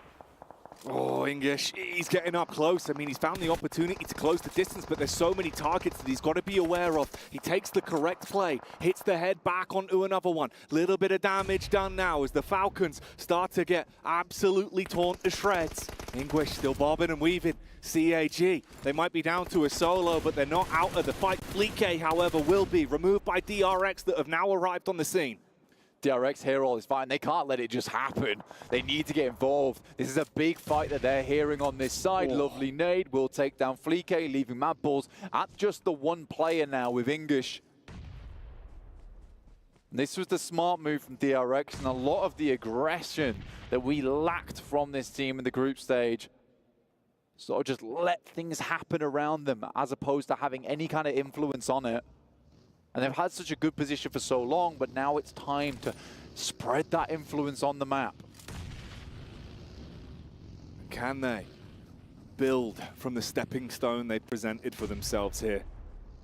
If they could rack up the elims, play for the big picture of the chicken dinner here at the halfway point of the last day of survival stage, DRX could still show that they can go toe-to-toe in the middle of the cell. The nades are what's giving them edge here. English, the last man for the Madballs, might be blown to pieces. He's trapped between both squads. As Nurzed's lurking in the wings. The solo on top of the other solo, waiting to see if he can punish on it. As they push up, he could have a prime time to peek, deal a bit of damage back onto DRX. That's the commit on the engagement. He doesn't want any piece of the pie. DRX not in a bad spot actually on this game. 46 points. They have a position to climb here on the ladder. The difficulty is whether you're going to get too much further into the game, because IWNRX setting up towards that central position of the map, a team that is fearsome, terrible to come by. They can really inflict some big blows. And Inco surviving deep into this one. But do they have the overall flow to make maneuvers? That's the location of the last man for Falcon, spotted out. DRX taking down their competitors. As Falcons are finally removed, you can restock, reset, and see if you can build from this then. So this is what we're left with. IWNRX, are they going to be in position again to have a power play, steal away another win, further inflate the points they've already racked up here in the survival stage? If they win this game, they're done. They've basically got themselves safe into that top 4, and they will be going through to the main tournament without a doubt at this point in time. I mean, it was already shaky, to be honest with you, whether they would even go out. But I think after this game, we can pretty safely say that there's no way they're going to be dropping out from the top 4 at this point. But for Inco, this game, again, is much akin to what we saw from Team Spirit on that last match. It's such an important game to set themselves up for the last 3 matches of the day, where they would have to have banger games back to back to back. But with 2 elims, it's really not going that well so far. A nasty bounce on the tree. The geometry works in their favor. Oh, that's huge for them. Get those elims built closer to potentially getting the chicken dinner and having points to play with. Inco looking switched on right now. They've got a good assess on where everyone is, where they can take shots from, trying to push further in towards IWNRX after fragmenting the squad and leaving them down to the duo. But they start to suffer knocks back. Sideswipe from DRX. They see that they're going all in, and they want Inco to start to crumble. They attack the Lions, take down one, move up from IWNRX now as well. They're starting to get back over, looking to see if they can save Zedwolf, but he's so far out of position. They've not got the smokes to work with on it, and DRX are taking on both squads at the same time. I like that from IWNRX, though. They don't invest the smokes that they know they'll need for later on until it's kind of secured. They're going to pick up Zedwolf, but with the way that the boys from Inco bouncing nades off the bark, sweet trigonometry for them. Hyunbin, another nade goes over the top, puts the hurt into IWNRX, and this now looks like a game where Inco just might be able to squeeze some points out of it. They've played so slow, but now they need the chicken dinner on top. Are they hungry for it? Can the lion's claws come out? The caged animal show how powerful it can be when it feels threatened in a game like this. DRX, 4 players alive. They've got the battle of attrition on their side. They found opportunities to take smart fights, already racking themselves up 7 elims. If they can build off the back of it and take the chicken dinner, they'll be sitting pretty and try and push themselves up towards the latter end of the day. Try and have a pathway to stay alive and withstand the test of the survival stage that so many teams have already crumbled under the pressure of. And Inco so far, that pressure has been mounting, and like you say, Cage without the key, scrambling around the dark, looking to see where it's been thrown. Hyunbin, more damage through to IWNRX, which is the true villain in this circle right now. Could be the cause of misery for both these teams, where they're sat at the top, grinning down evilly, having the chance to twist fates in this game for Inco and DRX on the sidelines. 7 moves forward in the buggy, identifying positions. We saw much of the same versus their endgame versus Mad Bulls. We're able to get a very clear idea of the lay of the land off the back of that scouting, and it was instrumental to their finish. It worked out to give them the info for the nade into the tree line. It means that DRX have backed off. Now they switch their attention, and that is on point. A big nade. Claps down on IWNRX. Pressure already starting to mount. A bit of panic station scenarios now, and they're going to keep throwing in those nades. They want to hard confirm that one. Get another all-important elim and leave it just on the one man. He scatters. He tries to dip out. DRX from the back, but they can't get the initial tag out. That's going to be snatched again by Inco. All on the head-to-head. 3 versus 4. Is there anything that you can do here, Inco? If you can bring it back, or will it be DRX that make their move up? Start to farm those points and grab that chicken dinner. There's the move in from 7, baiting out the crosshairs. Wants them to take a peek so his teammates can get the shots off. They wait for the move. Nice nade over the top. Nunez eating the majority of the damage, goes for the backup. There's the tag onto it. They first for it as well. Down to 2 now. The Lions crumbling to the might of DRX. A 2 versus 4, a difficult game. DRX brought the passive nature to this, but it was Inco with the aggression. But they've gone a little bit too hard on this one, and now they have a terrible task on their hands. The question remains, can they get an opener? These nades have been good so far versus IWNRX. There's the first one, a 3v4 now. Immediately hits the second. They got to pounce off the back of the opening you've given yourselves. So much damage done. They know they're weak. They know they can buckle them. What's push happening? up with the shotgun. That's how you make it work. 7 strikes with the DPS. DRX are buckling, and the Lions of Inco are rising onto their hind legs. They need one foul swoop. It could still be a winnable game. They slow down the pace for DRX. They look to recoil and try and reset, seeing if there's an opportunity. The nades that have been so prime going again, but it's off target. Last one in the pocket as well. The pin was pulled, but there's no more to work with here. Similarly for DRX, this is going to be a battle of attrition. 7 on the other hand, he's still got ordnance to work with. It goes wide, but he gets a tag. That's a bit of information, Jackie. This could be a big one as well. Slightly shallow. Splash damage done. fragments their HP. Sends them scatter. That one's good as well. The nades from Inco have been the money for them. That's been the difference. But look at the play. 7 in the buggy. He gives no damns about his own self-preservation. He just wants to kick off the fight and instigate a potential game-winning play. As we see the flick up, that's the damage back. And DRX in the end, barely by their fingertips, clutch on to the chicken dinner. Unbelievable maneuvers there from Inco. You can see how hungry this team is. They're in the savannah right now. They're dry on food, but they are looking for it wherever they can. You can see the passion is still in this team, but it's DRX to take themselves a decent win. But it's too passive. And this is not what's going to get them to the top 4. I feel like teams underneath them might just be able to overlap them, but it's still a good game for them. And they get ever closer to being in a safe position. But can they keep this up, Jackie? Yesterday, started off strong, dropped off towards the end of the day. It's a difficult one. The next 3 matches are going to be heated. Is it sustainable? Is it repeatable? Is it something that DRX can do again and again now? Give themselves that chance. Best out. Everyone in the survival stage break the top 4.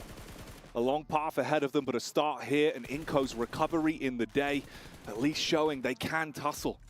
They can fight. They made that one look ridiculous with some of the plays that were made, showing just how good grenadiers they have on this team. Yeah, it was nuts, the amount of good grenades, and the amount of grenades that could have just finished off this map here. And this is a spark in the night for Inco, and one that might just ignite into a bit of a comeback. And we have a lot of teams here down towards the bottom, desperately clawing their way up to the top. Hunger in their eyes. It's me. It is indeed. Wow, that was an intense one. You could see we were absolutely drawn in, mate. The quality of competition has been ramping up here in the survival stage. And like we said, that was the halfway point. The last 3 games of the day, the sheer level of intensity that's going to have to come out, you won't want to miss it. Grab your seatbelt, click yourselves in, and we'll join you after the break.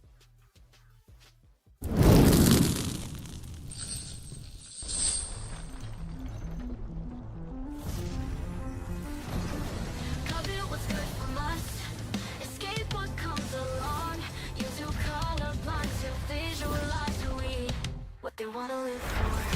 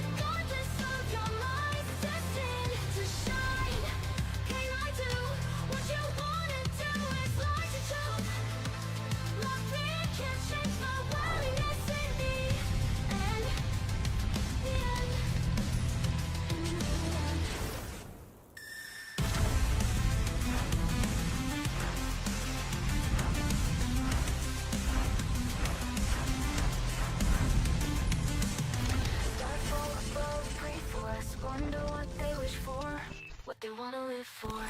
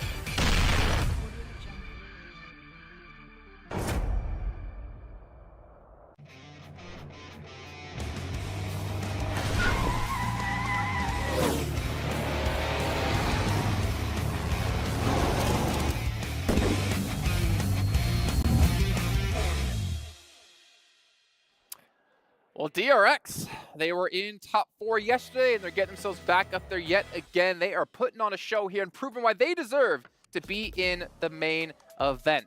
But you know what? Speaking of events, Maxman, we do have the Ocean Odyssey currently happening within PUBG Mobile right now.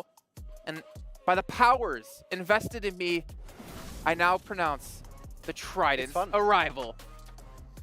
Perfect aim. That's exactly what I was going for. So, Claris, it's just you and me here on the desk. We got rid of Maxman. This is actually what... Oh, okay. They're actually saying all Falcons fans out there summon this Trident. What the hell, guys? To destroy Maxman. Oh, you're dead. You're dead. Oh. You're dead. You're dead. Stay down. But this is awesome. I got to play a couple of games last night with this one. Okay, Max, I kind of need you for this part. You, Seven and I were playing, and we saw some, like, we had some sick thing happen, right? You picked up the Trident because obviously we dominate every time we drop. Gone. Not for you. Max. You'll have to claim it. You had your chance. Every time we actually dropped, where there's Ocean Palace, we get the Trident, and we had a game in field somewhere. I don't remember off the top of my head. And you caught some guy out in the water spout, the tornado. And of course, Maxman has him hovering in the sky, and I'm just sitting there taking him down. It was phenomenal. The poor guy was just like, oh no, get me out of here. Oh, I didn't have comms on. I didn't hear him say that, but that does sound Probably like always something. Yeah, exactly. What the hell is going on? Or the stingrays, right? We're flying around shooting little bubbles at people, picking them up in the air, though. It's great when you're driving it. It's not fun when you have people driving it against you. Yeah. They're really hard to hit, but it's really cool to get from point A to point B super quick. Oh, Loving yeah. it. Super fun. Yeah. You guys should check it out if you haven't already. And maybe tonight, if you play, you'll run into us in a stack. Be nice. And you'll get destroyed by, hey guys, the MVP. Oh no. Or defeat Maxman, King of the Bins. Hey, I got 13 elims in that game, by the way, so like, King of the elims too. Sometimes. Well, hey, that runs. Oh, I did, yeah. Yeah, well done. Nuts.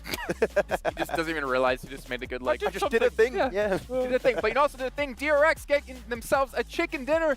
I'm curious to see where it puts them in the overall leaderboards, but we're not going to get to that just yet. But a good finish out of them. And in a Claris, you're talking about position they had at the end, letting Inko fight it out as well, just kind of sitting back, waiting for their moment to shine. Don't get too aggressive. Don't get caught out here and confirm that win. Yeah, it did feel like DRX knew exactly what they were doing through a lot of this. I mean, splitting off 2-2, having the highest point of the South Pachinki Hill, and even sending the 2-2 up towards the field. Yeah. What felt like it was holding out, I think it was Brute Force that was coming in on that angle, and DRX seemed to be just like, okay, well, we know that this 2-2 is going to work. I mean, it has good coverage from each other in terms of positioning. I was still really surprised they were able to regroup without losing a single player from that. Like, they're able to regroup from a 2-2 into a 4-man split. That was very, very surprising to me.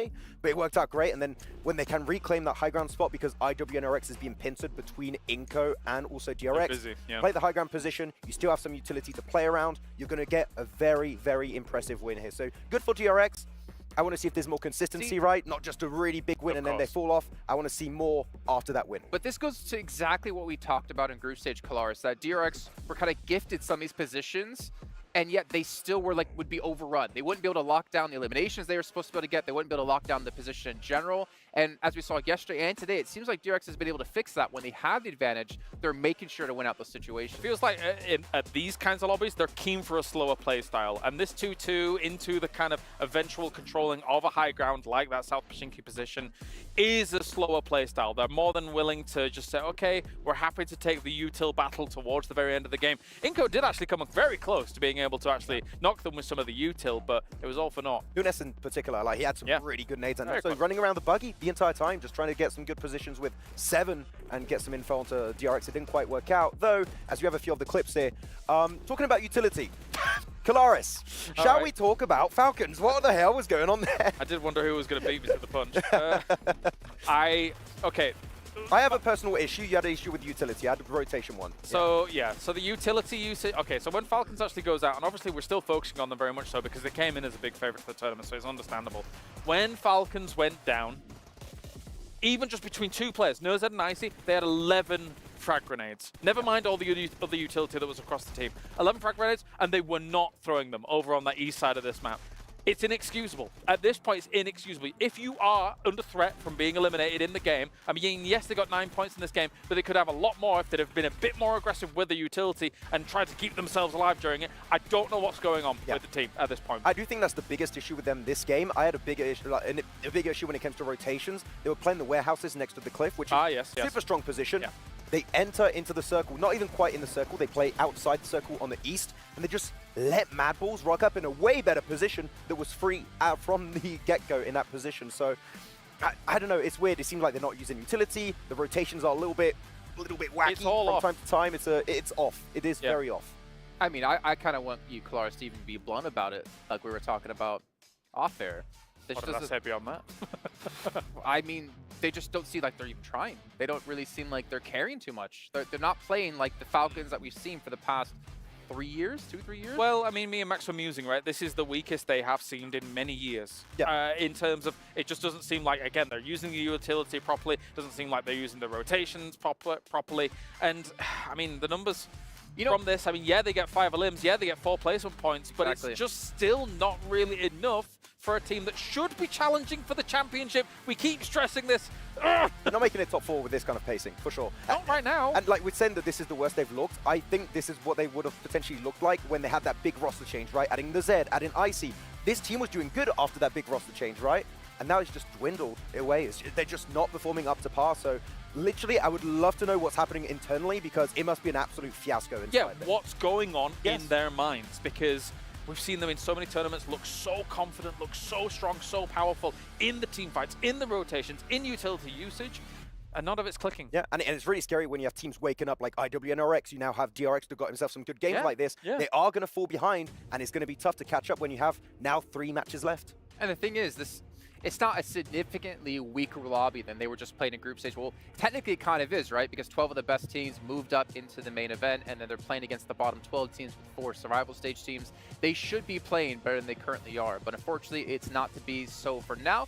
But we do actually have, as I walk over and get my daily steps in, a check 3 steps with our new commentators. Yeah, that's actually the most walking I do in the day, is from there to there. We got Hot Jukes and John Allen, the red duo, coming in for the final 3 matches. Gentlemen, it's looking grim for a couple teams out there. That's right. We wore our red shirts for a reason, buddy. And that's because 3 games left, and we're going to see quite a few guys go home. And it's so surprising to see the squads that we still see at risk here. Yeah, absolutely. And obviously, the big story over the last 2 days has been the emergence of IWNRX, or rather, the resurgence, given their performance back in EMEA. They're looking too good right now. That's for sure. Let's go ahead and take it back to Jason in the Cube to talk some more. Speaking of looking too good, the Cube. The Cube is very ominous. Is this a cube? I mean, I feel like if you say we're in a cube, we're kind of like trapped, but we do have the ability to walk out of the cube. Have you seen the film The Cube?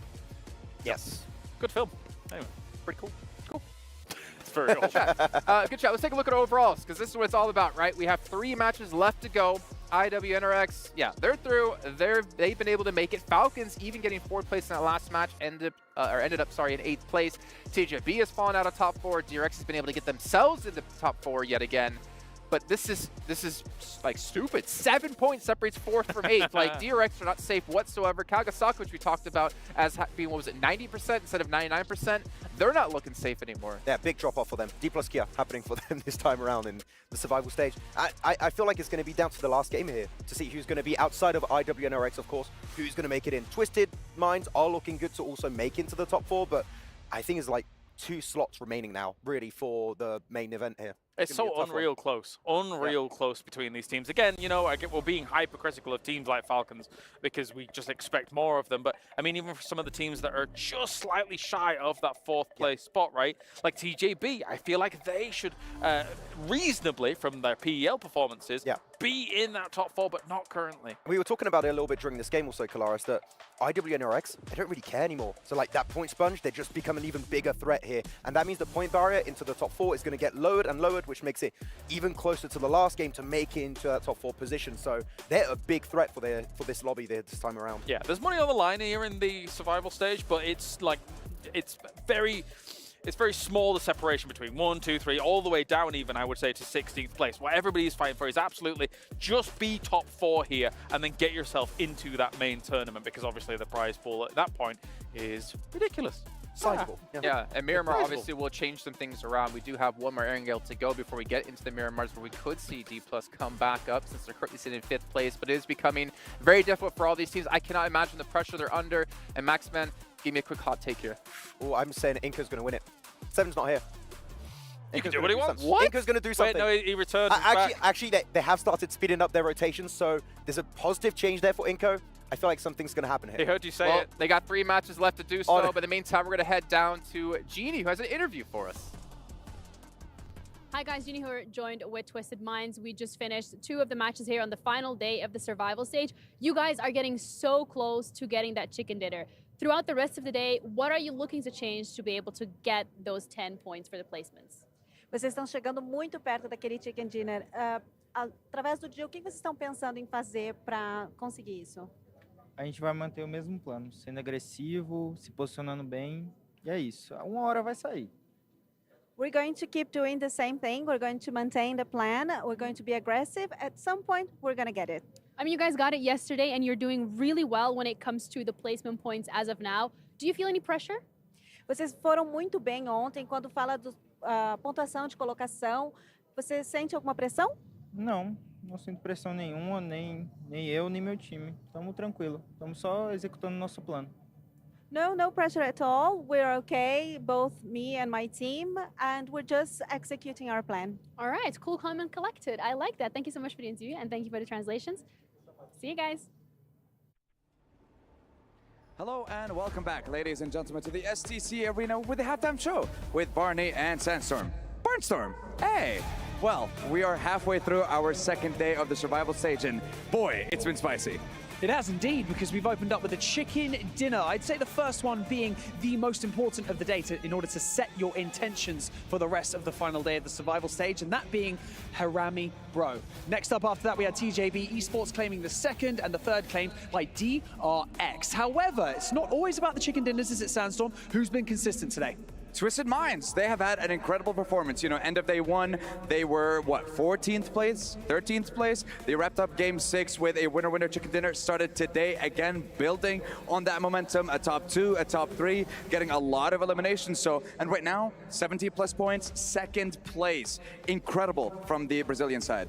Yes, that is true, and it goes without saying that every single player that's here that's competing puts their everything into this esport, much like the documentary piece that we saw earlier with Top from Falcons Esports. Absolutely unbelievable. And if you want to see that entire piece, just head over to PUBG Mobile Esports YouTube channel to check out the whole video. It truly is amazing. But for now, we've got 3 more maps to go today. It's going to be absolutely unbelievable. So we're going to throw over to our casters so that they can go into our final Erangel of the survival stage.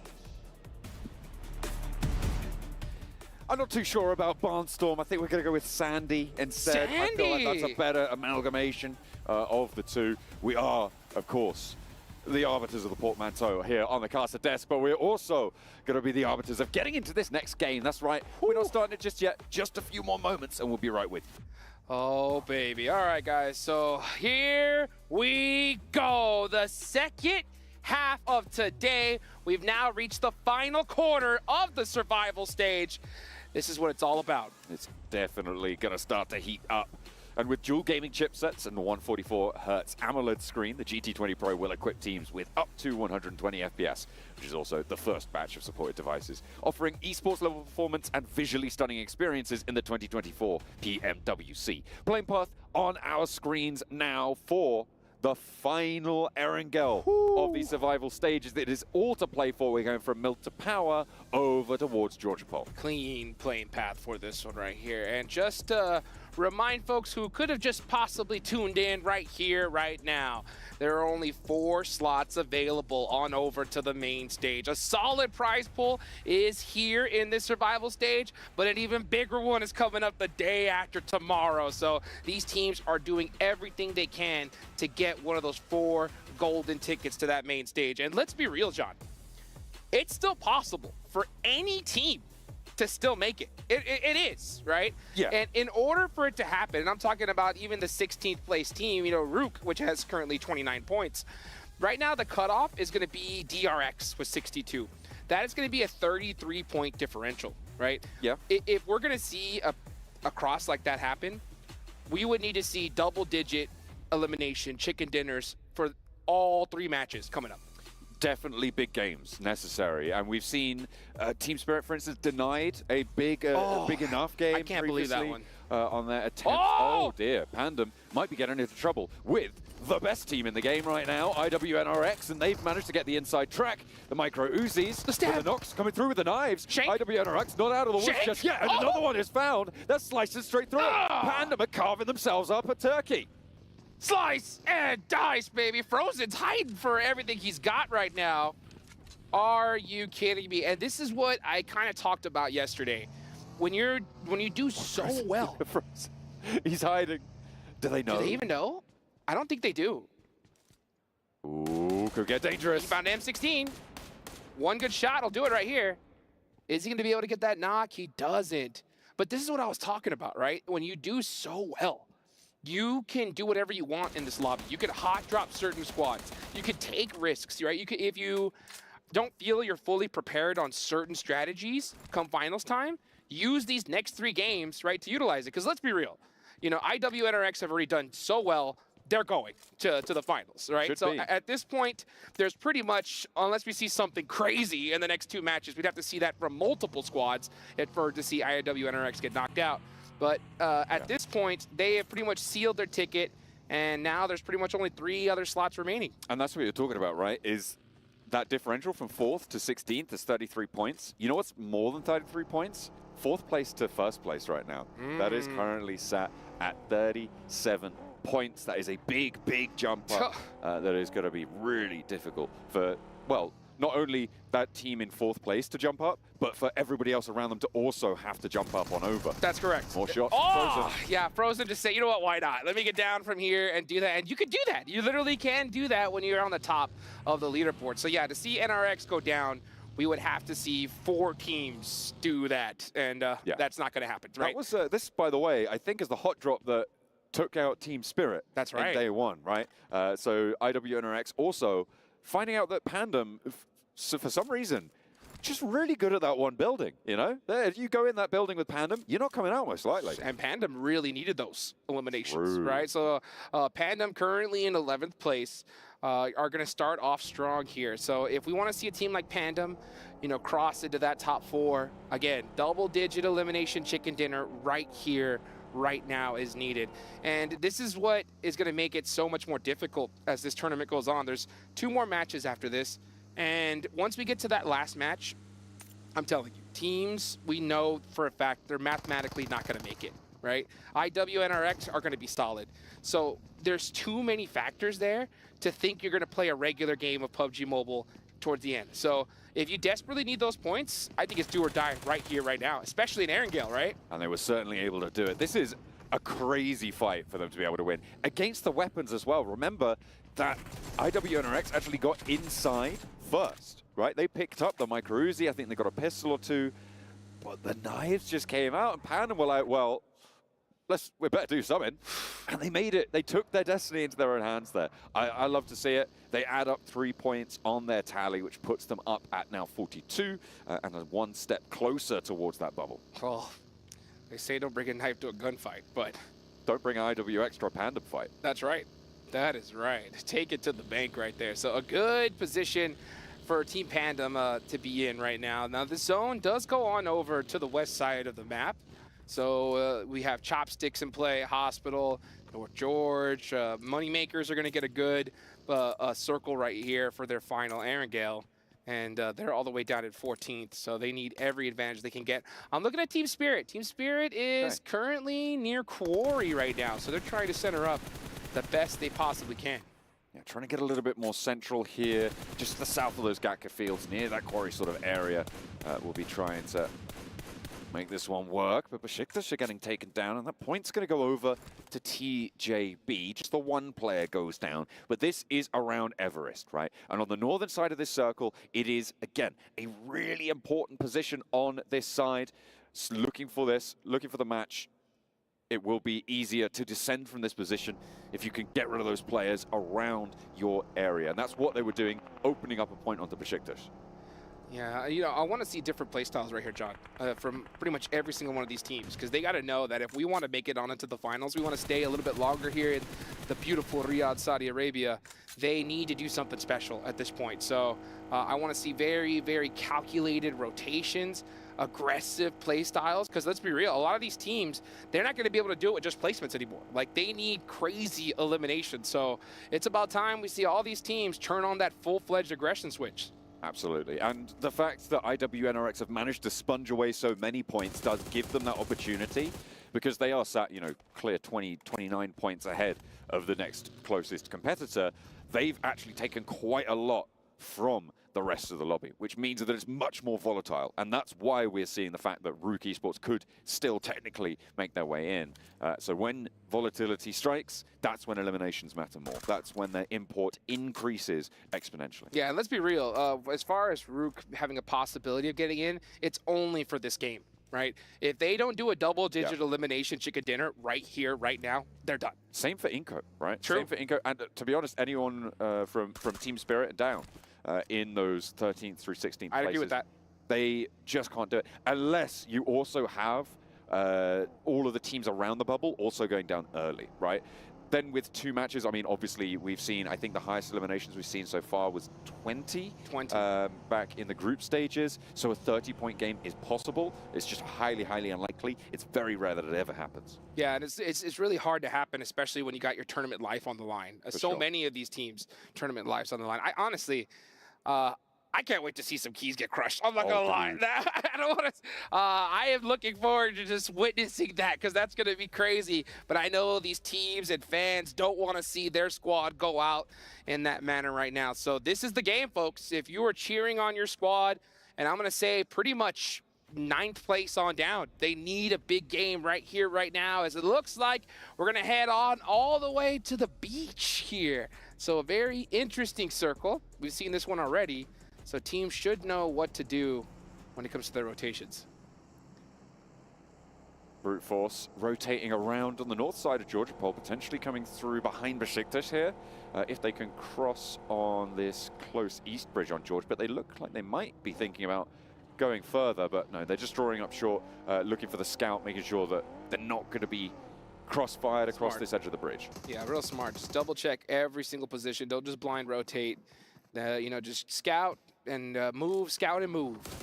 Call that leapfrogging. That's what you got to do here. DRX, we saw them with a good bounce back game in the last one. They're currently sitting on that cutoff, so everybody's going to be staring at them. And that's another factor is, oh, hold on real quick. Toss pick, getting blown up. And thirsted. No, he's just going to go down. Yeah, he was open to the field to the back. That hurts. That's tough for Besiktas. That's 2 players down in one of the most critical games for you. Honestly, it's already looking like nail in the coffin for them. It's so difficult. I mean, for each of these teams, there is so much hope, but it's just every time that someone goes down, obviously, except for IWNRX, it's just a massive hit. Because of the short style of this stage of the tournament, 12 matches only, it does get hairy. Nomi potentially going to be given a shave here as well, but the magazine empties and only 1 bullet connects. And Team Spirit will be able to stay as 4 for now. Currently, they're split, I believe, 3-1, with Kitsune all the way further out east on the south edge of this circle. Yeah, yeah, this is a real common position right here. This Wizard Tower is a very, very strong chokehold. You're going to get vision on pretty much anybody rotating on this side of the map. So they're very happy to just stay in that position for now, but it's going to be really up to Effect to hold down that Wizard Tower in case they get crashed on. But let's see what ends up happening. It looks like Kitsune is going to try to be able to make it to his squad. And at the same time, John, I mean, even Twisted Minds are not safe right now. No, I mean, there's a lot of open ground around, certainly the northern point of Twisted Minds, a lot of fields there near that sort of swamp town area, just on the south edge of it as well for the rest of them. It's going to be quite an interesting hold on their western side, because a lot of teams on the south are close together, but because where Brute Force sit, it's not unlikely that teams start to skirt around on this western edge and try and push in towards that Gaka Radio area where they're currently looking to hold on the south side. Yeah, speaking of the south side right now, we're seeing a lot of congestion. Let's see where the zone goes, though, because you can see Team Falcons are looking to possibly get into an engagement here, but the zone goes north, so they either need to fight it out. They are challenging Team Spirit for this Wizard Tower top. Oh, with the double knock, can't get the last player. Effect is going to stay up, and he's going to be going for some thirst here in the next few seconds. Here comes Action, but it's just a little bit too late. Only one player, though. It's 1 versus 1. If Action can't get in with a good shot, it's going to be all curtains, and there's a third-party potential from Pandem. They could be rolling up as well, and that is going to be Team Spirit surviving, but Pandem are here to play. They've taken down IWNRX with their knives, and the weapons are drawn now as they scythe through Team Spirit and their hopes. Unbelievable. I cannot believe that Team Falcons took that fight. It makes no sense to me. If the zone did shift south, I would have totally understood it. But the fact that it went north, they should have just completely tried to circumvent them and avoid that fight completely. It ends up being a devastating play and decision for both Team Falcons and Team Spirit. Oh, and yeah, like with that game gone, Team Spirit, that's pretty much nail in the coffin right there. Might be. That is only 38 points now for Team Spirit. Miracles needed on Miramar. And they'll be looking for any help they can get now. Big miracles. Their first day let them down severely. And now they are reaping those rewards, as gloomy as they might be. Top of Everest, though, as we turn our attention to the rest of this match. TJB. Kalaris has been rooting for him with their PL results. I think he likes them. I think he looks for them going into the top 4 here. And with their position, it looks likely that they can make that happen. Yeah, they're right there on the top of Everest. They're going to have sight lines pretty much full 360 here. They just got to watch out for those pushes to see one team just kind of full send it on into them. If they're able to hold them off, they're going to be able to soak up some points big time. But you know, as a matter of fact, John, you and I, we were in the players' lounge here earlier, and we were talking to Sir Tanny, the coach of Vampire Esports, and even he was like, he had Team Spirit to win this one. I think I did too, to be honest. And I don't know what it is, man. It's so unfortunate to see them. They look like they're in disarray. They're not winning the fights when they really feel like they should be. I feel like they have shown much more mechanical skill in a lot of scenarios, but I think for the most part, it feels like just a lack of comfort here in Riyadh. Yeah, I'm not sure what happens. Or maybe Team Falcons were looking to get some revenge after those Sandhawk hot drops. Who knows? Who knows? But let's take a look here at Rook. They are currently sitting in last place.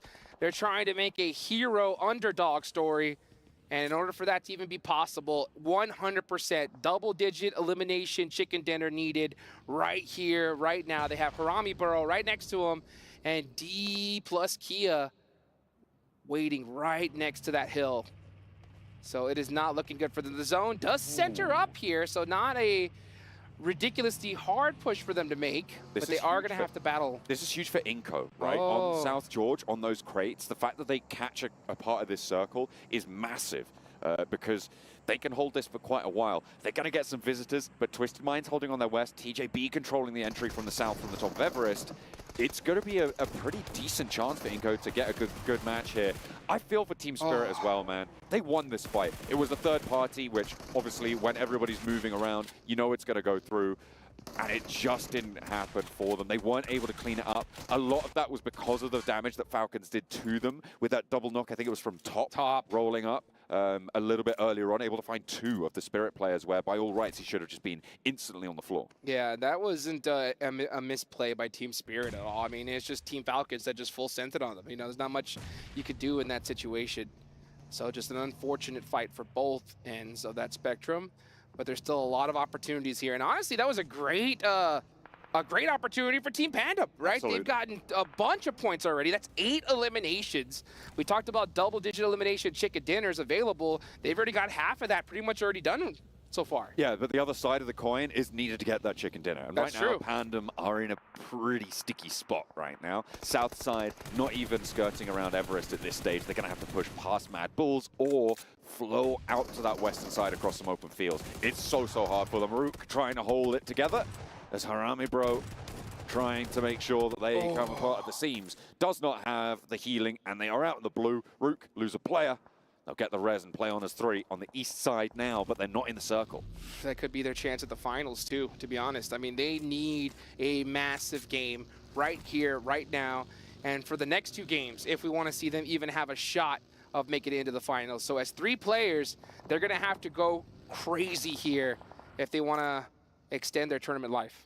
Teams are going to be worried right now because around the bubble, a lot of the teams still have most of their players. This fight for the top of Everest is pivotal. D plus Kia roll up, take 1, take 2 out of Rook, and they are slowing.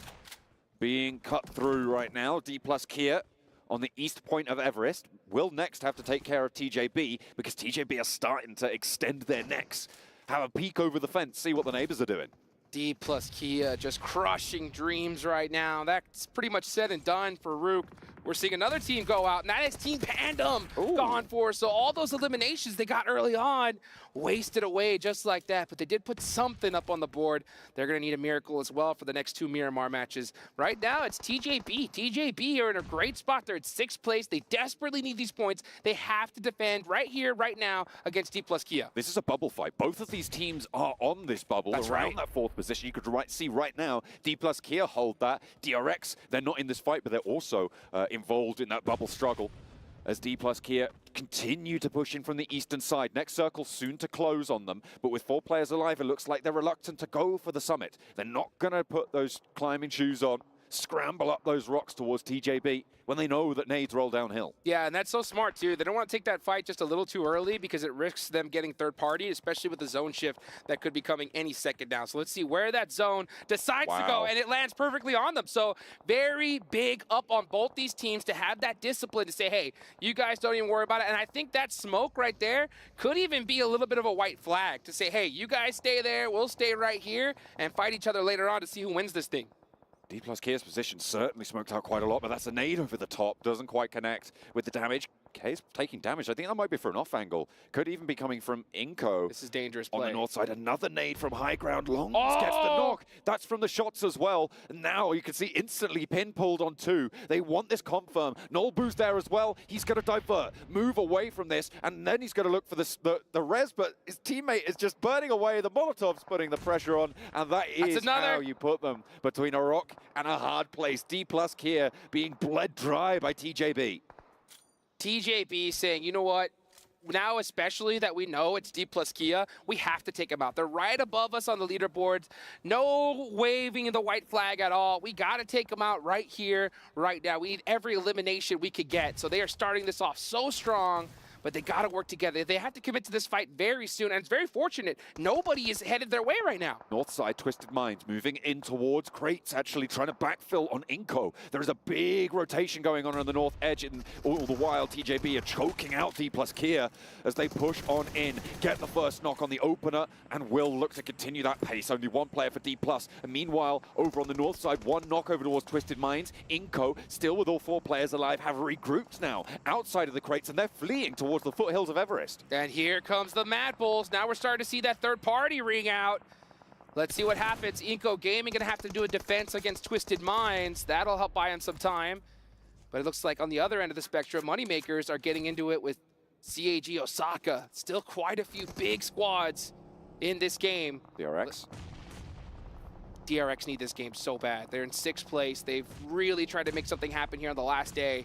Nades are starting to ring out. They look good. Ooh. Oh, that was way too close. It's getting really dicey now for the teams on the west point.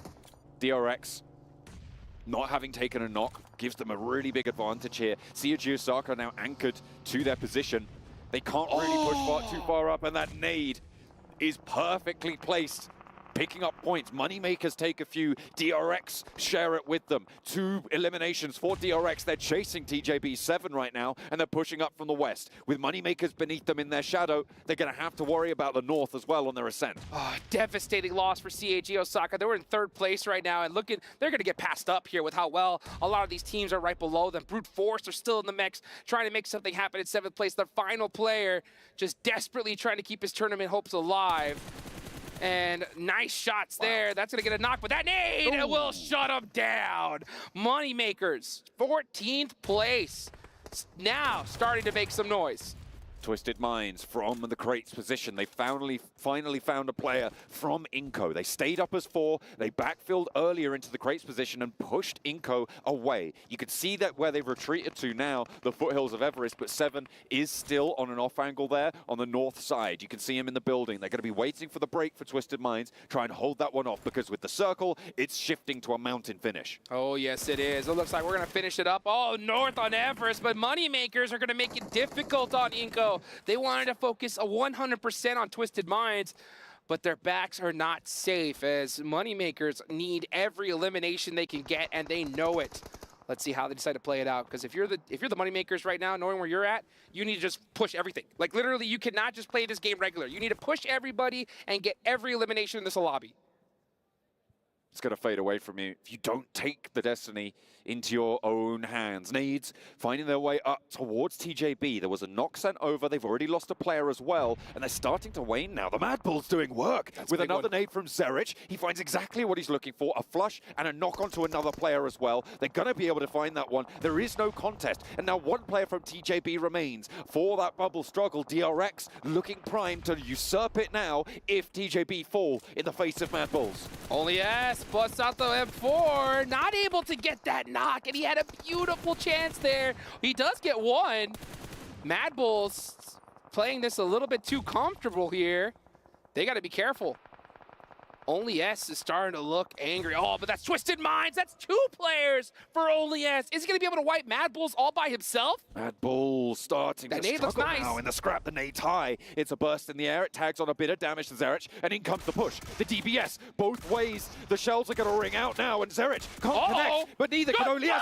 Finally, he finds it, and a 1 versus 3 for TJB around the bubble. They put 2 digits on the board, and 10 eliminations is the mark to be made. But with only 1 player left standing, DRX now have a chance. They need to take him down now or risk losing that race.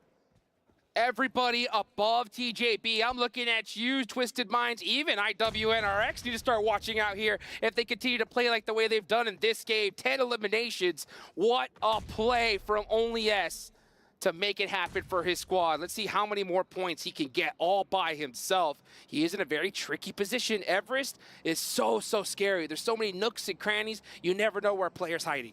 You never know what's going to cause you to trip up either, because Bishke just took a fall, took a tumble, and actually knocked himself there. And another knock over towards the Moneymakers. They had 4 players alive. Inco are taking casualties in the meantime. Bishke has got a player repositioning for him, but DRX not going to let TJB go without a fight. 5 teams remaining. Placement points start to rack up fast now. If you can get rid of another team, you'll add that point to your tally as well. DRX right across the ridgeline. Icy, close range, looking to get the fight in. Goes for 1, 2 shots connect, but not the 3rd, and can't get the knock. TJB finally fall. Oh, TJB done for there. But right now, my eyes are on Moneymakers, because Moneymakers know that they need every elimination in the lobby and have to win this game. So you can see them, they're actually splitting among too many different squads. Icy Boss all up top goes down. That's a critical angle loss for them. Now they're going to have to play with the 2 they have downhill. DRX with 4. They're looking to get back at TJB. They're not too far behind now with the placement points that they've already earned. It's going to be pretty level, and CRG Osaka might be at risk at this stage.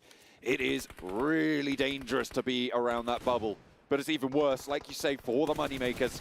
Desperation's going to start to set in from the north side with the circle shifting away. D plus Kia as well. 1 player remaining. Spray down, and then they bet they can't get a knock. So 2 players remain for Moneymakers. 9 eliminations so far. I think they did a little bit of a misplay there, just trying to focus on too many squads. Oh, Chips by himself. 1 nade will do it. DRX is very piled up here.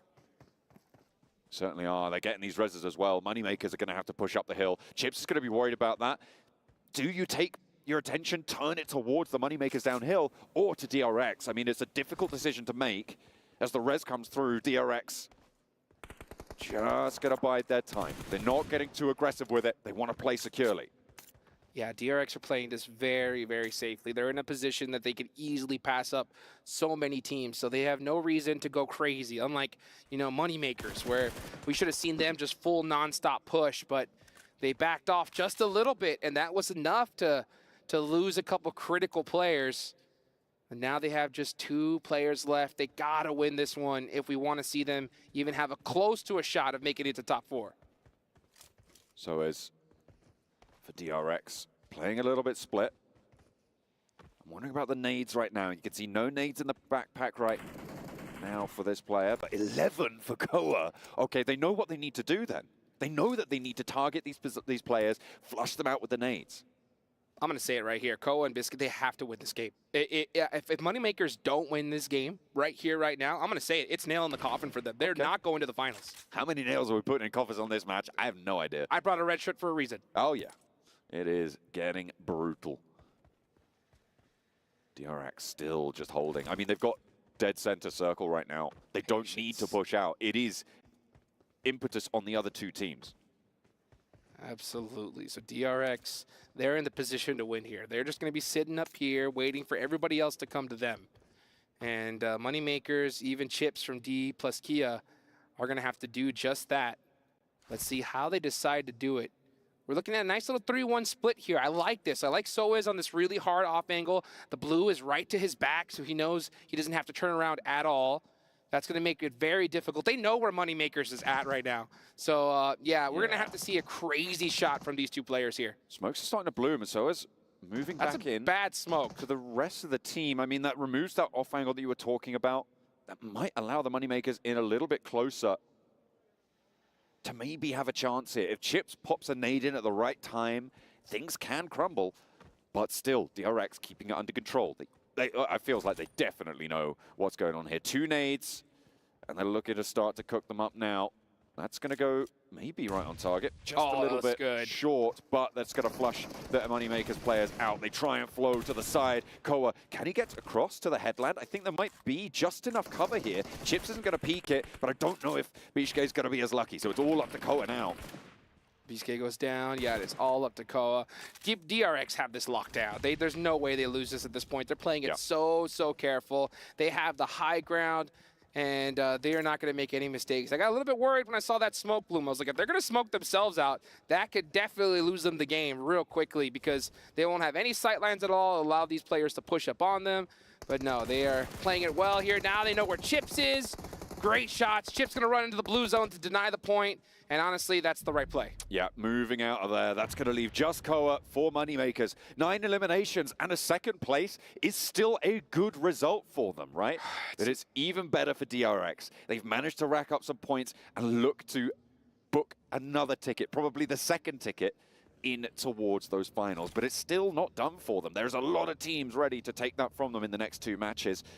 They just need to finish this one out. That nade looks good.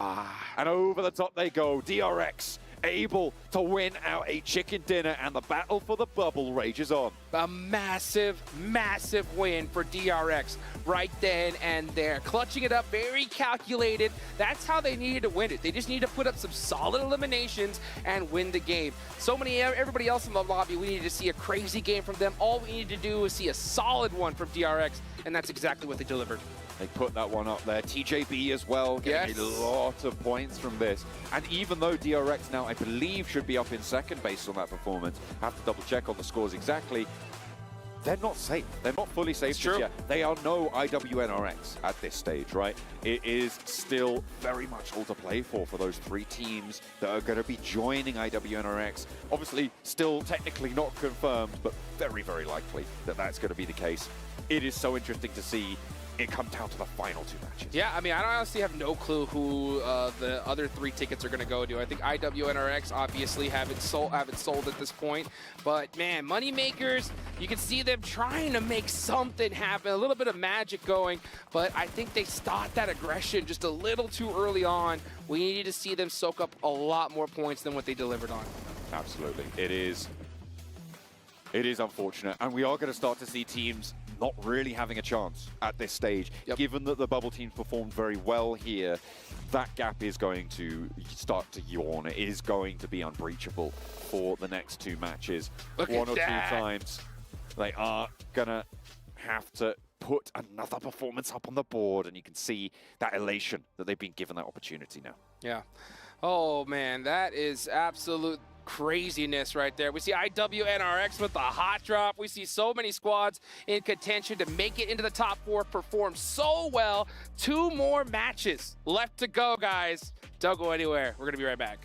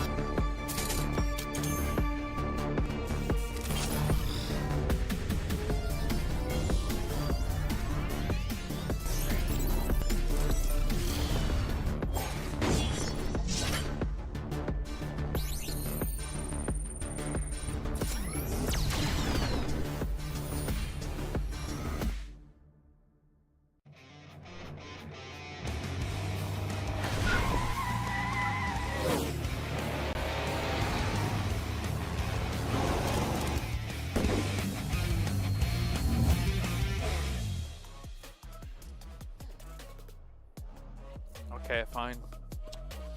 Gotta have some leg movement in it, Klaris. This isn't all just bicep movement, okay? Man. DRX, man, they're dancing their way here into the main event. Another chicken dinner for them as they do it back-to-back. This team is starting to look unstoppable and honestly looking like, I'm going to draw myself back now. I was going to say a real contender for the title, but I forget there's another 12 teams who already qualified. But nonetheless, they are proving they deserve to be in the main event. Yeah, I thought you were going to say Avenger level threat. Then I'm like, whoa, let's calm. We're not there yet. Okay, let's calm down. No CTT, no ALT. Nah, I mean, there's a lot to break down about this game. Me and Kalaris were going back and forth about how you want to play these Everest positions. I think that this could have been a CAG Osaka win, but they were a little bit slow, and DRX are here willing to punish slow plays and get 7 eliminations to boot on that chicken dinner. Man, I would say with 2 chicken dinners in a row here, their spot in top 4 is looking pretty good. You're thinking Osaka win? I think it could have been, yeah. Interesting. Because TJB were willing to fight teams over to the eastern side. I thought they would try and third-party that. They took so long, they made themselves very vulnerable to DRX. Yeah, so it's hard to get the scouting information from where they were relative to where TJB was pushing on the east side, right? You need to go off faint audio cues. You need to go off the idea that, okay, well, if the circle is encroached down so hard, it's very likely, even without sound cues, that there would be a team, at least one, moving up that east side. I think Mad Bulls really was the wrench in the works here for TJB, who would have had it on lockdown for a long time had it not been Mad Bulls' mad send up the hill. And fair play to them. I think it's absolutely the right play given the kind of severity of their situation. But only yes. Sorry, just there, you're being reminded, Falcons 0 points because of the fight they had up against Team Spirit, and then Pandem crashed at the very end. But let's actually draw it back to the end, though. Everest play and this event, Kalaris, I feel like you've been a little bit tilted, but fairly, with how teams have been playing Everest and how they haven't been punished, or teams haven't taken advantage of the situation properly. I mean, at least eventually TJB did get punished, right? But for a long time, nobody was willing to make it happen. Sorry, ridiculous fights going on in this game. But TJB had a lot of room for a lot of time. And when that kind of thing happens, technically speaking, 2 teams can coexist on the top of Everest effectively, as long as you kind of, find one on the west, one on the east. But nobody's willing to take the fights early on. And then Rook and D Plus find themselves in a situation where, okay, we're having to try and dash towards the east as quickly as possible, run into each other. Rook's the victim. Yeah. D Plus did very well in that fight, actually. You could just do it a little bit earlier, though. Like, that's the thing. Exactly. You could coexist as 2 teams on the mountain on phase 2. Realistically, go there for phase 2, phase 3. You're going to be good for a majority of that match. But if you send it late game, guess what? You're not the only team that's going to make that decision. You're going to clash, you're going to fight, and chances are the team that's already on the mountain is going to third party and clear off your spot. Yeah, effectively, to boil it down, you're giving whichever single team is on the top of the mountain a free double-digit game, almost every single time. And that is going to be able to, if you keep that in kind of numbers up, you're going to be able to get this top 4, no problem. We're taking a look here at DRX up against Kagasaka in that last game, and the reason we want to take a look at this is because Kagasaka had every opportunity to basically do what DRX could have or did do if they pushed up the mountain earlier on. They got overwhelmed. DRX just eliminated Kagasaka and then obviously took it into a victory themselves. The push itself of DRX going on to CAG Osaka was also very funny to me because CAG Osaka had a ton of utility. I think he had like maybe 5-10 nades all together, and they just go down in their little dip, just get naded to hell by DRX because they're just not willing to take the fight. And then DRX, guess what? They clear that space, get extra loot of CAG Osaka. They have all of the tools they need to go uphill, take the fight onto the remaining teams and win the game. So I think CAG Osaka were too complacent this match when they could have actually maybe not get the win, but at least get a solid top 3. Yeah, I think you're right. I think DRX is just more...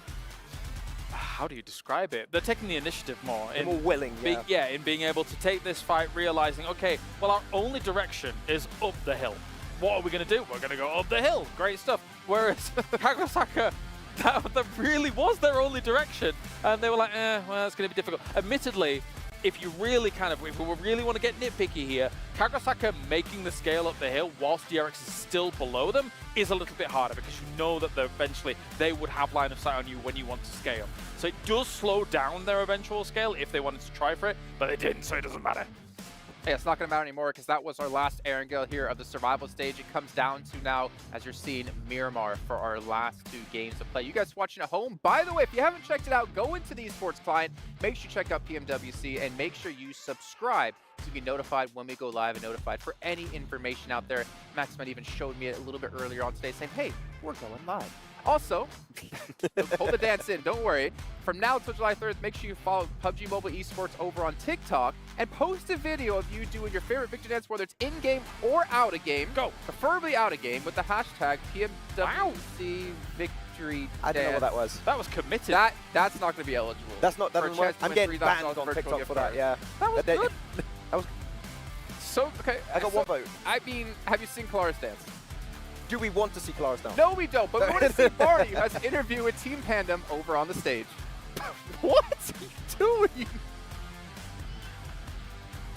SDC Arena, where I've got Dubrengi here from Team Pandem. Thank you for joining me in this interview. Very quick fire one. We'll just talk about kind of where you're sitting at the moment, because you're pretty much averaging 5 points per map, which isn't really enough to get you into contention. So what's been holding you back? Jadi kalian itu kan masih di rata-rata 5 poin setiap map. Nah itu tuh kurang buat kalian kualifikasi. Kira-kira apa sih yang nahan kalian sampai jadi masih belum maksimal banget? Menurut saya sih lebih kita kurang bisa bermain sabar, atau lebih ke kurang sabar aja di dalam timnya sih. Yeah, I think we're not patient enough. Yeah, we're just not quite patient as a team, so we don't really get the maximum result. You just want to run at people, get through them, and reset. Okay, well let's think ahead. Miramar, 2 maps left. You got to go big, or you might be going home. What's the plan? Ya, jadi ini Miramar. Bisa dibilang kalian udah harus melakukan rencana yang gede, karena kalau kalian nggak dapat poin gede kan bisa dibilang udah tereliminasi. Kira-kira apa rencananya? Dari kita sih lebih ke usaha maksimal aja di Miramar ini. Apapun hasilnya kami terima. Kami akan usaha maksimal. We'll just try to give our best, what we can do. We just do our best and let God do the rest. If we're eliminated, we accepted it, but we'll just give our maximum effort. That rhymed. Do your best and let God do the rest. I like that. Let's leave it at that. Thank you so much to Dubrengi for joining us here in your post-match interview. 2 Miramars left, and that'll be the end of the survival stage. So let's go back over to the studio. Hey, what's going on, everybody? 2 more matches left in this survival stage. We're going to see some keys get crushed, some souls get crushed here, and a whole bunch of folks sad that they're going to have to go home and wait till the end of the year to get another shot at some cheddar like this. It is hot here in Riyadh, but there is a chill in the air right now in this arena, because it is going to be icy. I tell you that much, in about 12 of these teams by the end of today. 2 matches stand between them and elimination. Booking your ticket in the top 4 positions not only guarantees you a chunk of the prize pool from the survival stages, but it also guarantees you a minimum of 25k from that final match. Woo! I'll tell you what you could do with that 25k. What's that? You could get yourself an Infinix GT20 Pro with dual gaming chipsets and 144Hz AMOLED screen. The GT20 Pro will equip teams with up to 120 FPS, which is also the first batch of supported devices, offering esports level performance and visually stunning experiences in the PMWC 2024, we are going to be heading into the first of 2 Miramars. That is our terminal destination for the survival stage. Final 2 matches, folks. Let's see what these teams are made of. I want to see that clutch factor, because if we're going to see 4 teams make it to the finals, there's some monster squads there, okay? I want to see teams give it everything that they have, and there's still plenty of teams that have a chance here, but they got to go crazy here. They don't need just a good match. They need an insane match right here, right now. Let's see if they can do it. I feel like it is always Miramar, though, where we see those insane matches. That's true. Maybe it's because we put it at the end of the days now more frequently, or maybe it's something that just happens in this open terrain. I feel like teams can establish more control, be a little bit more ballsy with those peaks sometimes on this sort of a map. The question is, where does the circle take us?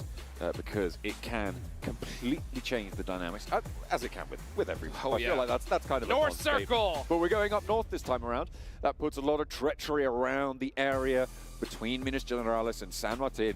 Junkyard, Hacienda, in that sort of death triangle there. That's always a difficult place to rotate. It looks like IWNRX have already taken a knock there.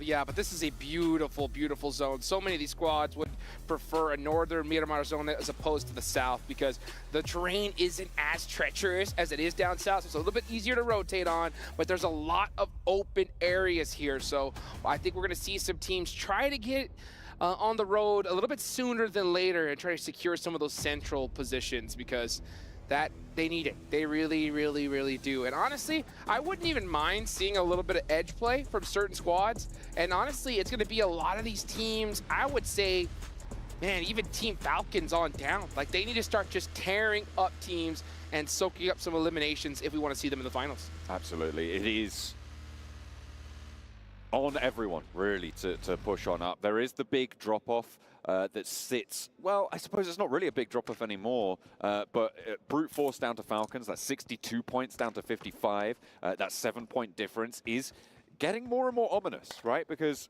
you know, oh, it's just 7 points, oh, whatever. It's more than 10% of a team's total score. It's so hard to get 7 points out of a match. Unless you're given one of those central positions, unless you're able to fight through pretty crazily, it doesn't happen that often. I mean, you're looking at a pretty unlikely turn of events to be able to not only get those points, but also for the teams ahead of you not to get those points. It is a lot tougher than it looks to mount those tables. And D+ Kia just gonna have a long way to go to be able to not only get into the circle, but jump up over TJB. The tiebreaker right now for CAG Osaka, D+ Kia goes the way of CAG Osaka. Nice. And it's just so brutal.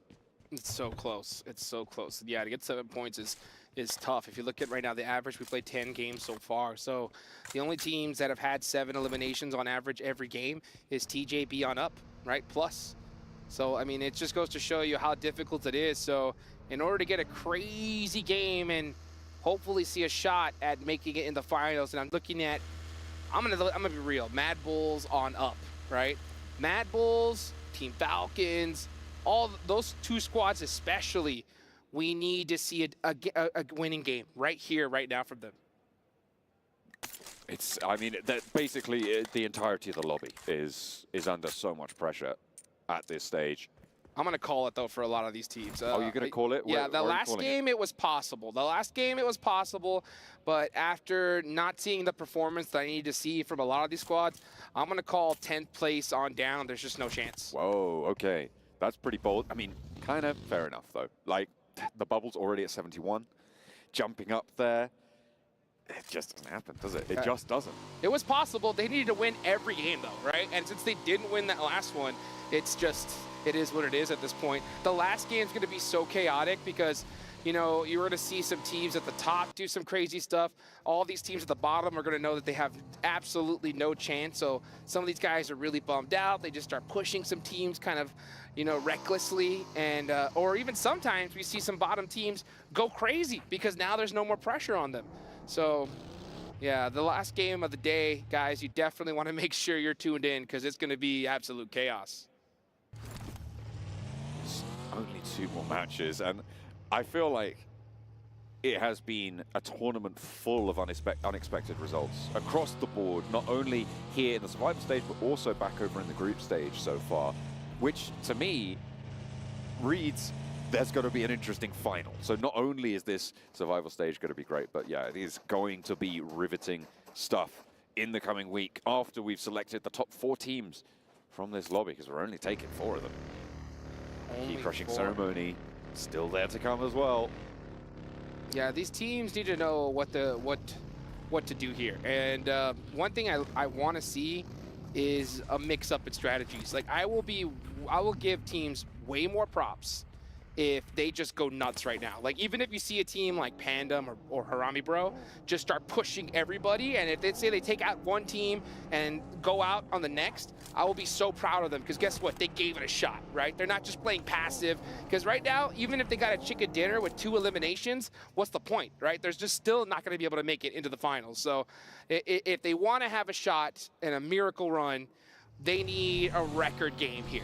And you got to go for it, right? Might as well. What do you have to lose? I mean, speaking of records, let's remember Alliance's performance back in the group stages. On 12 match, they put up 122 points, right? And that puts it into perspective just how bloody good Alliance were in those group stages. When you look at what IWNRX currently sit on, they're over 20 points behind where they were with 2 matches to play. So IWNRX also, if they want to break that record, they need to start pushing some stuff. Maybe change some stuff up. They can, rests on their laurels somewhat, but oh, what's this? It looks like DRX not only having lost a player, but they've been taken down to a second as well. No way. This is horrible for DRX, because even though they're in second place, there's still a lot of teams that can catch them. They cannot afford to go out right now. And if you're Besiktas Black, you have to push this. Like, you have no choice. You might as well. It's going to be the best chance you're going to get. Oh, there goes the pickup into the vehicle, and they fall back through, repositioning the players away. They weren't quite fast enough for Besiktas Black. They are very split right now, but and I don't think that they wanted to go for a two-player push against two. You don't really want to take those 2v2 fights. No, this is dumb. Like, honestly, you have to. You have no choice. You have 41 points. Just push. Just push. Try to get the eliminations. If you get 4 now, great. Then you could possibly make something happen. You have no time to be playing this. If this was day 1, match 2, then yeah, I wouldn't be talking like this. But this is a different game you're playing now. I don't even know what Besiktas Black is doing. When I see stuff like this, it absolutely infuriates me. I'm counting them out already, just for them just not playing the game that they're supposed to, right? I mean, they are down in 13th, 41 points. They sit 30 points behind the bubble on TJB right now. They're pretty central in the circle, though. And I feel like, yeah, sure, they probably should have gone for that push in a little bit more aggression, but they just weren't in the position to do so. So it's not really that they didn't go for the push that bothers me. It's that they weren't in a position to go for a push should it present itself. Let's look at this shift, though. This is a hard south shift on the current circle. It's going to push people back down towards San Martin, towards Graveyard on the south edge as well. And again, it's some real trouble. All right, we're gonna see a little bit of a jump out there. Look at that. Nice. Buggy doing a little bit of a carnival ride there. Let's see what happened to Kay. What did happen to him here? No, this is not replay. Oh, okay. I was about to say, that was looking a little interesting, but we're starting to see some rotates happen here. IWNRX. Oh, he's in trouble. Doesn't go down, though, and I think that's going to be crucial to establish and keep that angle on the sideline. Swain is there as well, hops into the buggy and gets away. With the heal coming through, it looks like IWNRX are going to be safe for now, but on the east side of the circle, they've got a little bit further to go. We're seeing the M24 being pulled out by Kepa Boss. For Rook, the range, powerful with the 8x on the sniper, but it's not going to be too worrisome for IWNRX. They're just going to keep the sprays going over. Kepa can't even hop into this vehicle. It's slow off the mark, which means you jump into it, you know you're getting sprayed down. Frozen, you could see him just trying to make something happen, but he did give away his position, so we could see a little bit of a reposition from Rook to try to catch this player out, but we're seeing a lot of 1v1s happen here. Interesting play from Rook. Yeah, Rook, you can just see them. I think they're just kind of having fun with it at this point. A little bit too far down the leaderboards to make anything happen. And that's what I like to see, though, right? I mean, hey, might as well. You know that you're mathematically pretty much impossible to make it to top 4. Just push everything you see. 40 points behind right now, the bubble for Rook. And I think you're right. Fairly close to impossible. Mad Bulls do take one of them down as well. Not a full flush just yet, but they will be on 3 active. They'll probably try and reposition for this. Pandem also taking shots from money makers. Yeah, it's going to get a little bit more tensive from the north side there. Just watching IWNRX keeping things together on the east, and they've actually managed to find an opening with all 4 of their players alive. On the east side of San Martin, towards Hacienda, TJB looks like they currently hold Hacienda del Patron, and Team Spirit on the south edge, DRX out to the east. On quite a wide split for DRX, actually, it has to be said. Rook, they're still just trying to get away with it.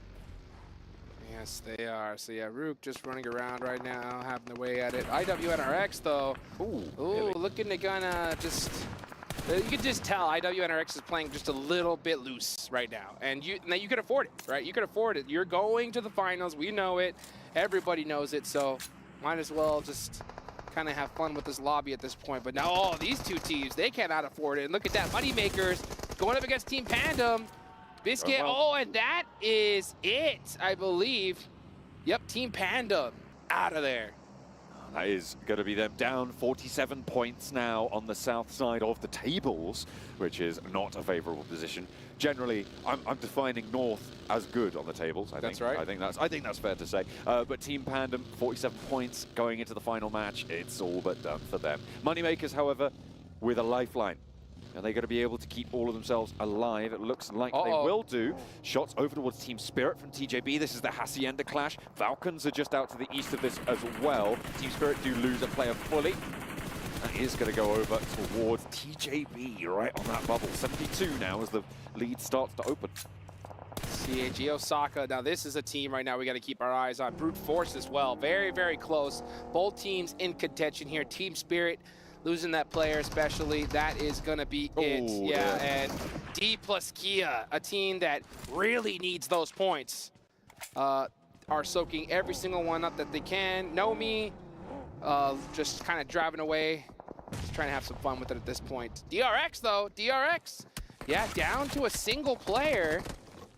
Let's see what he can do, and that is it. He is done for. So that's a big door open for a lot of teams. 80 points is where DRX will finish now in second place. Twisted Minds, 7 points behind. TJB, 8 points behind. D plus Kia, 9 points behind. You're right. There are a lot of teams that can push up on over, and you can see on the leaderboards right now, they are close to being able to do so. At the moment, TJB with Hacienda control. Where are we looking at Twisted Minds? They're out on the east side, and actually with the most danger afoot, with Mad Bulls close by to them. On the north side with Besiktas over to the west edge. You've also got D plus Kia, who we saw take down Team Spirit. Well, the majority of Team Spirit on that south side. Playing on us 4 with some decent hopes at jumping on in. So DRX not safe by any stretch of the imagination, despite their blinder of a day. That's for sure. By the way, I got to give massive congratulations to IWNRX for breaking the 3-digit mark. The only team to do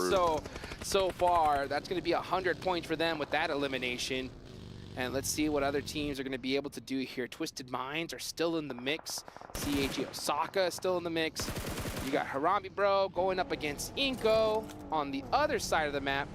And it looks like we may just have a Hacienda de Patron finish here. I like that. Haven't seen one of them in a while, Dukes. But it's right on the edge. Let's see if it does go that way. Inko rolling across the open ground. One hop out there to try and take some shots wide. But Harame Bro, can I have some shots connect onto them from Nenebete, from Inko. Inko still rotating on the south edge. You can see D plus Kia looking to pick up more points here. Chase towards that second place. Try and push DRX out with the opening they've been given. 3 teams now clashing on the south side. Harame Bro down to 2 now. Federalis out in the blue. Having to shuffle on forwards. Norbu with the spray towards the player breaking forwards, but not going to connect on this. They might be able to find the res. In the meantime, Inko are healing up ahead of them. Inko have the inside track on this. They're closer to this circle, and it looks like IWNRX, they've sent Frozen down south to see what's going on. He's poking his nose in, and it doesn't matter if it doesn't belong, because he's going to take those points either way. That's right. He's like, what's going on over here? Oh, some more eliminations. I'll take some of that. D plus Kia, they definitely need them, though. So very heads-up play for them to hear these shots on this side of the map and try to get in the mix. They definitely need to be able to steal some eliminations and finish Inko out sooner rather than later, especially considering that they are not in this next zone. D plus fighting on 2 fronts now, and it looks like they're doing pretty well with an assist coming through from IWNRX. Frozen able to give them a little bit more oomph here on the off angle, slowing Harame Bro. They cannot be pushed from the east, and this is excellent stuff coming through from D plus Kia to be able to hold this fight down. But they still have a way to go. The blue is starting to push in, and they are making their way, but past some treacherous terrain. This is a tough decision for D plus Kia. Right now they need to decide, do we just try to make this push, soak up these eliminations, or go into the next zone and try to find a solid position? And honestly, I always err on the side of position because you can always get those eliminations a little bit later on. But it is the second to last match. You don't know what's going to happen. So I am not shocked at all to see D plus Kia hang out here just a little longer as they get one more player. And another major point. Mas trying to haul it on over there. Ooh, the vehicle explodes, and IWNRX steal that point away from the rest of the lobby. But D+ Kia now 5 eliminations and an avenue has opened. They could start to move past. Inco, they were split 1-1, which is why Nunez didn't go down instantly. They've got Nenobete right in the middle, in the field, playing a resurrection game for Inco to...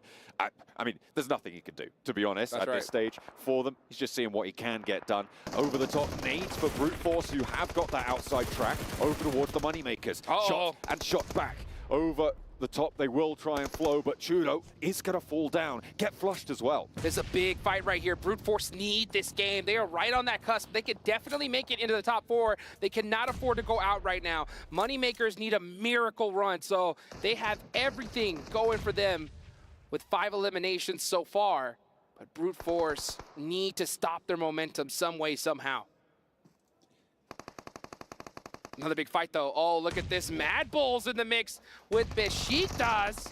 Northeast side, Besiktas losing Lewis there on the forward position. No one going down in response just yet. Nades are starting to pour in through the doors, though, and it's going to be difficult to hold it down through the corridor. They're going to move 2 and 2. Kikali can't quite get it, but there it is. Catches the ankle as he tries to flee around the door frame. The 2 more players, but the Gross is barking, and it will take 1. Look for a second as well. A Besiktas Black trying to slow and stop the Mad Bulls in their ascent. Twisted as the shots come through the third party, and there's another Gross here to play. The Mad Bulls find more points, but they're only now on 1. And inside the building, it might be difficult, but you step out of there, and Twisted Minds are here. They're part of the party. 2 players to Besiktas running around, trying to hold their invite in their hand, but it is not gonna be so. Mad Bulls hold on with 1, but Twisted Minds want to shut it out. Obscure gets 1 with that nade, and they need a whole lot more here because we're seeing some great performances from squads right next to them on the leaderboard. D+ Kia with 6 eliminations so far. TJB right behind them with all 4 players up. Twisted Mind need to find a way to get these remaining 2 players of Mad Bulls finished out sooner rather than later. This is not a solid position in the next circle. It could definitely shift away from them, so Twisted Minds need to make a decision. But at the same time, the nerves have to be at an all-time high. They know what's at stake. IWNRX also could be third party onto this engagement. If Twisted Minds pull the trigger, and you can see they're aware of that, which is why they haven't gone for the full-out fight just yet. There's 2 Mad Bulls on the inside, and they are angry as anything. You do not want to handle them when you've got IWNRX breathing down your neck. No, you do not. And now we're going to watch D+ Kia on the push, trying to take out some of these stragglers on the bottom of the leaderboards. Desperately getting these points, and they're getting even more points. DRX, you better watch your back, because D+ Kia are showing up at the right time. They are starting to build pace, but there's Frozen, and again, this guy has been so much trouble for these teams on the south. Against Rook, against Harame Bro, now against D+ Kia. Nobody is getting away for free. La da da dee dee dee da. That's what he's just kind of singing in his head as he's just, you know, making it happen, just destroying teams' dreams here as IWNRX are just having some fun. And that fun is... unfortunately, just absolute chaos for the rest of this lobby. Look at where these tables are starting to get eliminated as well. 3rd through 10th, all still alive. People below them, nah, they're done. Rook is as good as out as well. So, well, okay, maybe he's got a little bit more fight in him. Fighting the dog. D+ Kia, though, they're going to be drawn short by it. They're down to 2 players. They've lost 2, and K is pretty low. You can't really go for this fight whilst Frozen's watching out for you. Yankee's in the monster trap. Oh, man, Frozen's like, yeah, shoot some through the window. 1 down. Oh, and Team Falcons get 1 of those points. They are still in the mix, but Team Falcons are playing this way too passive. They're so far down on the leaderboards, they need a monster game. They're not out of it just yet, but honestly, if they don't finish strong here, they're done for. IWNRX, one of 3 teams with 4 players alive now on this eastern side. They have been so controlling on this south. There has been a chokehold on it for the longest time. That Mini 14 is making noise. They're going to crash. I mean, they know there's only 1 here, right? They've got to realize that this is a really easy place to flush out, and they can't make their move forwards, which is what I was going to highlight now, is that they're going to have to get across this road. Team Twisted Minds over on that north side, and the Mad Bulls remnants from the north, going to make that road crossing hard, so if they can have more control over the south, it's going to make this next circle easier. This is an insane match, folks. Every single one of these teams that are in this lobby desperately need that chicken dinner now. K needs to pull off a miracle because there's so many teams right behind him trying to usurp their spot. Let's see if he can make some magic happen against IWNRX 1v3. Hopping out. Look at her line up the fight with the SK-12 in the yard. Will get put in the dirt by Swain. Sprayed down, and that's D plus Kia done. They are still in third place, but with Twisted Mind still alive, with TJB still alive, it is going to be hard to hold on to their place. It is getting hotter and hotter by the second. Twisted Minds over on the north side, both teams going to have to leave this compound, Jukes. Yes, they are, and this is a very unfortunate rotation that they're going to have to make. They're going to have to do it pretty quickly here. They need to make this push. Twisted Minds took a little bit too much time, and since they didn't take that initiative onto Mad Bulls and they hesitated, now they're paying the price for it, and that could be their ticket to the finals because they were in a good position just a little bit earlier ago, but now you got TJB that could pass them up here. And TJB are a little bit on form today, but they've just lost a player. That's going down to everybody's getting shot at by this Mini 14, by IWNRX. This rain of bullets continues, and it is so sweaty coming through from IWNRX. They are forcing other teams to prove themselves now. Twisted Minds, huge mistake. Now you're going to have to see a 1v2. Rattle Boy isn't able to get it done. And that opens the door for so many teams remaining. And look at who's left. All squads that could possibly pass them up. Absolutely, but right now the arbiters of this circle continue to be IWNRX from the east side. They are starting to get pushed further and further towards the edge. There's TJB going down, which is the team chasing Twisted Minds. It's now 75-74 going into that final match for them. But you're right, Brute Force could surpass. You've even got Falcons who definitely could surpass, given the opportunity. If they can jump up, they need another chunk out of this lobby. They need to shut down IWNRX. They could do it.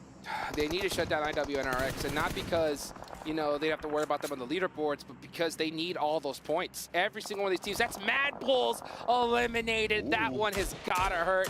Moneymakers trying to make a desperation play, but now you have Top with that mini trying to make it happen for the hometown squad. Falcons with the support of the crowd on side. And they're going to need it. 4 players alive. They've got this high ground. And finally, IWNRX's position is going to start to show cracks. Moneymakers can exploit it from the north. The Falcons need to exploit it from across the way because the open ground between them is no man's land. Top with another huge shot. They need this circle to go to them, to be honest, because if it goes away, they're going to be in big trouble. You can see them already in the buggies, expecting to make it rotate. As a matter of fact, they are starting to move. Wolf not able to get it done, and here comes Team Falcons, a huge push for them. They are going to sandwich IWNRX between themselves and Moneymakers on the north side. They've already found that opening. Kine has gone down as they flow over the south side of this circle. There's the flush. No more knocks to be found. They're trying to push their way up on the eastern flank.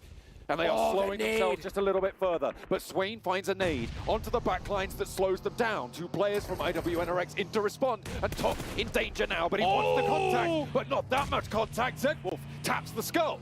Zedwolf with that mini all the way from the backlines, just crushing the dreams of Team Falcons. They need to win this fight if we want to see them in the finals. What can Icy do? Icy's in a terrible position. That nade, so huge, gets one. They get another. It's just one more player left. It's Zedwolf for IWNRX. Team Falcons clutching it up just at the right time. Can the Moneymakers chime into this fight as well? If they time this right, they could also sweep this one away from the north side. But the Falcons are being allowed so much leg room here, Jukes, on to be able to get those reses, to get across, and to be able to pull all 4 of their players alive. There's IWNRX going down, and it is the Moneymakers to do so. 8 eliminations found for them now, and the Falcons gotta look to push in because they have to move north. Team Falcons couldn't have more of a clutch move right here, right now. We're starting to see some old signs of the Falcons of old right here, right now. You can see the smoke start to come up. They're taking a very central position. These hay bales aren't too safe. They're taking it mighty early. Let's see if that is the right decision. Brute Force taking casualties heavy. No one's focused on them for a little bit, but now those Mini-14s start to blink away. Havlik eating ankles right now for breakfast. Neo's going to be the last to fall, and that nade goes over, goes high, doesn't quite get past the hay bale. That one's a little bit better. No, not close enough. These bounces, difficult to land. They're right in the mix of it, and I think they're protected by the US and the hay bales on all sides. You're going to have to thread that needle with that nade. But yeah, Brute Force aren't going anywhere. They do put up a solid match here, but it's not going to be enough to put them into 4th place. It's going to come down to the last final match for them. And it's going to have to be the same thing for Team Falcons, most likely. They need every single elimination left in this lobby. 9 is great, but they need even more than that. Not a week ago, there was not a world where Falcons were not in the finals, Jukes. And now they are fighting tooth and nail for it. Everything on the line for them. A team that everybody lauded as a potential tournament favorite. That's right. And this is the sort of performance that we've been missing from them. Their chase is on. The gauntlet is laid. Let's see what they can do. Still quite a few players still up. They have the position, they have the zone. All they have to do is execute, but they cannot afford to let any one of these players go out to the blue zone. They need every elimination they can get, because I said it once, I'll say it again. The last game of the day, you never know what's going to happen. It's going to be absolute chaos. You cannot depend on a double-digit elimination chicken dinner towards the last game. So if you're Team Falcons, you need every single one of these. Waiting. Timing. The most important thing now. One misstep and it's done for. Brute Force have the angle. They're taking the fight. Neos chiming in with a potential brutal pickup and a nade over the top. 2 knocks go over to the Falcons and they roll on in. Noah goes down and the Falcons are back. They are into the top 4, but they're not done just yet. With one more match to play, they are making it their mission. And the crowd goes wild. Are you kidding me? Team Falcons with a massive jump. Could not be more clutch. And look at it. Hands on the head saying, oh, are you kidding me?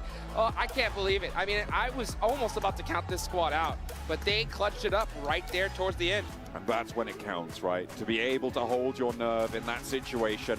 That flow on the south side across the open ground once they got that knock onto Kine was miraculous. That's what they need. And now they're going to look to spread their wings. There's Top himself. A punishing player for teams that step up to him.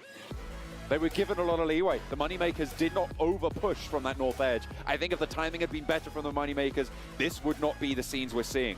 Well, if Moneymakers had the ability to adapt, then they just proved that they don't, right? I mean, they're just playing a normal game of PUBG Mobile, and when you look at the leaderboards, they needed to change up their strategy, right? They had to just start pushing everybody because, you know, they didn't need just a 10 elimination chicken dinner. They needed a 20, right?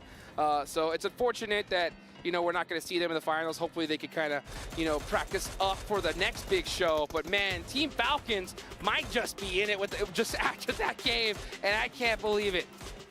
It is absolutely crazy what we're seeing unfold here. The Falcons looking for a resurgence now into the second day of survival stage. They were able to get a lot of points. That's the nade that did it. From top, able to take 2 down, and Koa didn't stand a chance as soon as 4 Falcons are bearing down upon you. I mean, brilliant nade, brilliant timing. It was also Brute Force getting in there late.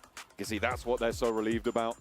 Unleashing, moving out to that east side was a difficult rotation to make. And I will say it again, I think that that was exactly the sort of play that you need to make, and I think it was the best rotation in that game. Yeah, it was so clutch, that one rotation against IWNRX, and being able to finish them off, and that was a close fight, folks. So but you can see them right there towards the end, slamming that table. Hopefully they didn't slam it too hard, because they're going to need those heads. Oh, look at that, Colaris! Wait, that's Falcons dancing their victory dance. I'll tell you what, if we had a mic on Colaris' knees, it'd sound like this.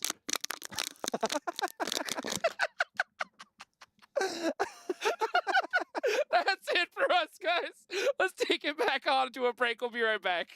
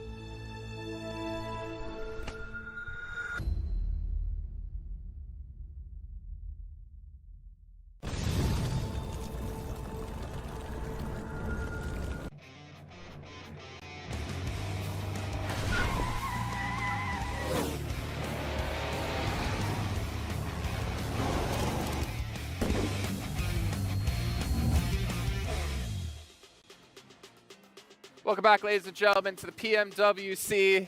I'm not playing your game because Falcons are playing their own. They get themselves a huge victory.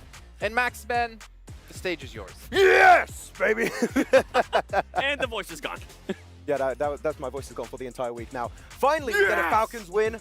Is it a Falcons win I was hoping to see? Not really. It's still like Circle was looking quite good. They got the warehouse. They had 3 cars, though the send onto IWNRX here, 7, was absolutely key because they take a fight. Yes. Really hard to third party away from the teams up in the northern side, so they had a lot of space, a lot of time to take that fight. It got close.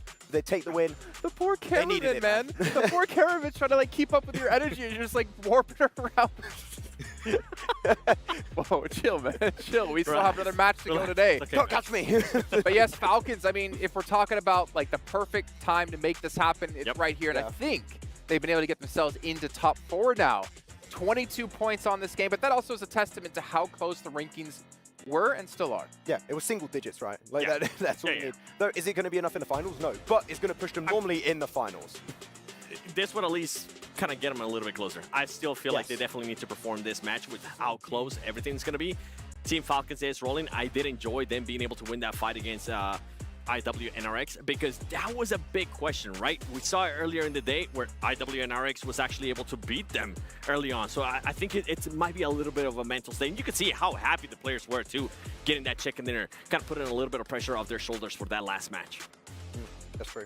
Have you seen the trend that's been happening? Ever since IWNRX started playing the Mini 14, everyone is playing Mini 14. True. It's a trend on Miramar. I don't know what's going on. It's actually really good on this battleground. Let's just keep using it.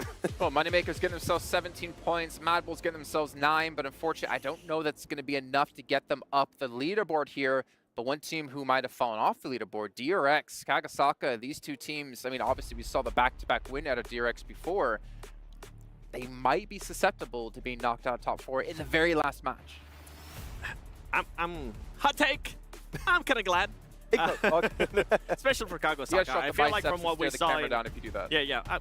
From what we saw in group stages, from what we're seeing here, I feel like some of the wins that they were able to get were kind of given to them. So it's in my opinion, I don't think it's a team that definitely deserves it. But with that said, another team that we kind of need to keep a close eye on is Twisted Minds. Ever since they did have that.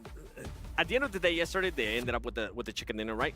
They had a good Earlier start today. In the day, kind of started off hot. But after that, they just kind of falled off, and they're allowing other teams to be able to catch up. Now, that cushion that they had early on, it's going to be gone, and it's going to be a nail-biter here in the last match. I feel like this is like a symptom of the teams that are making it into the top 4. Feel so much pressure, and the teams below are just going extra hard in these matches, trying to get those eliminations, trying to clear that space, and to try and push themselves up in the top 4 themselves. So, man, I feel like we could have almost a completely different top 4 in the last game. Like, that is how hungry these teams are to make it in the main event. If you're IWNRX, accept them. With what just happened. No. If you're that team, right, you're pretty much already set. Everybody knows that you're set. You know how you're able to perform here in Miramar. Do you maybe try to hunt down one of those teams like how we saw earlier in the day? I want to see the leaderboard, see exactly how close it is and how realistic it is. That's fair. And if you can get rid of a big team, then maybe you want to do it. Ooh. My boy Chop. That's the sound out of you. 1,200 damage coming through. I mean, if we did talk, if we're going to talk about Top, we have to also keep in mind when he put up 15 eliminations and was the MVP of the day, even though Falcons were doing horribly. Yeah. I mean, imagine being the MVP of the day and your team still didn't qualify to the main tournament right away. I was in my hotel room. I was like, oh, I feel double sick right now. I was like, this feels bad for the rest of the team. I feel bad for Top. But it's very interesting because Top sure is doing great stat-wise. Icy, man, he was just reviving the team every step of the way versus IWNRX. Sure, he wasn't putting up damage this game. If he was not there, I think their chances of top 4 were dead, pretty much. Like, Icy kept the hopes of the team alive here in this tournament. Well, let's take a look at our overalls and actually kind of analyze this and break it down where we see our teams currently in Falcons. They have surpassed Twisted Minds, CJB, D+. Kagasaka has been completely out of this, but 7 points? 7 3rd and 8th? This is what I'm saying. Like, yeah, you were able to kind of make it a little bit easier for you to be able to qualify to the main tournament, and I'm talking about in regards to Team Falcons. Yeah. But it's not set in stone yet. IWNRX, yeah, you're kind of good. That's the only DRX, Team Falcons, D+, all of those teams can be passed by. We know Twisted Minds. We know what they're able to do. They have shown us. And remember what happened yesterday on the final day. Twisted Minds ended up with the chicken dinner. Yeah, it's going to be hard to predict. I'm going back to what Max was saying. Is there a world where IWNRX Hot Drop Falcons. If there's any team in that top 4 that you don't want to see in the finals, isn't that the team? It is. I want to see it. Yeah. Do you want to see it? I well, you can't. I don't want to see it, but you pick Falcons. To be honest, like realistically speaking, right? If you look at a team in terms of how they're playing now and their potential, what they can truly bring to the table with their roster, Falcons is a potential threat in the main event if they just wake up. I mean, Kalar, is that you? Even Mad Bulls and Moneymakers, I'd say, still have actually a chance. They're not too far behind. They're, what, 15 points for Mad Bulls behind third place? It was 77, now 62. We have 9 teams, if you exclude IW and RX, that could legitimately qualify right now here in this final match. In one game. It could be completely different at the end of this match. We're kind of talking about IW and RX at the top, right? How about the teams towards the bottom? They got absolutely nothing to lose at this point. Yeah, we say that. I barely see that happen, though. Like, maybe Pandem's I mean, drop, like, you'll be 4 or 5 surprised. once We've more. seen it happen before, though. We've seen it happen before where you're like, okay, you know what? This team's not going to end up doing anything. Some of them still want to get those bragging rights. Some of those teams still want to be able to get the highlight reel saying, hey, you know what? We're the ones that stopped you from being able to go to the main tournament at PMWC. Now, I'm not going to put the tinfoil hat on just yet. I'm going to wait until the game starts. Do it. And we'll see how the hot drop is going to happen, if it's going to happen. I'm not really expecting it to, but it is something to keep in mind. I don't think hot drops, though. We need to get one of our cameras just focused on you during this match as we're watching it, just to see your reactions, especially if there's a hot drop involved, because I'm pretty sure you're going to go through 1,000 different emotions if that goes down. The hairline's going to recede more. Just all going to fall off. But the thing is, it'd be more like a bald eagle than Falcon.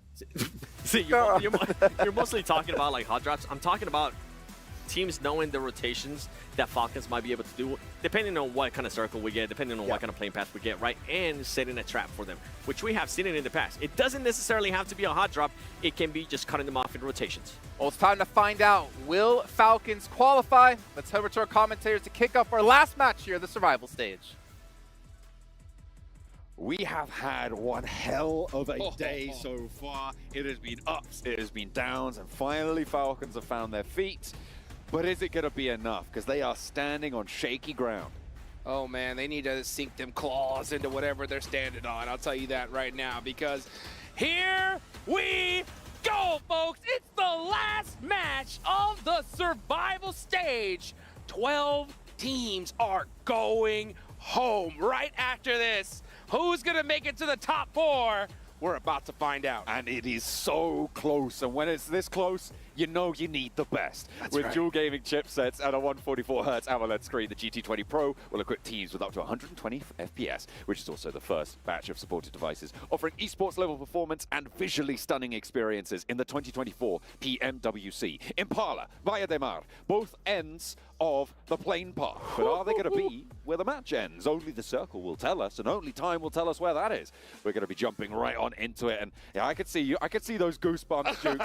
I literally have goosebumps right now. This is so exciting, and honestly, a horrible plane path for this last match. It is so far south. San Martin, El Pozo, all these major areas are too far away. We're going to have to see some teams stretch. There's a high possibility we're going to see some teams land on each other or even run into each other on the drive. This is going to be absolute chaos. So let's be real. Looking at the overall rankings, 6 teams, 0 chance they're going to make it, right? Team Pandem on down, it's just not possible. But Mad Bulls, all the way on up, could still get a slot. And if you are a team like Mad Bulls, Moneymakers, right? You need all these teams above you to go out early, and you need to surpass them. Well, this could be special. Let's see what we're going to start off. DRX, this is huge. DRX cannot afford to lose, especially to a team like Ginkgo. Not only is this a two-party fight, there's 3 teams around here. Another drop around this area came through from COG Osaka, I believe, which means that there are 3 teams in the vicinity. Inco, they are on last chance, right? I mean, they're pretty much out of it. So it is up to DRX to hold this down, not only against the one team, but also against the off angles from COG Osaka, should they choose to go for it. I absolutely hate this drop in general because we've seen it quite a few times now in the history of PUBG Mobile where it just happens game after game after game. But this is the first time we've seen it here. And at such a crucial juncture for DRX, this is going to be interesting. So is getting the confirmation with that VSS, busting out the unique weapons here at the last moment. Inko just on the full push, and DRX do need to watch out for a possible third party, but you know, we have so many of these drops just due to that plane path. It was so south that teams had to start mixing up some strategies here towards the end, but you got to put up or shut up. It's time, it's championship round time. If you want to make it towards the finals, or even make it when you're in the finals, right? You gotta be able to adapt. And look at that. I mean, we're still seeing teams stretch out here. Team Falcons playing it ultra safe, and I cannot blame them. I mean, they just want to keep themselves in it. You want to put up, I mean, 6, 7, 8 points would be nice. At least. You want the chicken dinner, obviously. Yeah, Every game you want the chicken dinner. It's kind of easy to say that. But yeah, it's going to be really, really tough. I think, I can't remember what I said. I think I was saying high 80s for the bubble towards that 4th place spot. But it looks like that might be falling quite short. But just there's so many teams all the way down to, as you said before, Mad Bulls, who still could make this one work. Pandem find a point over towards Harame Bro, which isn't impactful for either of those two teams, but the more players that get drained from this lobby, the fewer points there are towards the top of these tables for the bubble battle. Oh boy, this is intense, and you can just feel the tension in the air. It is so thick right now. It's a spot of bubble battle bother. Yeah, the triple B, something you always got to keep your eye on. Because you got, right now, looking at the zone, we have a Los Leones possibility here. Could we see an urban finish towards the end? That would be absolute madness. I'm seeing a lot of teams stretch out here, be extra careful. Twisted Minds were in such a good position. They were like, what, in 2nd place just not too long ago? Now they're down to 5th. So they know they need a big game here if they want to make it. These days, they go by in the blink of an eye, but I tell you what, they are long in the minds of Twisted Minds. That's right. It is so, so treacherous. Well, you remember that interview he had earlier, right? Oh, this is Mad Bulls. Mad Bulls cannot, and they're losing a player here early on. Yeah. This is the worst case scenario. But back to what I was saying, right? We saw the interview earlier with Igor. He said that no pressure. Right? We're tranquilo, we're big chillin', you know, big deal. Do you think he has a little bit of pressure now? Definitely not. No, not whatsoever. I don't know what you're talking about, mate. None. The only pressure that they're going to feel is if they don't make the top 4, that pneumatic press on top of their key. Oh, that's right. Hell, it's going to be the most... Actually, you know what? I don't think that is going to be the most pressure they'll feel today. That's for sure. Which is saying something.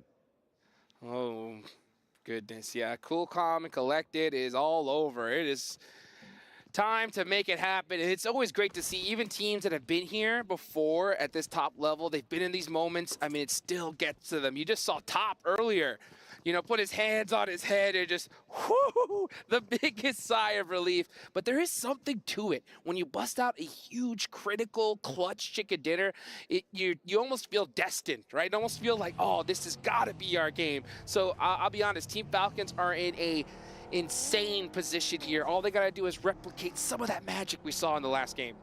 Let's take a look at the replay. This comes from Team Pandem. Okay, this is that sort of low impact frag. At range though, with a red dot on the UMP, so nicely sprayed down. But Pandem now up on 2 eliminations in 11th place. They have been a little bit of a wrecking ball in these last couple of matches, but it's a little bit too little too late. TJB, however, definitely not too late for them. They're all the way out on the west, moving from Montenuevo. They are in 6th place right now, but by only 2 points. I will, I think, remind people of the tiebreakers at this point, because that is always going to be a factor when you've got tables this close. That's right. First tiebreaker is going to be the chicken dinners, right? So if you have more chicken dinners than the team that you're tied with, you win that tiebreaker. The next tiebreaker is placement points. If you have more placement points, so if you have the same number of points, same number of chicken dinners, then whoever has the most placement points, that is going to be that. And then if all else fails, because if you have the, and also as a note, if you have the same placement points, you have the same elimination points guaranteed in a tiebreak, which means that the next tiebreaker is how well you performed in the most recent match. So whoever finishes highest in the last match, i.e. this one, will win a tiebreaker. Well, big fight right here for the side of DRX. Inko, not much you can do, but DRX playing this very, very carefully. Even though they know they have the numbers advantage, they're not just going to push in silly, especially with the DBSs in play. So DRX just waiting their time out right now. Now, they are still in this circle for now. At a certain point, I think DRX needs to make this push. When are they going to do it, though? When would you do it, John? Would you make the push now or wait until the zone switch shifts? I just hate these hot drops in Picado in general. I mean, in general, the issue with going for a Picado hot drop is that you're basically stuck in it, right? Yeah. Like you're drawn into it for such a long time. Getting away from Picado, you allow the other team to establish some high grounds. Potential to lose a player pretty high, so you have to kind of go for it. And when you leave it this late, and when Picado's in the circle, it's very likely that you have a third party surrounding you, which means that you are forced into the fight. I think concluding it as soon as possible is good. I think for Inko, they've got nothing to lose, and I want them to just roll straight on into this fight. That is nasty. That circle. Brutal. Goodness me, that is absolutely disgusting. Southeast shift over towards Impala keeps a lot of the south side of Los Leones in as well. Oh boy, and now DRX have to make a decision because they waited so long. The zone goes away. I think they just need to let off the gas or just give up this fight right now. Either give it up or you should have taken it minutes ago because this is going to be a tough circle. I mean, there's so many positions already taken. DRX are going to have to deal with so many squads on the way. Twisted Minds, let's see how they're going to make it. They are actually in a really good spot in the zone. They're probably going to take this complex right ahead of them. Mad Bulls, yeah, just trying to pop some shots at him. In a great position for themselves as well are the Mad Bulls, but they've already lost a player, which does weaken their hold somewhat. That warehouse down to their south side going to be a little bit harder to hold because of that. They can't really keep too much control on the ground, and it is an important part of the ground. In the middle of the Impala, Puerto Paraiso, Los Leones area, they are going to sit atop a mountain, but they've still got so far to climb. Mad Bulls need to be very careful with even popping shots at this point. Like, peeking against Twisted Minds is a losing battle because you need every single little inch of armor that you have. So let's see what they decide to do. Team Spirit, oof. You can see the frustration on the players' faces. Kitsune, a lot of expectations. Unfortunately, we will not see them in the finals, but hopefully we can see them later on this year. Yeah, they currently sit 38 points at the bottom of the tables. The bubble sits at 76, which is 58 points behind? No, less than that. It's 48 points behind. No, I think I'm wrong again. I have to get too many points. For that one. There's too many points. Too many points, that's for sure. The bottom line is Team Spirit, yeah, very, very, very unlikely that they will be seeing those finals. Twisted Minds losing a player to a knock, a long-range Mini-14 shot, though. Is it going to be flushable? Are they going to be able to roll over this one and actually pick it up? Because getting a knock, sure. Getting the flush, that is where Team Twisted Minds will feel the pain in their central position. Yeah, I think Twisted Minds should have been safe inside of that building. But I don't see Mad Bulls pushing that either. But, oh, this is the Team Falcons getting beat up top. Going to pop out that vehicle and possibly get into his US. No, actually, he's going to stretch. So he's going to commit, try to make this rotation on into this next zone. And this is still happening in the blue zone. DRX. Oh, I don't know about this play. I do not feel comfortable with this at all. I do not like it. I'm having a bad time watching it. I've always hated this Picado hot drop. It's just so slow and nobody can get away from it. It's disaster, really, for DRX. I mean, to be fair, if you just didn't want DRX to qualify, Inko doing this, if they just didn't want them to qualify for whatever reason, not that they're is really, I mean, you've got to choose somewhere to drop, right? But just dropping on Picardo and forcing this hot drop and not dying instantly is one way to go about it. But IWNRX, they've lost a second player now towards the middle of this circle. Rook, they were in the way of Falcons, but Falcons managed to find their way across the north side of that hold, and they have broken that embargo, moving down the east coast now, actually relatively unimpeded. The road between Impala and Puerto Paraíso, fairly open. Let's see what is going to happen here. So many main locations already taken, pretty much every single one. We're going to start seeing some engagements ring off here, folks. And yep, we can see TJB making some shots onto Harami, bro. They're one of the squads that are in contention here. 74 points, so close. They only need a few eliminations here. As we look at all these teams at the bottom of the tables just battling it out with each other. I mean, why not? That's bad. Let's leave them to it. And you're right, yeah. I was saying earlier, with Pandem getting those points, it just takes points away from the chasers, right? That's right. That bubble battle bother just does not stop. It doesn't. It doesn't. Every single time you see these teams go out, it just makes that opportunity that much more difficult. One of the players from Brute Force going down is critical, though. They have 70 points. They could easily make it in here. They DRX lose got out. one. Oh, DRX did? Yes, DRX finally leave Inco Gaming, and they took their sweet time. Very fortunate for them to have this rotation, but here we go. A huge fight. Team Falcons getting into it with Rook. Team Falcons cannot afford to go out here. A knock already sent over to their backlines, but that's getting rezzed fast. They know they need to keep 4 alive. Rook looking to try and change the tune. Nerzed in the building, holding down the stairs. They're not pushing fast. They don't need to just yet. Rook have control of this fight. They have the terrain. No one's super close to this. Seiji Osaka could come in third party in just a moment, but for the time being, Falcons just repositioning, re-establishing. Icy on the off angle is where this fight lives or dies for the Falcons. If that point gets flushed, if it gets found, they go down with it. Rook can envelop them. They will not be able to get away from it. Icy has to be forced back on in. That allows them to stay alive as 4. That is more important than keeping that high ground off angle. That's right. That is right. But they are in a really bad position here. They're completely back against the wall against a team that has nothing to lose here. They could just stay and just annoy Team Falcons. That's the hard part about this, is because Team Rook, they're not going to focus on play zone. They're just going to focus on this fight. They don't need to do anything else. Icy, he's getting lit up from the sidelines. Kipper Boss connects, finally able to get that spray, looking for the flush. Has to go for the reload, and no one's there to back it up. The rest of Rook tumbling down, trying to go for it. Top, what are you doing? They don't even know that he's there. Or they might do, but they're not handling it. And Falcons now losing Top, down on 2. Is this the demise after such a glorious rise? And again, the off-angle strikes. Rook are just not letting up. Another nade moves forwards. There's the flush, and now it's just Nerzed for Falcons to try and keep them up in third place. Can he do it? Can he hold on? 4 players from Rook move in, and none of them will go down. It is disaster for Falcons. Third place locked in for them, but there are teams chasing. Their ankles bitten, torn to shreds. And you could see the disappointment on their faces right now. They know that it's going to just be sure luck if they're going to make it into the finals here, because there are so many teams that only need a handful of eliminations here, and they are done and dusted. And of course, it's the team that's pretty much at the bottom of the leaderboards here to take them out.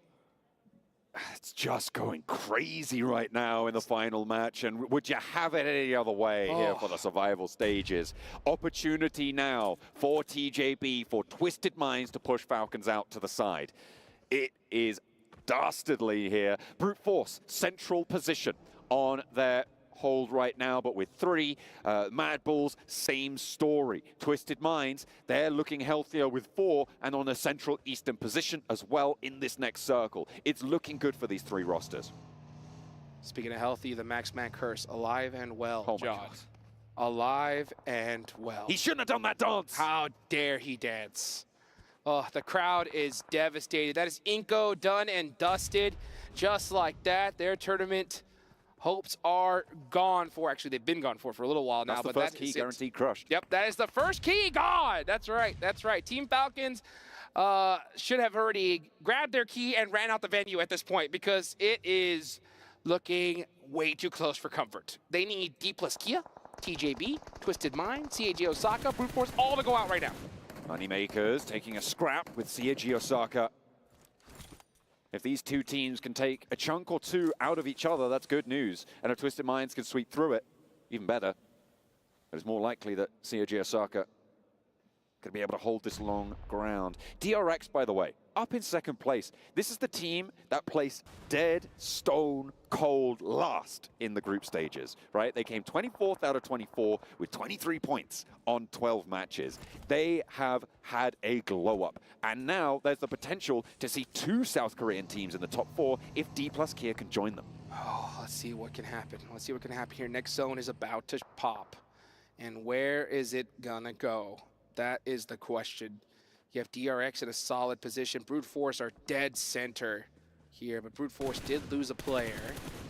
And you have Rook Esports just running around looking to crush some more dreams. Those rotters, they are running around, and as you say, Reefers playing the Freddy Krueger right now.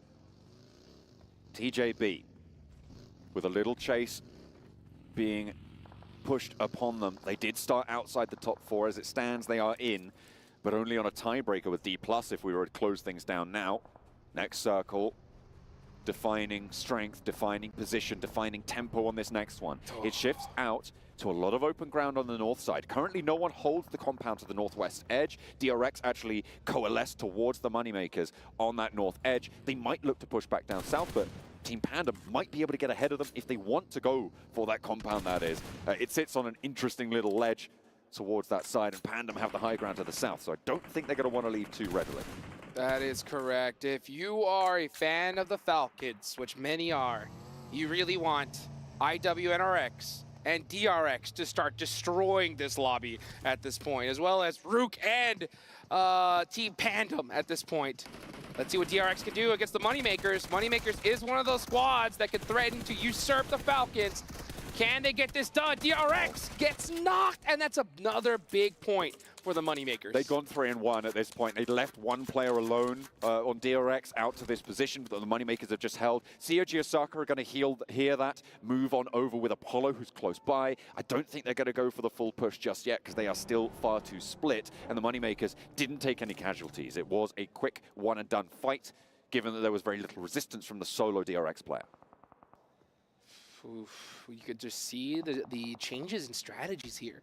We're seeing so many teams just play ultra passive. They're just getting a position and holding on to it for dear life right now. No one is trying to make a mistake. And sometimes when you change your strategies like that, it opens up the door to make mistakes, to be on the back foot, as opposed to just maybe pushing an engagement that you may have wanted to. You err on the side of safety, and that little hesitation is all it takes to get that key of yours crushed.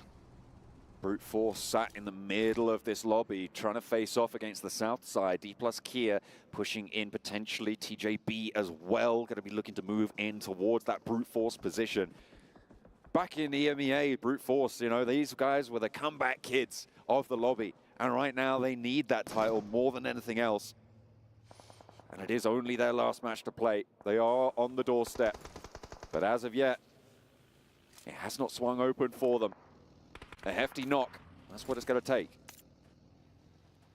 Who is going to open up this fight? I mean, this is the calm before the storm, folks. We have not seen a knock in quite a long while here. Everybody is just so patient. No one's moving a muscle. And honestly, this is the type of play I was looking to see here. You know, way earlier on in the tournament, it takes the last game of the day to see everybody pull out all the strategies they got. IWNRX having fun with it. They know that they're going to the finals for sure. And oh, they're starting to apply some pressure. Rook needed to be humbled a little bit, reminded that they're 14th on the tables as it stands. This Team Spirit's tournament is over as well. 3 keys into the Crusher, guaranteed Besiktas Black. Team Spirit Inco now are 3 guaranteed eliminations, but Falcons, even though they're out, they're not done just yet. Still getting a little bit spicy. TJB, with the 2 eliminations they've been able to get so far, sit 1 point behind Falcons. And that is going to be real close. D+ Kia as well, only 1 point behind. Twisted Minds only 2 points behind. As soon as these placement points start to kick in, they're going to start to worry. Big but fight. Here comes D+ Kia. TJB versus D plus Kia, a massive fight. Who's gonna win this? You can see Chips with the DPS gets one. Goes in for another shot with the M4 and misses it.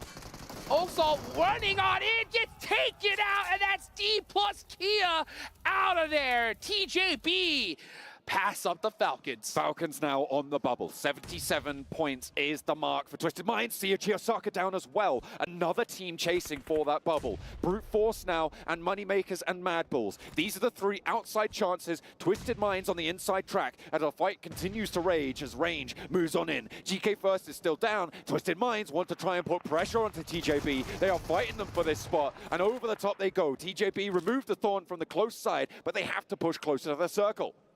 Yes, 12Ks are starting to ring out, and now we're starting to see Twisted Minds on the move. Oh, but a big mistake from Rattleboy right there. I believe he hopped out of the vehicle just a little too early. The nerves are starting to ring out, and it's those tiny mistakes like that that could be devastating to your squad.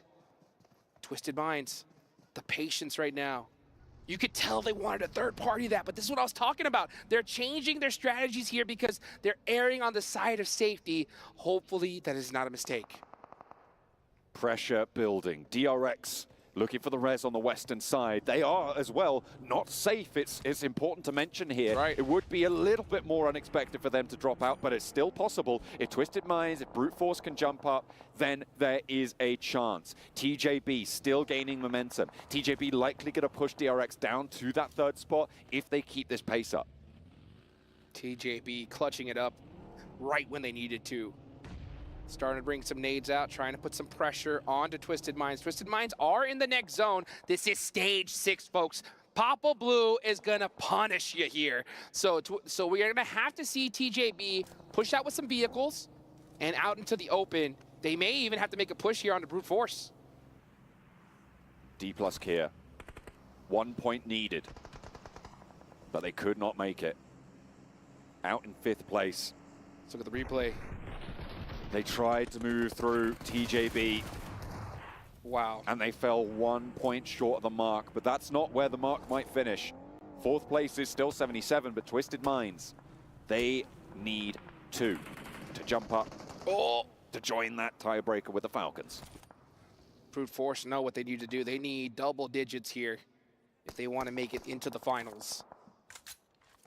As we can just look at TJB just biding their time, just trying to push up ever so slowly. And that's a member from Team Pandem taking out one of the TJB players. Twisted Minds also got a knock there. If they can confirm a point, they're going to go 1 step closer, able to pick that up. At the moment, Twisted Minds win the tiebreaker against Team Falcon. So if they go even, that's the way it'll fall. TJB going down. Neos as well. Looking for more spray. 3 players are there. Can't get him. TJB getting picked apart. A nade comes in from the long-range spot for Twisted Minds, and they pick up that 2nd point. They are now up closer and closer. They're in that 4th place position. Then the Falcons go down. 5th place guaranteed as a maximum for them, and Twisted Minds take it away from them. Only Brute Force, Moneymakers, and Mad Bulls can change things now. Let's see what's going to happen here. Brute Force need to get active, but all those eliminations, all those knocks that they got were stolen away from them by Team Pandem. Team Pandem with 8 so far. That is just making it so difficult for these teams that need these points. Brute Force desperately need them. And Twisted Minds erring on the side of safety, and it is working for them big time. Twisted Minds with that tiebreaker win right now over Falcons. Placement points are starting to add up as well now. And that bubble is just going to keep moving with Twisted Minds. DRX not going to be happy about the pressure they've been under in this last match, but they've done enough today. I think that might be enough for them to see themselves safe. I don't think 2 teams could possibly jump up far enough to take them down here. Another player down for Twisted Minds, and you can just see them obscure, putting in some shots. Getting picked off, though, by IWNRX from downtown. Yeah, they barely have any coverage at all. But now here comes DRX onto the Mad Bulls. Fleek up on top in a very terrible spot, gets taken down, and DRX are going to continue that dominance. We're going to see them in the finals 100%. Right now, it's really up to the last player of Brute Force to pull out a miracle run. Moneymakers are still in the mix as well, but they got to get active here. They need some eliminations. I mean, it's what we saw from them last time around, not getting a little bit aggressive with things.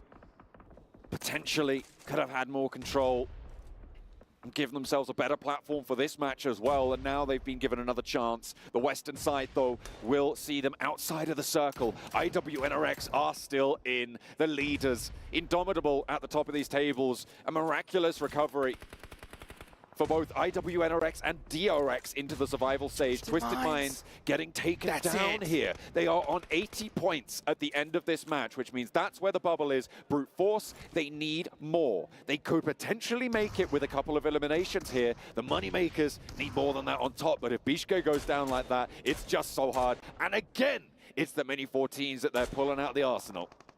We're going to the finals, la la la. You know, IWNRX just having a blast here, but DRX in some big trouble. Team Pandem, 12 eliminations from this squad. Where was this team that all tournament long? They show up towards the end, too little, too late. And all those points are some that Moneymakers needed, but they're just playing it way too passive here. At a certain point, yeah, you don't have the position, but you got no choice. You need the eliminations or you're done for. It is highly likely we already see our top 4 on the right-hand side of your screens right now, and that's Brute Force out. They will not make that leap. It's up to the Moneymakers or nothing right now, and as it stands, I do not see this working out. I don't know what they're doing. IWNRX, they are looking to take the record for the 12-match streak, by the way, to try and challenge Alliance on their 2 days from the group stages. Way. What a resurgence it would be if they're able to take this final match away from them as well. DRX keep themselves alive. We now have the Moneymakers gone, and that is gonna be it. Team Pandem, I don't think that they have enough room to push on up. I think it's mathematically impossible now, but who's going to take the chicken dinner? Pandem with an arsenal full of lead right now. And over the top DRX go. They want to take the top spot away, but Zed Wolf is in a distance. Kain has the Molotov, and DRX do not have the health bars to handle this one. A shot from the Groza is going to find one, the second as well, and he is able to take them down. Second place, nailed in, and IWNRX now, I think, guaranteed to overtake 122. They just have a couple of players of Pandem to deal with. Let's just see how this is a victory lap, folks, from IWNRX. What a performance in this survival stage. These guys really gave it all on the line. And, I mean, we're talking a complete 180 from what we saw in the group stage. That is how you finish right there, folks, with a statement. Team Pandem. They had some pace today, but it was not quite enough to go the distance. Actually, I'm going to need to double check my math on that one. I don't think they did it just then. I don't think there were enough eliminations in the lobby for them to be able to jump that gap that we saw at the end of the match, but it is going to be close.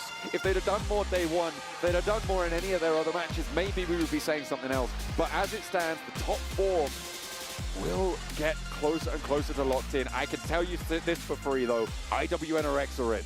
It is going to be DRX in as well. For sure. Those 2 teams put on a show today. Yes, they did. Yes, they did. I got to give the props, of course, to Team Pandem for putting out a big performance there, right there towards the end. I would have loved to see that same play style 2 matches ago, you know? But I think they finally turned it on. It's unfortunate. I think it was a little too late. But who knows? Who knows? Of course, we're going to have to go ahead and take it on over to the big boys in the studio to find out in just a few moments, folks. But again, what a crazy turn of events here. Live here in Riyadh, Saudi Arabia, the PUBG Mobile World Cup at the Esports World Cup. Everything I expected to see here in the survival stage. Except for one thing. What's that? Falcons did not make it through. Oh my goodness! Right at the end, right at the close. They got pushed down, and it was Rook of all teams to be the ones to do it. That was nasty. This was pretty nasty from Kain in the final moments. I thought IWNRX were going to get that full victory lap chicken dinner. I said they took over Alliance's tally of 122, but I'm not too sure now. I think it might be dead heat, adding up the numbers. I'm pretty sure they were on 116 and got 6 placement points at the end of that. Yeah. So they're going to be 122 dead heat. I'd have to check the tiebreakers. Well, let's see. Well, we're going to find out here in a few moments, folks. That trophy looking mighty fine, and we're getting closer and closer to it. 4 teams are going to be joining the 12 in the finals, and they're going to be trying to get that trophy right there. So, man, and that is the most beautiful trophy I have seen in PUBG Mobile history, hands down. Absolutely. Looking good, looking fresh on that, but 12 of our teams guaranteed not to lift it. They're going to have to sacrifice their keys to it as well. Ooh. It is going to be pretty nasty to be one of these 12. Well, let me ask you this, John, right? If you could have that trophy, right, where would you put it? Where would I put it? Somewhere on show so I can take it to the next tournament. That's right. I'd take it straight to the next tournament. That's where it's going. I don't know about you. I'd put a chain right around it and hold that around my neck 24/7. You know what I'm saying? All right, good luck your posture. Hey, you know what? Got to get strong. Got to get ready to carry some teams. You know what I'm saying? That is true. If you can carry a team to victory, you can carry a trophy as well. That's right. right. A couple of chains. That is right. Oh, goodness, folks. What a turn of events right here. Team Falcons, man. The game before last, go nuts, right? They put themselves in such a dominant position there, and then Max danced. Why did he do that? Why did he do that? Max, man, why? Ugh. The crowd devastated there, but you know what? We always have to wait until the official scoreboard. We can see the overall rankings. We got a good glimpse of it. The players are looking back, trying to figure out who made it on in. And you can just see, look at Twisted Minds. Twisted Minds right now. Looking very excited. Everybody breathing a sigh of relief, those 4 teams. You can see the energy expended, and they are going to be happy with it. IWNRX leading the charge, 122 with 2 chicken dinners. DRX 3 chicken dinners and 93 points. TJB 81. Twisted Minds on 80 points is where that bubble sat, and it bursts on the 12 teams below. Wow, I talked to Igor from Twisted Minds there right before the survival stage started, and he told me there's only 3 spots available, John. That is what he did because he knew that he was going to be able to get one of them. So a beautiful execution from this team, and a big surprise to see Team Falcons come up short by only 3 points. It looks so good. It looked like they might have a little bit of momentum, but let's head back over to the studio to break down the survival stage. Wow, crazy. It's okay, Max. It's okay. It's all right. Why did this happen?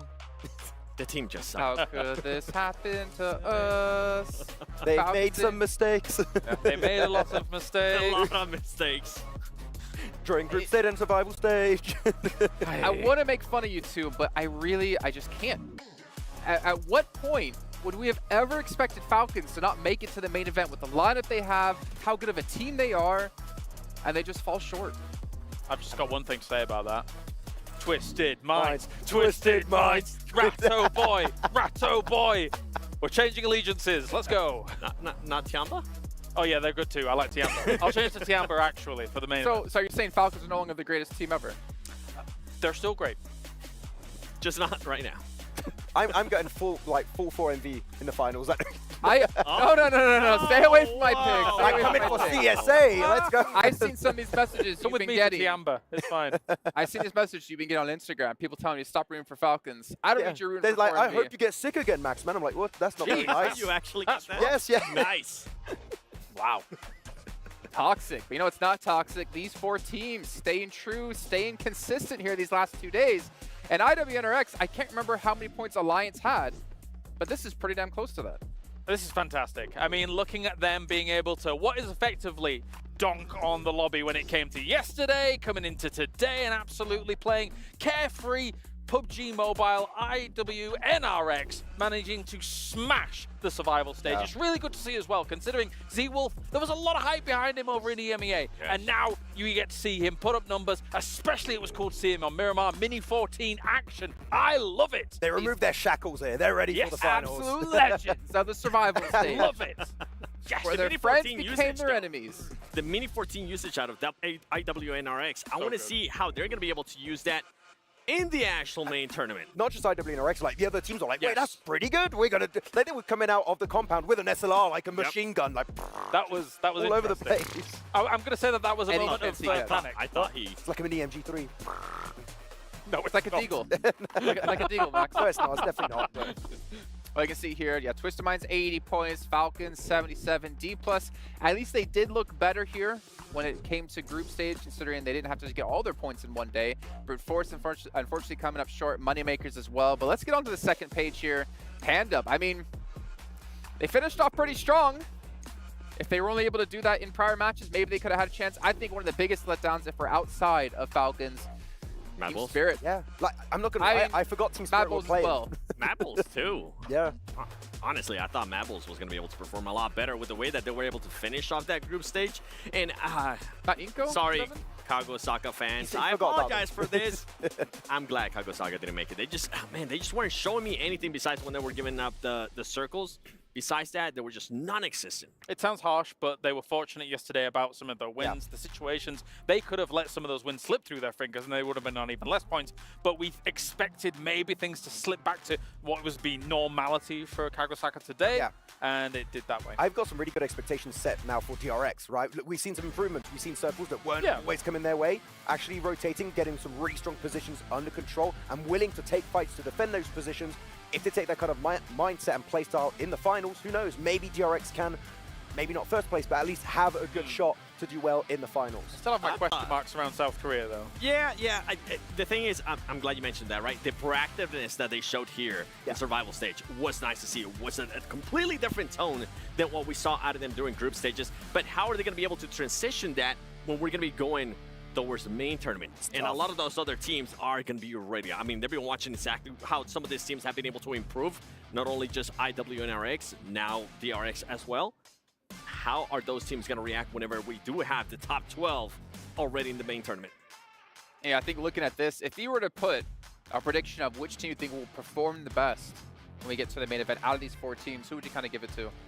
I only had IWNRX. That was the only team I got right. The others are completely wrong. When we go to the main tournament? Yeah. I mean, TJB, I still feel like they have like another gear to their play. I know we've seen them play so much better in the past than what we're seeing here currently. The good thing that TJB does have is their rotations. They're so good with their rotations. They just need to find some type of consistency because that team has been so inconsistent. They have definitely the fragging power. We see it over and over again. But yeah, if I had to pick out of those four teams, I feel like TJB can definitely be one of the best performing teams. I have to go IWNRX. I think they're going to be warm coming into the main tournament now. I think this is really going to give them a huge shot of confidence coming in. As much as I think if I'd have come in at the beginning of the tournament and you gave me these four, I'd have said probably TJB. But my hopes for China really do rely on Tiamba now. I think they're going to have to carry the flag for them. All right, well, it's time to take a look at Orchidia play of the day. Honestly, I'm not sure what it's going to be. I almost have my eyes towards top potentially with the mini, maybe some Z-Wolf action yet again. And actually, it's going to be none of those. It's going to be Noble. That's a surprise. You know, it's also a surprise. Oh, it's play of the day. Okay. Yeah, okay. Oh, the MVP? I thought Hey guys, our MVP's here. We're not quite there yet. Almost. In a bit. Calm down. Oh, I've actually seen even only, yes, to be fair, up against Mad Bulls on Everest was ridiculous for TJB. And I think this play almost here was maybe enough to help get them into the if he doesn't clutch it, I don't think they're making top 4. Right. Only S does get a lot of extra elimination points and keep the team alive a little bit longer to get those placement points. So that was a very, very important clutch for TJB. And it's because of plays like this from TJB why I feel like they're going to be one of the best performing teams out of survival stage when we go into main tournament. They just need to narrow down how proactive. They need to just be a little bit more consistent on those rotations. We know that they can do well rotations, and they need to be a little bit faster too. And even with the earlier fights too, I feel like they tend to struggle a little bit with the early fights. I would say the rotations on point. Yeah, I would say the rotations on point when you're looking at TJB, though I do want to see a little bit more willingness to take fights. I feel like sometimes they're a little bit hesitant and teams are punishing their big splits in the mid to late game stage. If they do that, that's going to be a big, significant improvement for the finals. Last note here for our 4 teams that did qualify, I have to give, and I've been saying this and I'm probably going to get like hate from you guys, Twisted Minds, the only team to actually play only in the survival stage, able to make it through to the main event, and a team who was on no one's radar at the start of the year. They had to go through PMGO, they had to go through PMSL, and now they're here, and they're at the main event for their first year, kind of in the big spotlight on an international stage. This is an amazing performance. I don't know if you would agree here, Kalaris and Seven, but I think it's because they're overshadowed by Team Liquid, by Alpha 7. They're just in the background. Even he isn't saying Inco anymore. Yeah. Right? Like they were overlooked, but now they are the new blood of Brazil, and clearly they have what it takes to participate at this stage, do really well at that. And if you put Ratto Boy on a little mountain, he's going to do great. I think you have a new favorite player. Ratto Boy. Ratto Boy. Yeah. No, you don't. You didn't like that. That's our new victory dance, actually. I don't know. That can't contest with what you did earlier, to be Well, fair. apparently, there was 5 of me doing it. Thanks, by the way, production. That's for already putting 5 too many of you. You can run it again if you want. I don't care. Our MVP, though, I'm not going to make you guys guess on this one. Because I think it's going to be pretty damn hard to guess and predict it correctly. So let's take a look at our Sony MVP of the day and who it's going to be. kind of hope maybe Imagine top. if it is just top. to give It's some top something. again.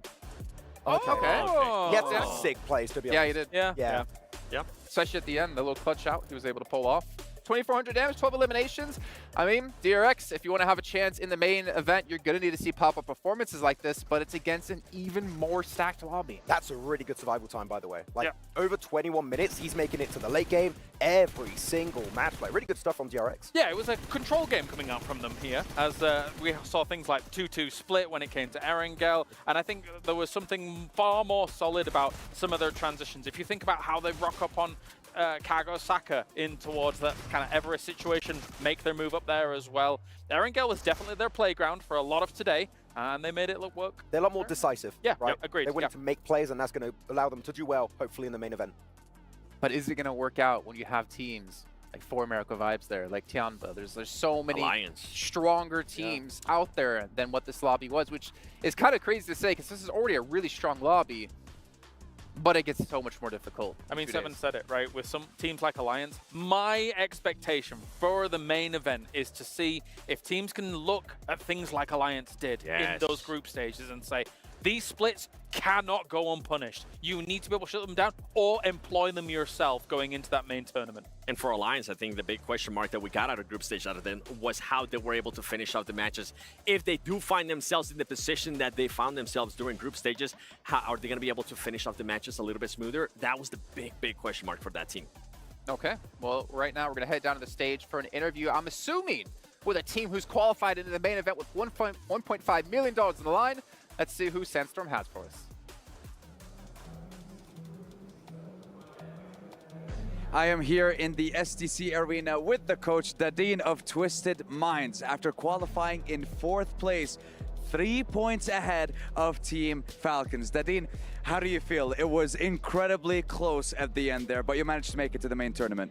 Yeah, I feel happy, but at the same time not satisfied, because even coming from the community, we are like hard workers, and I know that we can do much more. So, by the way, I'm happy. I like it. They're happy with their performance, but they're still focusing on doing even more in the main tournament. So, speaking of the main tournament, how are you going to prepare yourself to face the teams in the next and final stage of the tournament? Okay, I will do nothing different, just review the mistakes as I used to do. I have to give time for them, like step by step, they are growing up. We are getting one more finals from a global champion, and that's it, nothing else. Just give time to them that they will get better. I like it, just keep on with the same strategy, just keep on improving as much as they can. And one final question, which teams are you going to be focusing on going into the main tournament? Okay, Tianba and Nextria, because they have a similar game about us, and maybe Team Liquid as well. That's quite a lot of teams to focus on, and they're going to be very strong competitors like we saw with Istanbul Wildcats Nextria. And speaking of IW and RX, I believe we're going to have another interview with Barney, with our first place team here in the survival stage. Yes, we are, Sandstorm. Thank you very much for passing it over as I walk around this beautiful trophy, and I'm joined by Frozen from Istanbul Wildcats Nextria. An absolutely outstanding performance you've had throughout this survival stage. Let's have a quick conversation. 122 points you ended up with. I'm guessing you guys fixed your issues that you had in the group stage. Muhteşem bir performans sergilediniz. 122 puan yaptınız. Bir sonraki aşamaya geçtiniz. Ne değişti? spotlarımızı alabildik bu Survival Stage'de ve ayrıca çok kendi mentalitemizi hazırladık, yani buradan çıkacağımıza inanıyorduk. Şanssızlıklarımız oldu ilk aşamada ama bu aşamada hatalarımızı telafi ettik ve finale kaldık. İnşallah finalde de bu aynı oyunu sergileyip şampiyon olmayı planlıyoruz. We were able to get our spots back, and we are much more determined this time, and we are going to the finals, that's for sure, and we're just going to keep it lucky. Well, clearly your confidence is a lot higher, but you're obviously going to be entering into the main tournament. All of those teams that you met in the group stage are going to be there. It's going to be a lot tougher. What's the plan between now and then? Şimdiye kadar tabii ki söylediklerinizden özgüveninizin yüksek olduğunu, kendinize inancınızın yüksek olduğunu anlıyorum. Ama gene finalde diğer gruptaki karşılaşmaları yaptığınız ekiplerle, takımlarla karşılaşacaksınız. Neler olmasını bekliyorsunuz? Neler değişecek? Neyi daha iyi yapmayı planlıyorsunuz? Ya ilk aşamada biraz bizi bilenler bilir. Biz normalde geç açılan bir takımız. Şu anda tam oturduk, yani ilk aşamayı kötü geçirdik ama bu aşamada çok iyi oynadık. Finali de bunun gazıyla gideceğiz. Hiçbir şeyimizi değiştirmeyeceğiz. Sadece daha çok özgüvenliyiz, daha çok alıştık. Kendimize de çok güveniyoruz. Çalışmalarımızı da en üst seviyede yapıyoruz. Yani ben kazanacağımıza inanıyorum ya. Those who know us, they know that we gain our momentum bit by bit in time, and it's going to be a fast one. From now on, and we're going to be much more successful than you could ever expect, and I believe that we can make it. We'll be there.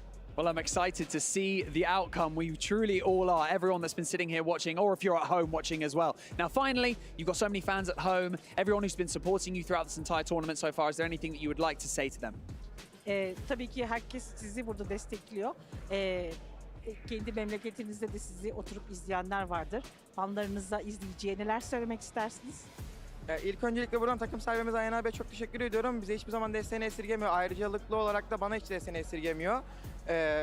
Buradan da Ferhat abime, Eray'a ve Mesut abime çok selamlarımı iletiyorum. Onlar da çok destek veriyor, sağ olsunlar. Hepsini çok seviyorum. Fanlar da bizi desteklemeye devam etsinler. Elimizden gelen en iyisini yapıyoruz. Türkiye'mizi yani bayrağımızı dalgalandırmaya çalışıyoruz. Hep desteğe devam etsinler. Çok teşekkür ederiz. So we would like to, and I would like to thank personally for being there for us, the owner of our team, Mr. Ayhan, and I would like to thank everybody who cheered up for us, Mr. Mesut, and all those fans out there who have been supporting us. They should keep supporting us. We'll see our flag float in the air, and we'll be there. And there's no doubt about it. Awesome, I love that. I love the confidence. Absolutely fantastic answer. Frozen, thank you so much for joining us in the interview. I'm going to give you a spud as well. Why not? I also caught him checking out the trophy before we jumped into this interview. You know, it could be theirs. Who knows? But for now, that is it for the survival stage. We're going to go back over to the studio to round it all out. But we'll be seeing you right back here on the stage for the main tournament. See you soon. Thank you, Barney. I don't ever want to see him that big in real life because that is a very handsome man. But you know what? The day might be done for these teams, but the job is not over. They still have tomorrow to prepare and figure out what they can do to potentially take home that trophy and, of course, the lion's share of that $1.5 million, also known as Clarus's day rate. But, gentlemen, this is going to be tough for all these teams. Twisted Minds, giving them credit. The only team to come through survival stage to make it through, but their job is extremely hard in 2 days' time. Max, I don't even want to talk about Falcons anymore. I'm so heartbroken. So, are you on the 4MV hype train now? I feel like a lot of people are just like staring daggers at me right now through the screen. Yes. What team do you want to win? 4MV. I'm going to get in a lot of trouble. I'm so sorry, 4MV fans, but I'm on the 4MV hype train. It's happening. There you go. Well, that train's about to derail. You've ruined it. Anyway, never mind. Yeah. Okay, I really want Tiamba. I really want Tiamba to win. Okay, wow, no, wait, whoa, No. You already picked one. And we know who 7 once. Twisted Minds. Tiamba? Oh. Ratto Boy, just Ratto Boy Just alone. Ratto Boy. Yeah. Twisted Minds. No? Okay.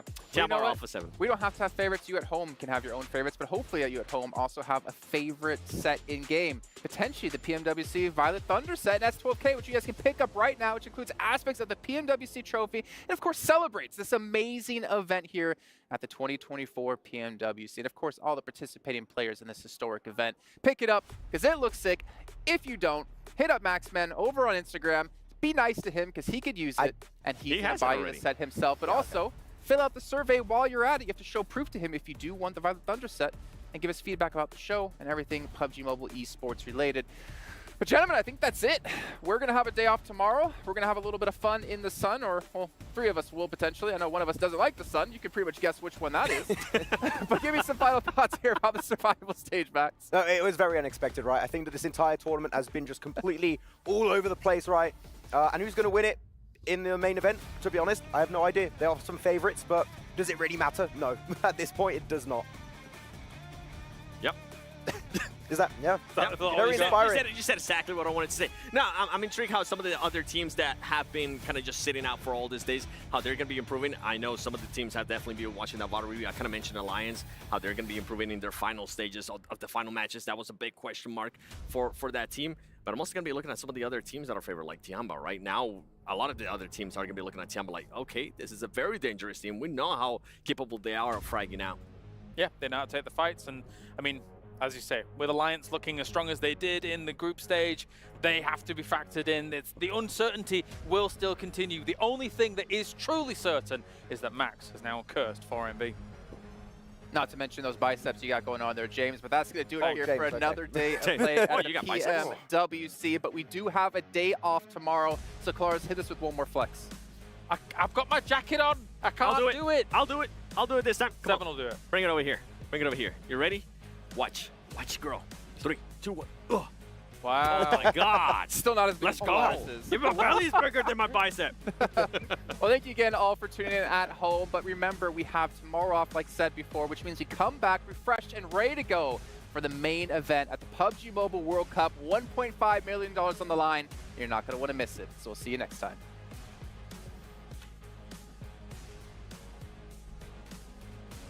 Я закрыл всех. Найс! Пошел, тост пошел, раскатим. Размен есть размен. Ну, у одних ног идея. Это фальконы. Пацаны, надо вместе. Мульса грасиос! Отлично! Не, упоря. Еще. Голову дал. Камер. Один в один. Камер вас. Иди высаживать. Нет, флэш.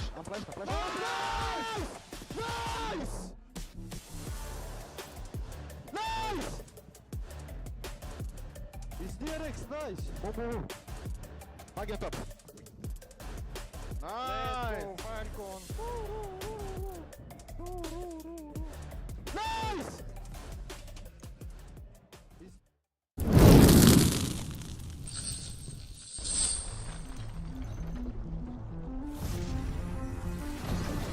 Copy what's good for us. Escape what comes along. Use your colorblind to visualize who we, what they wanna live for.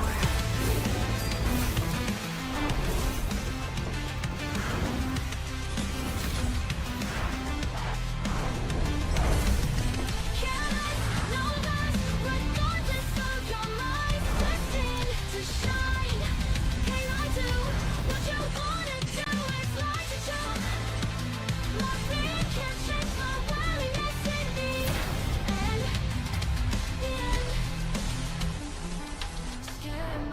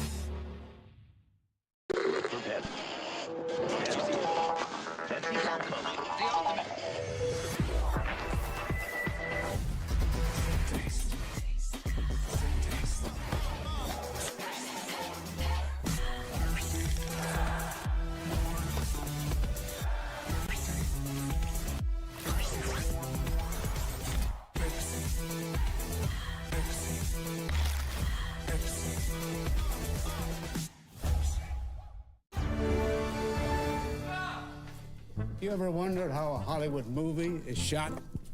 On a Sony. You review it on a Sony. And how do you make that sound epic? You record it on a Sony. Lunch break on a Sony. So why wouldn't you watch it on a Bravia by Sony?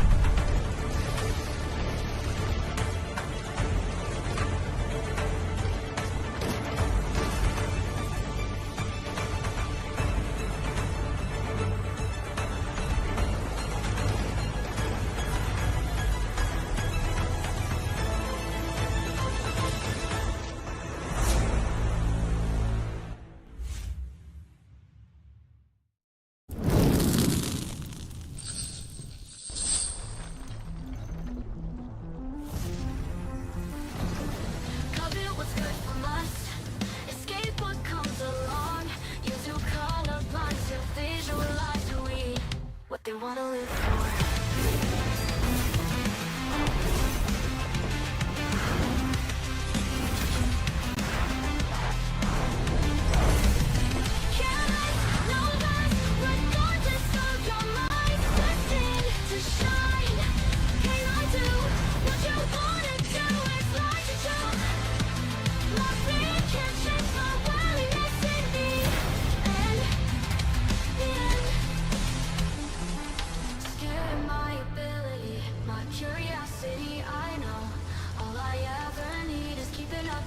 Why'd you prison me instead? Cut it, what's good from us? Escape what comes along. You're too colorblind to visualize who we are. Light, careless, no less, regardless of your mind. Destined to shine. Can I do what you wanna do? It's like a joke. My fear can't change my willingness in me. And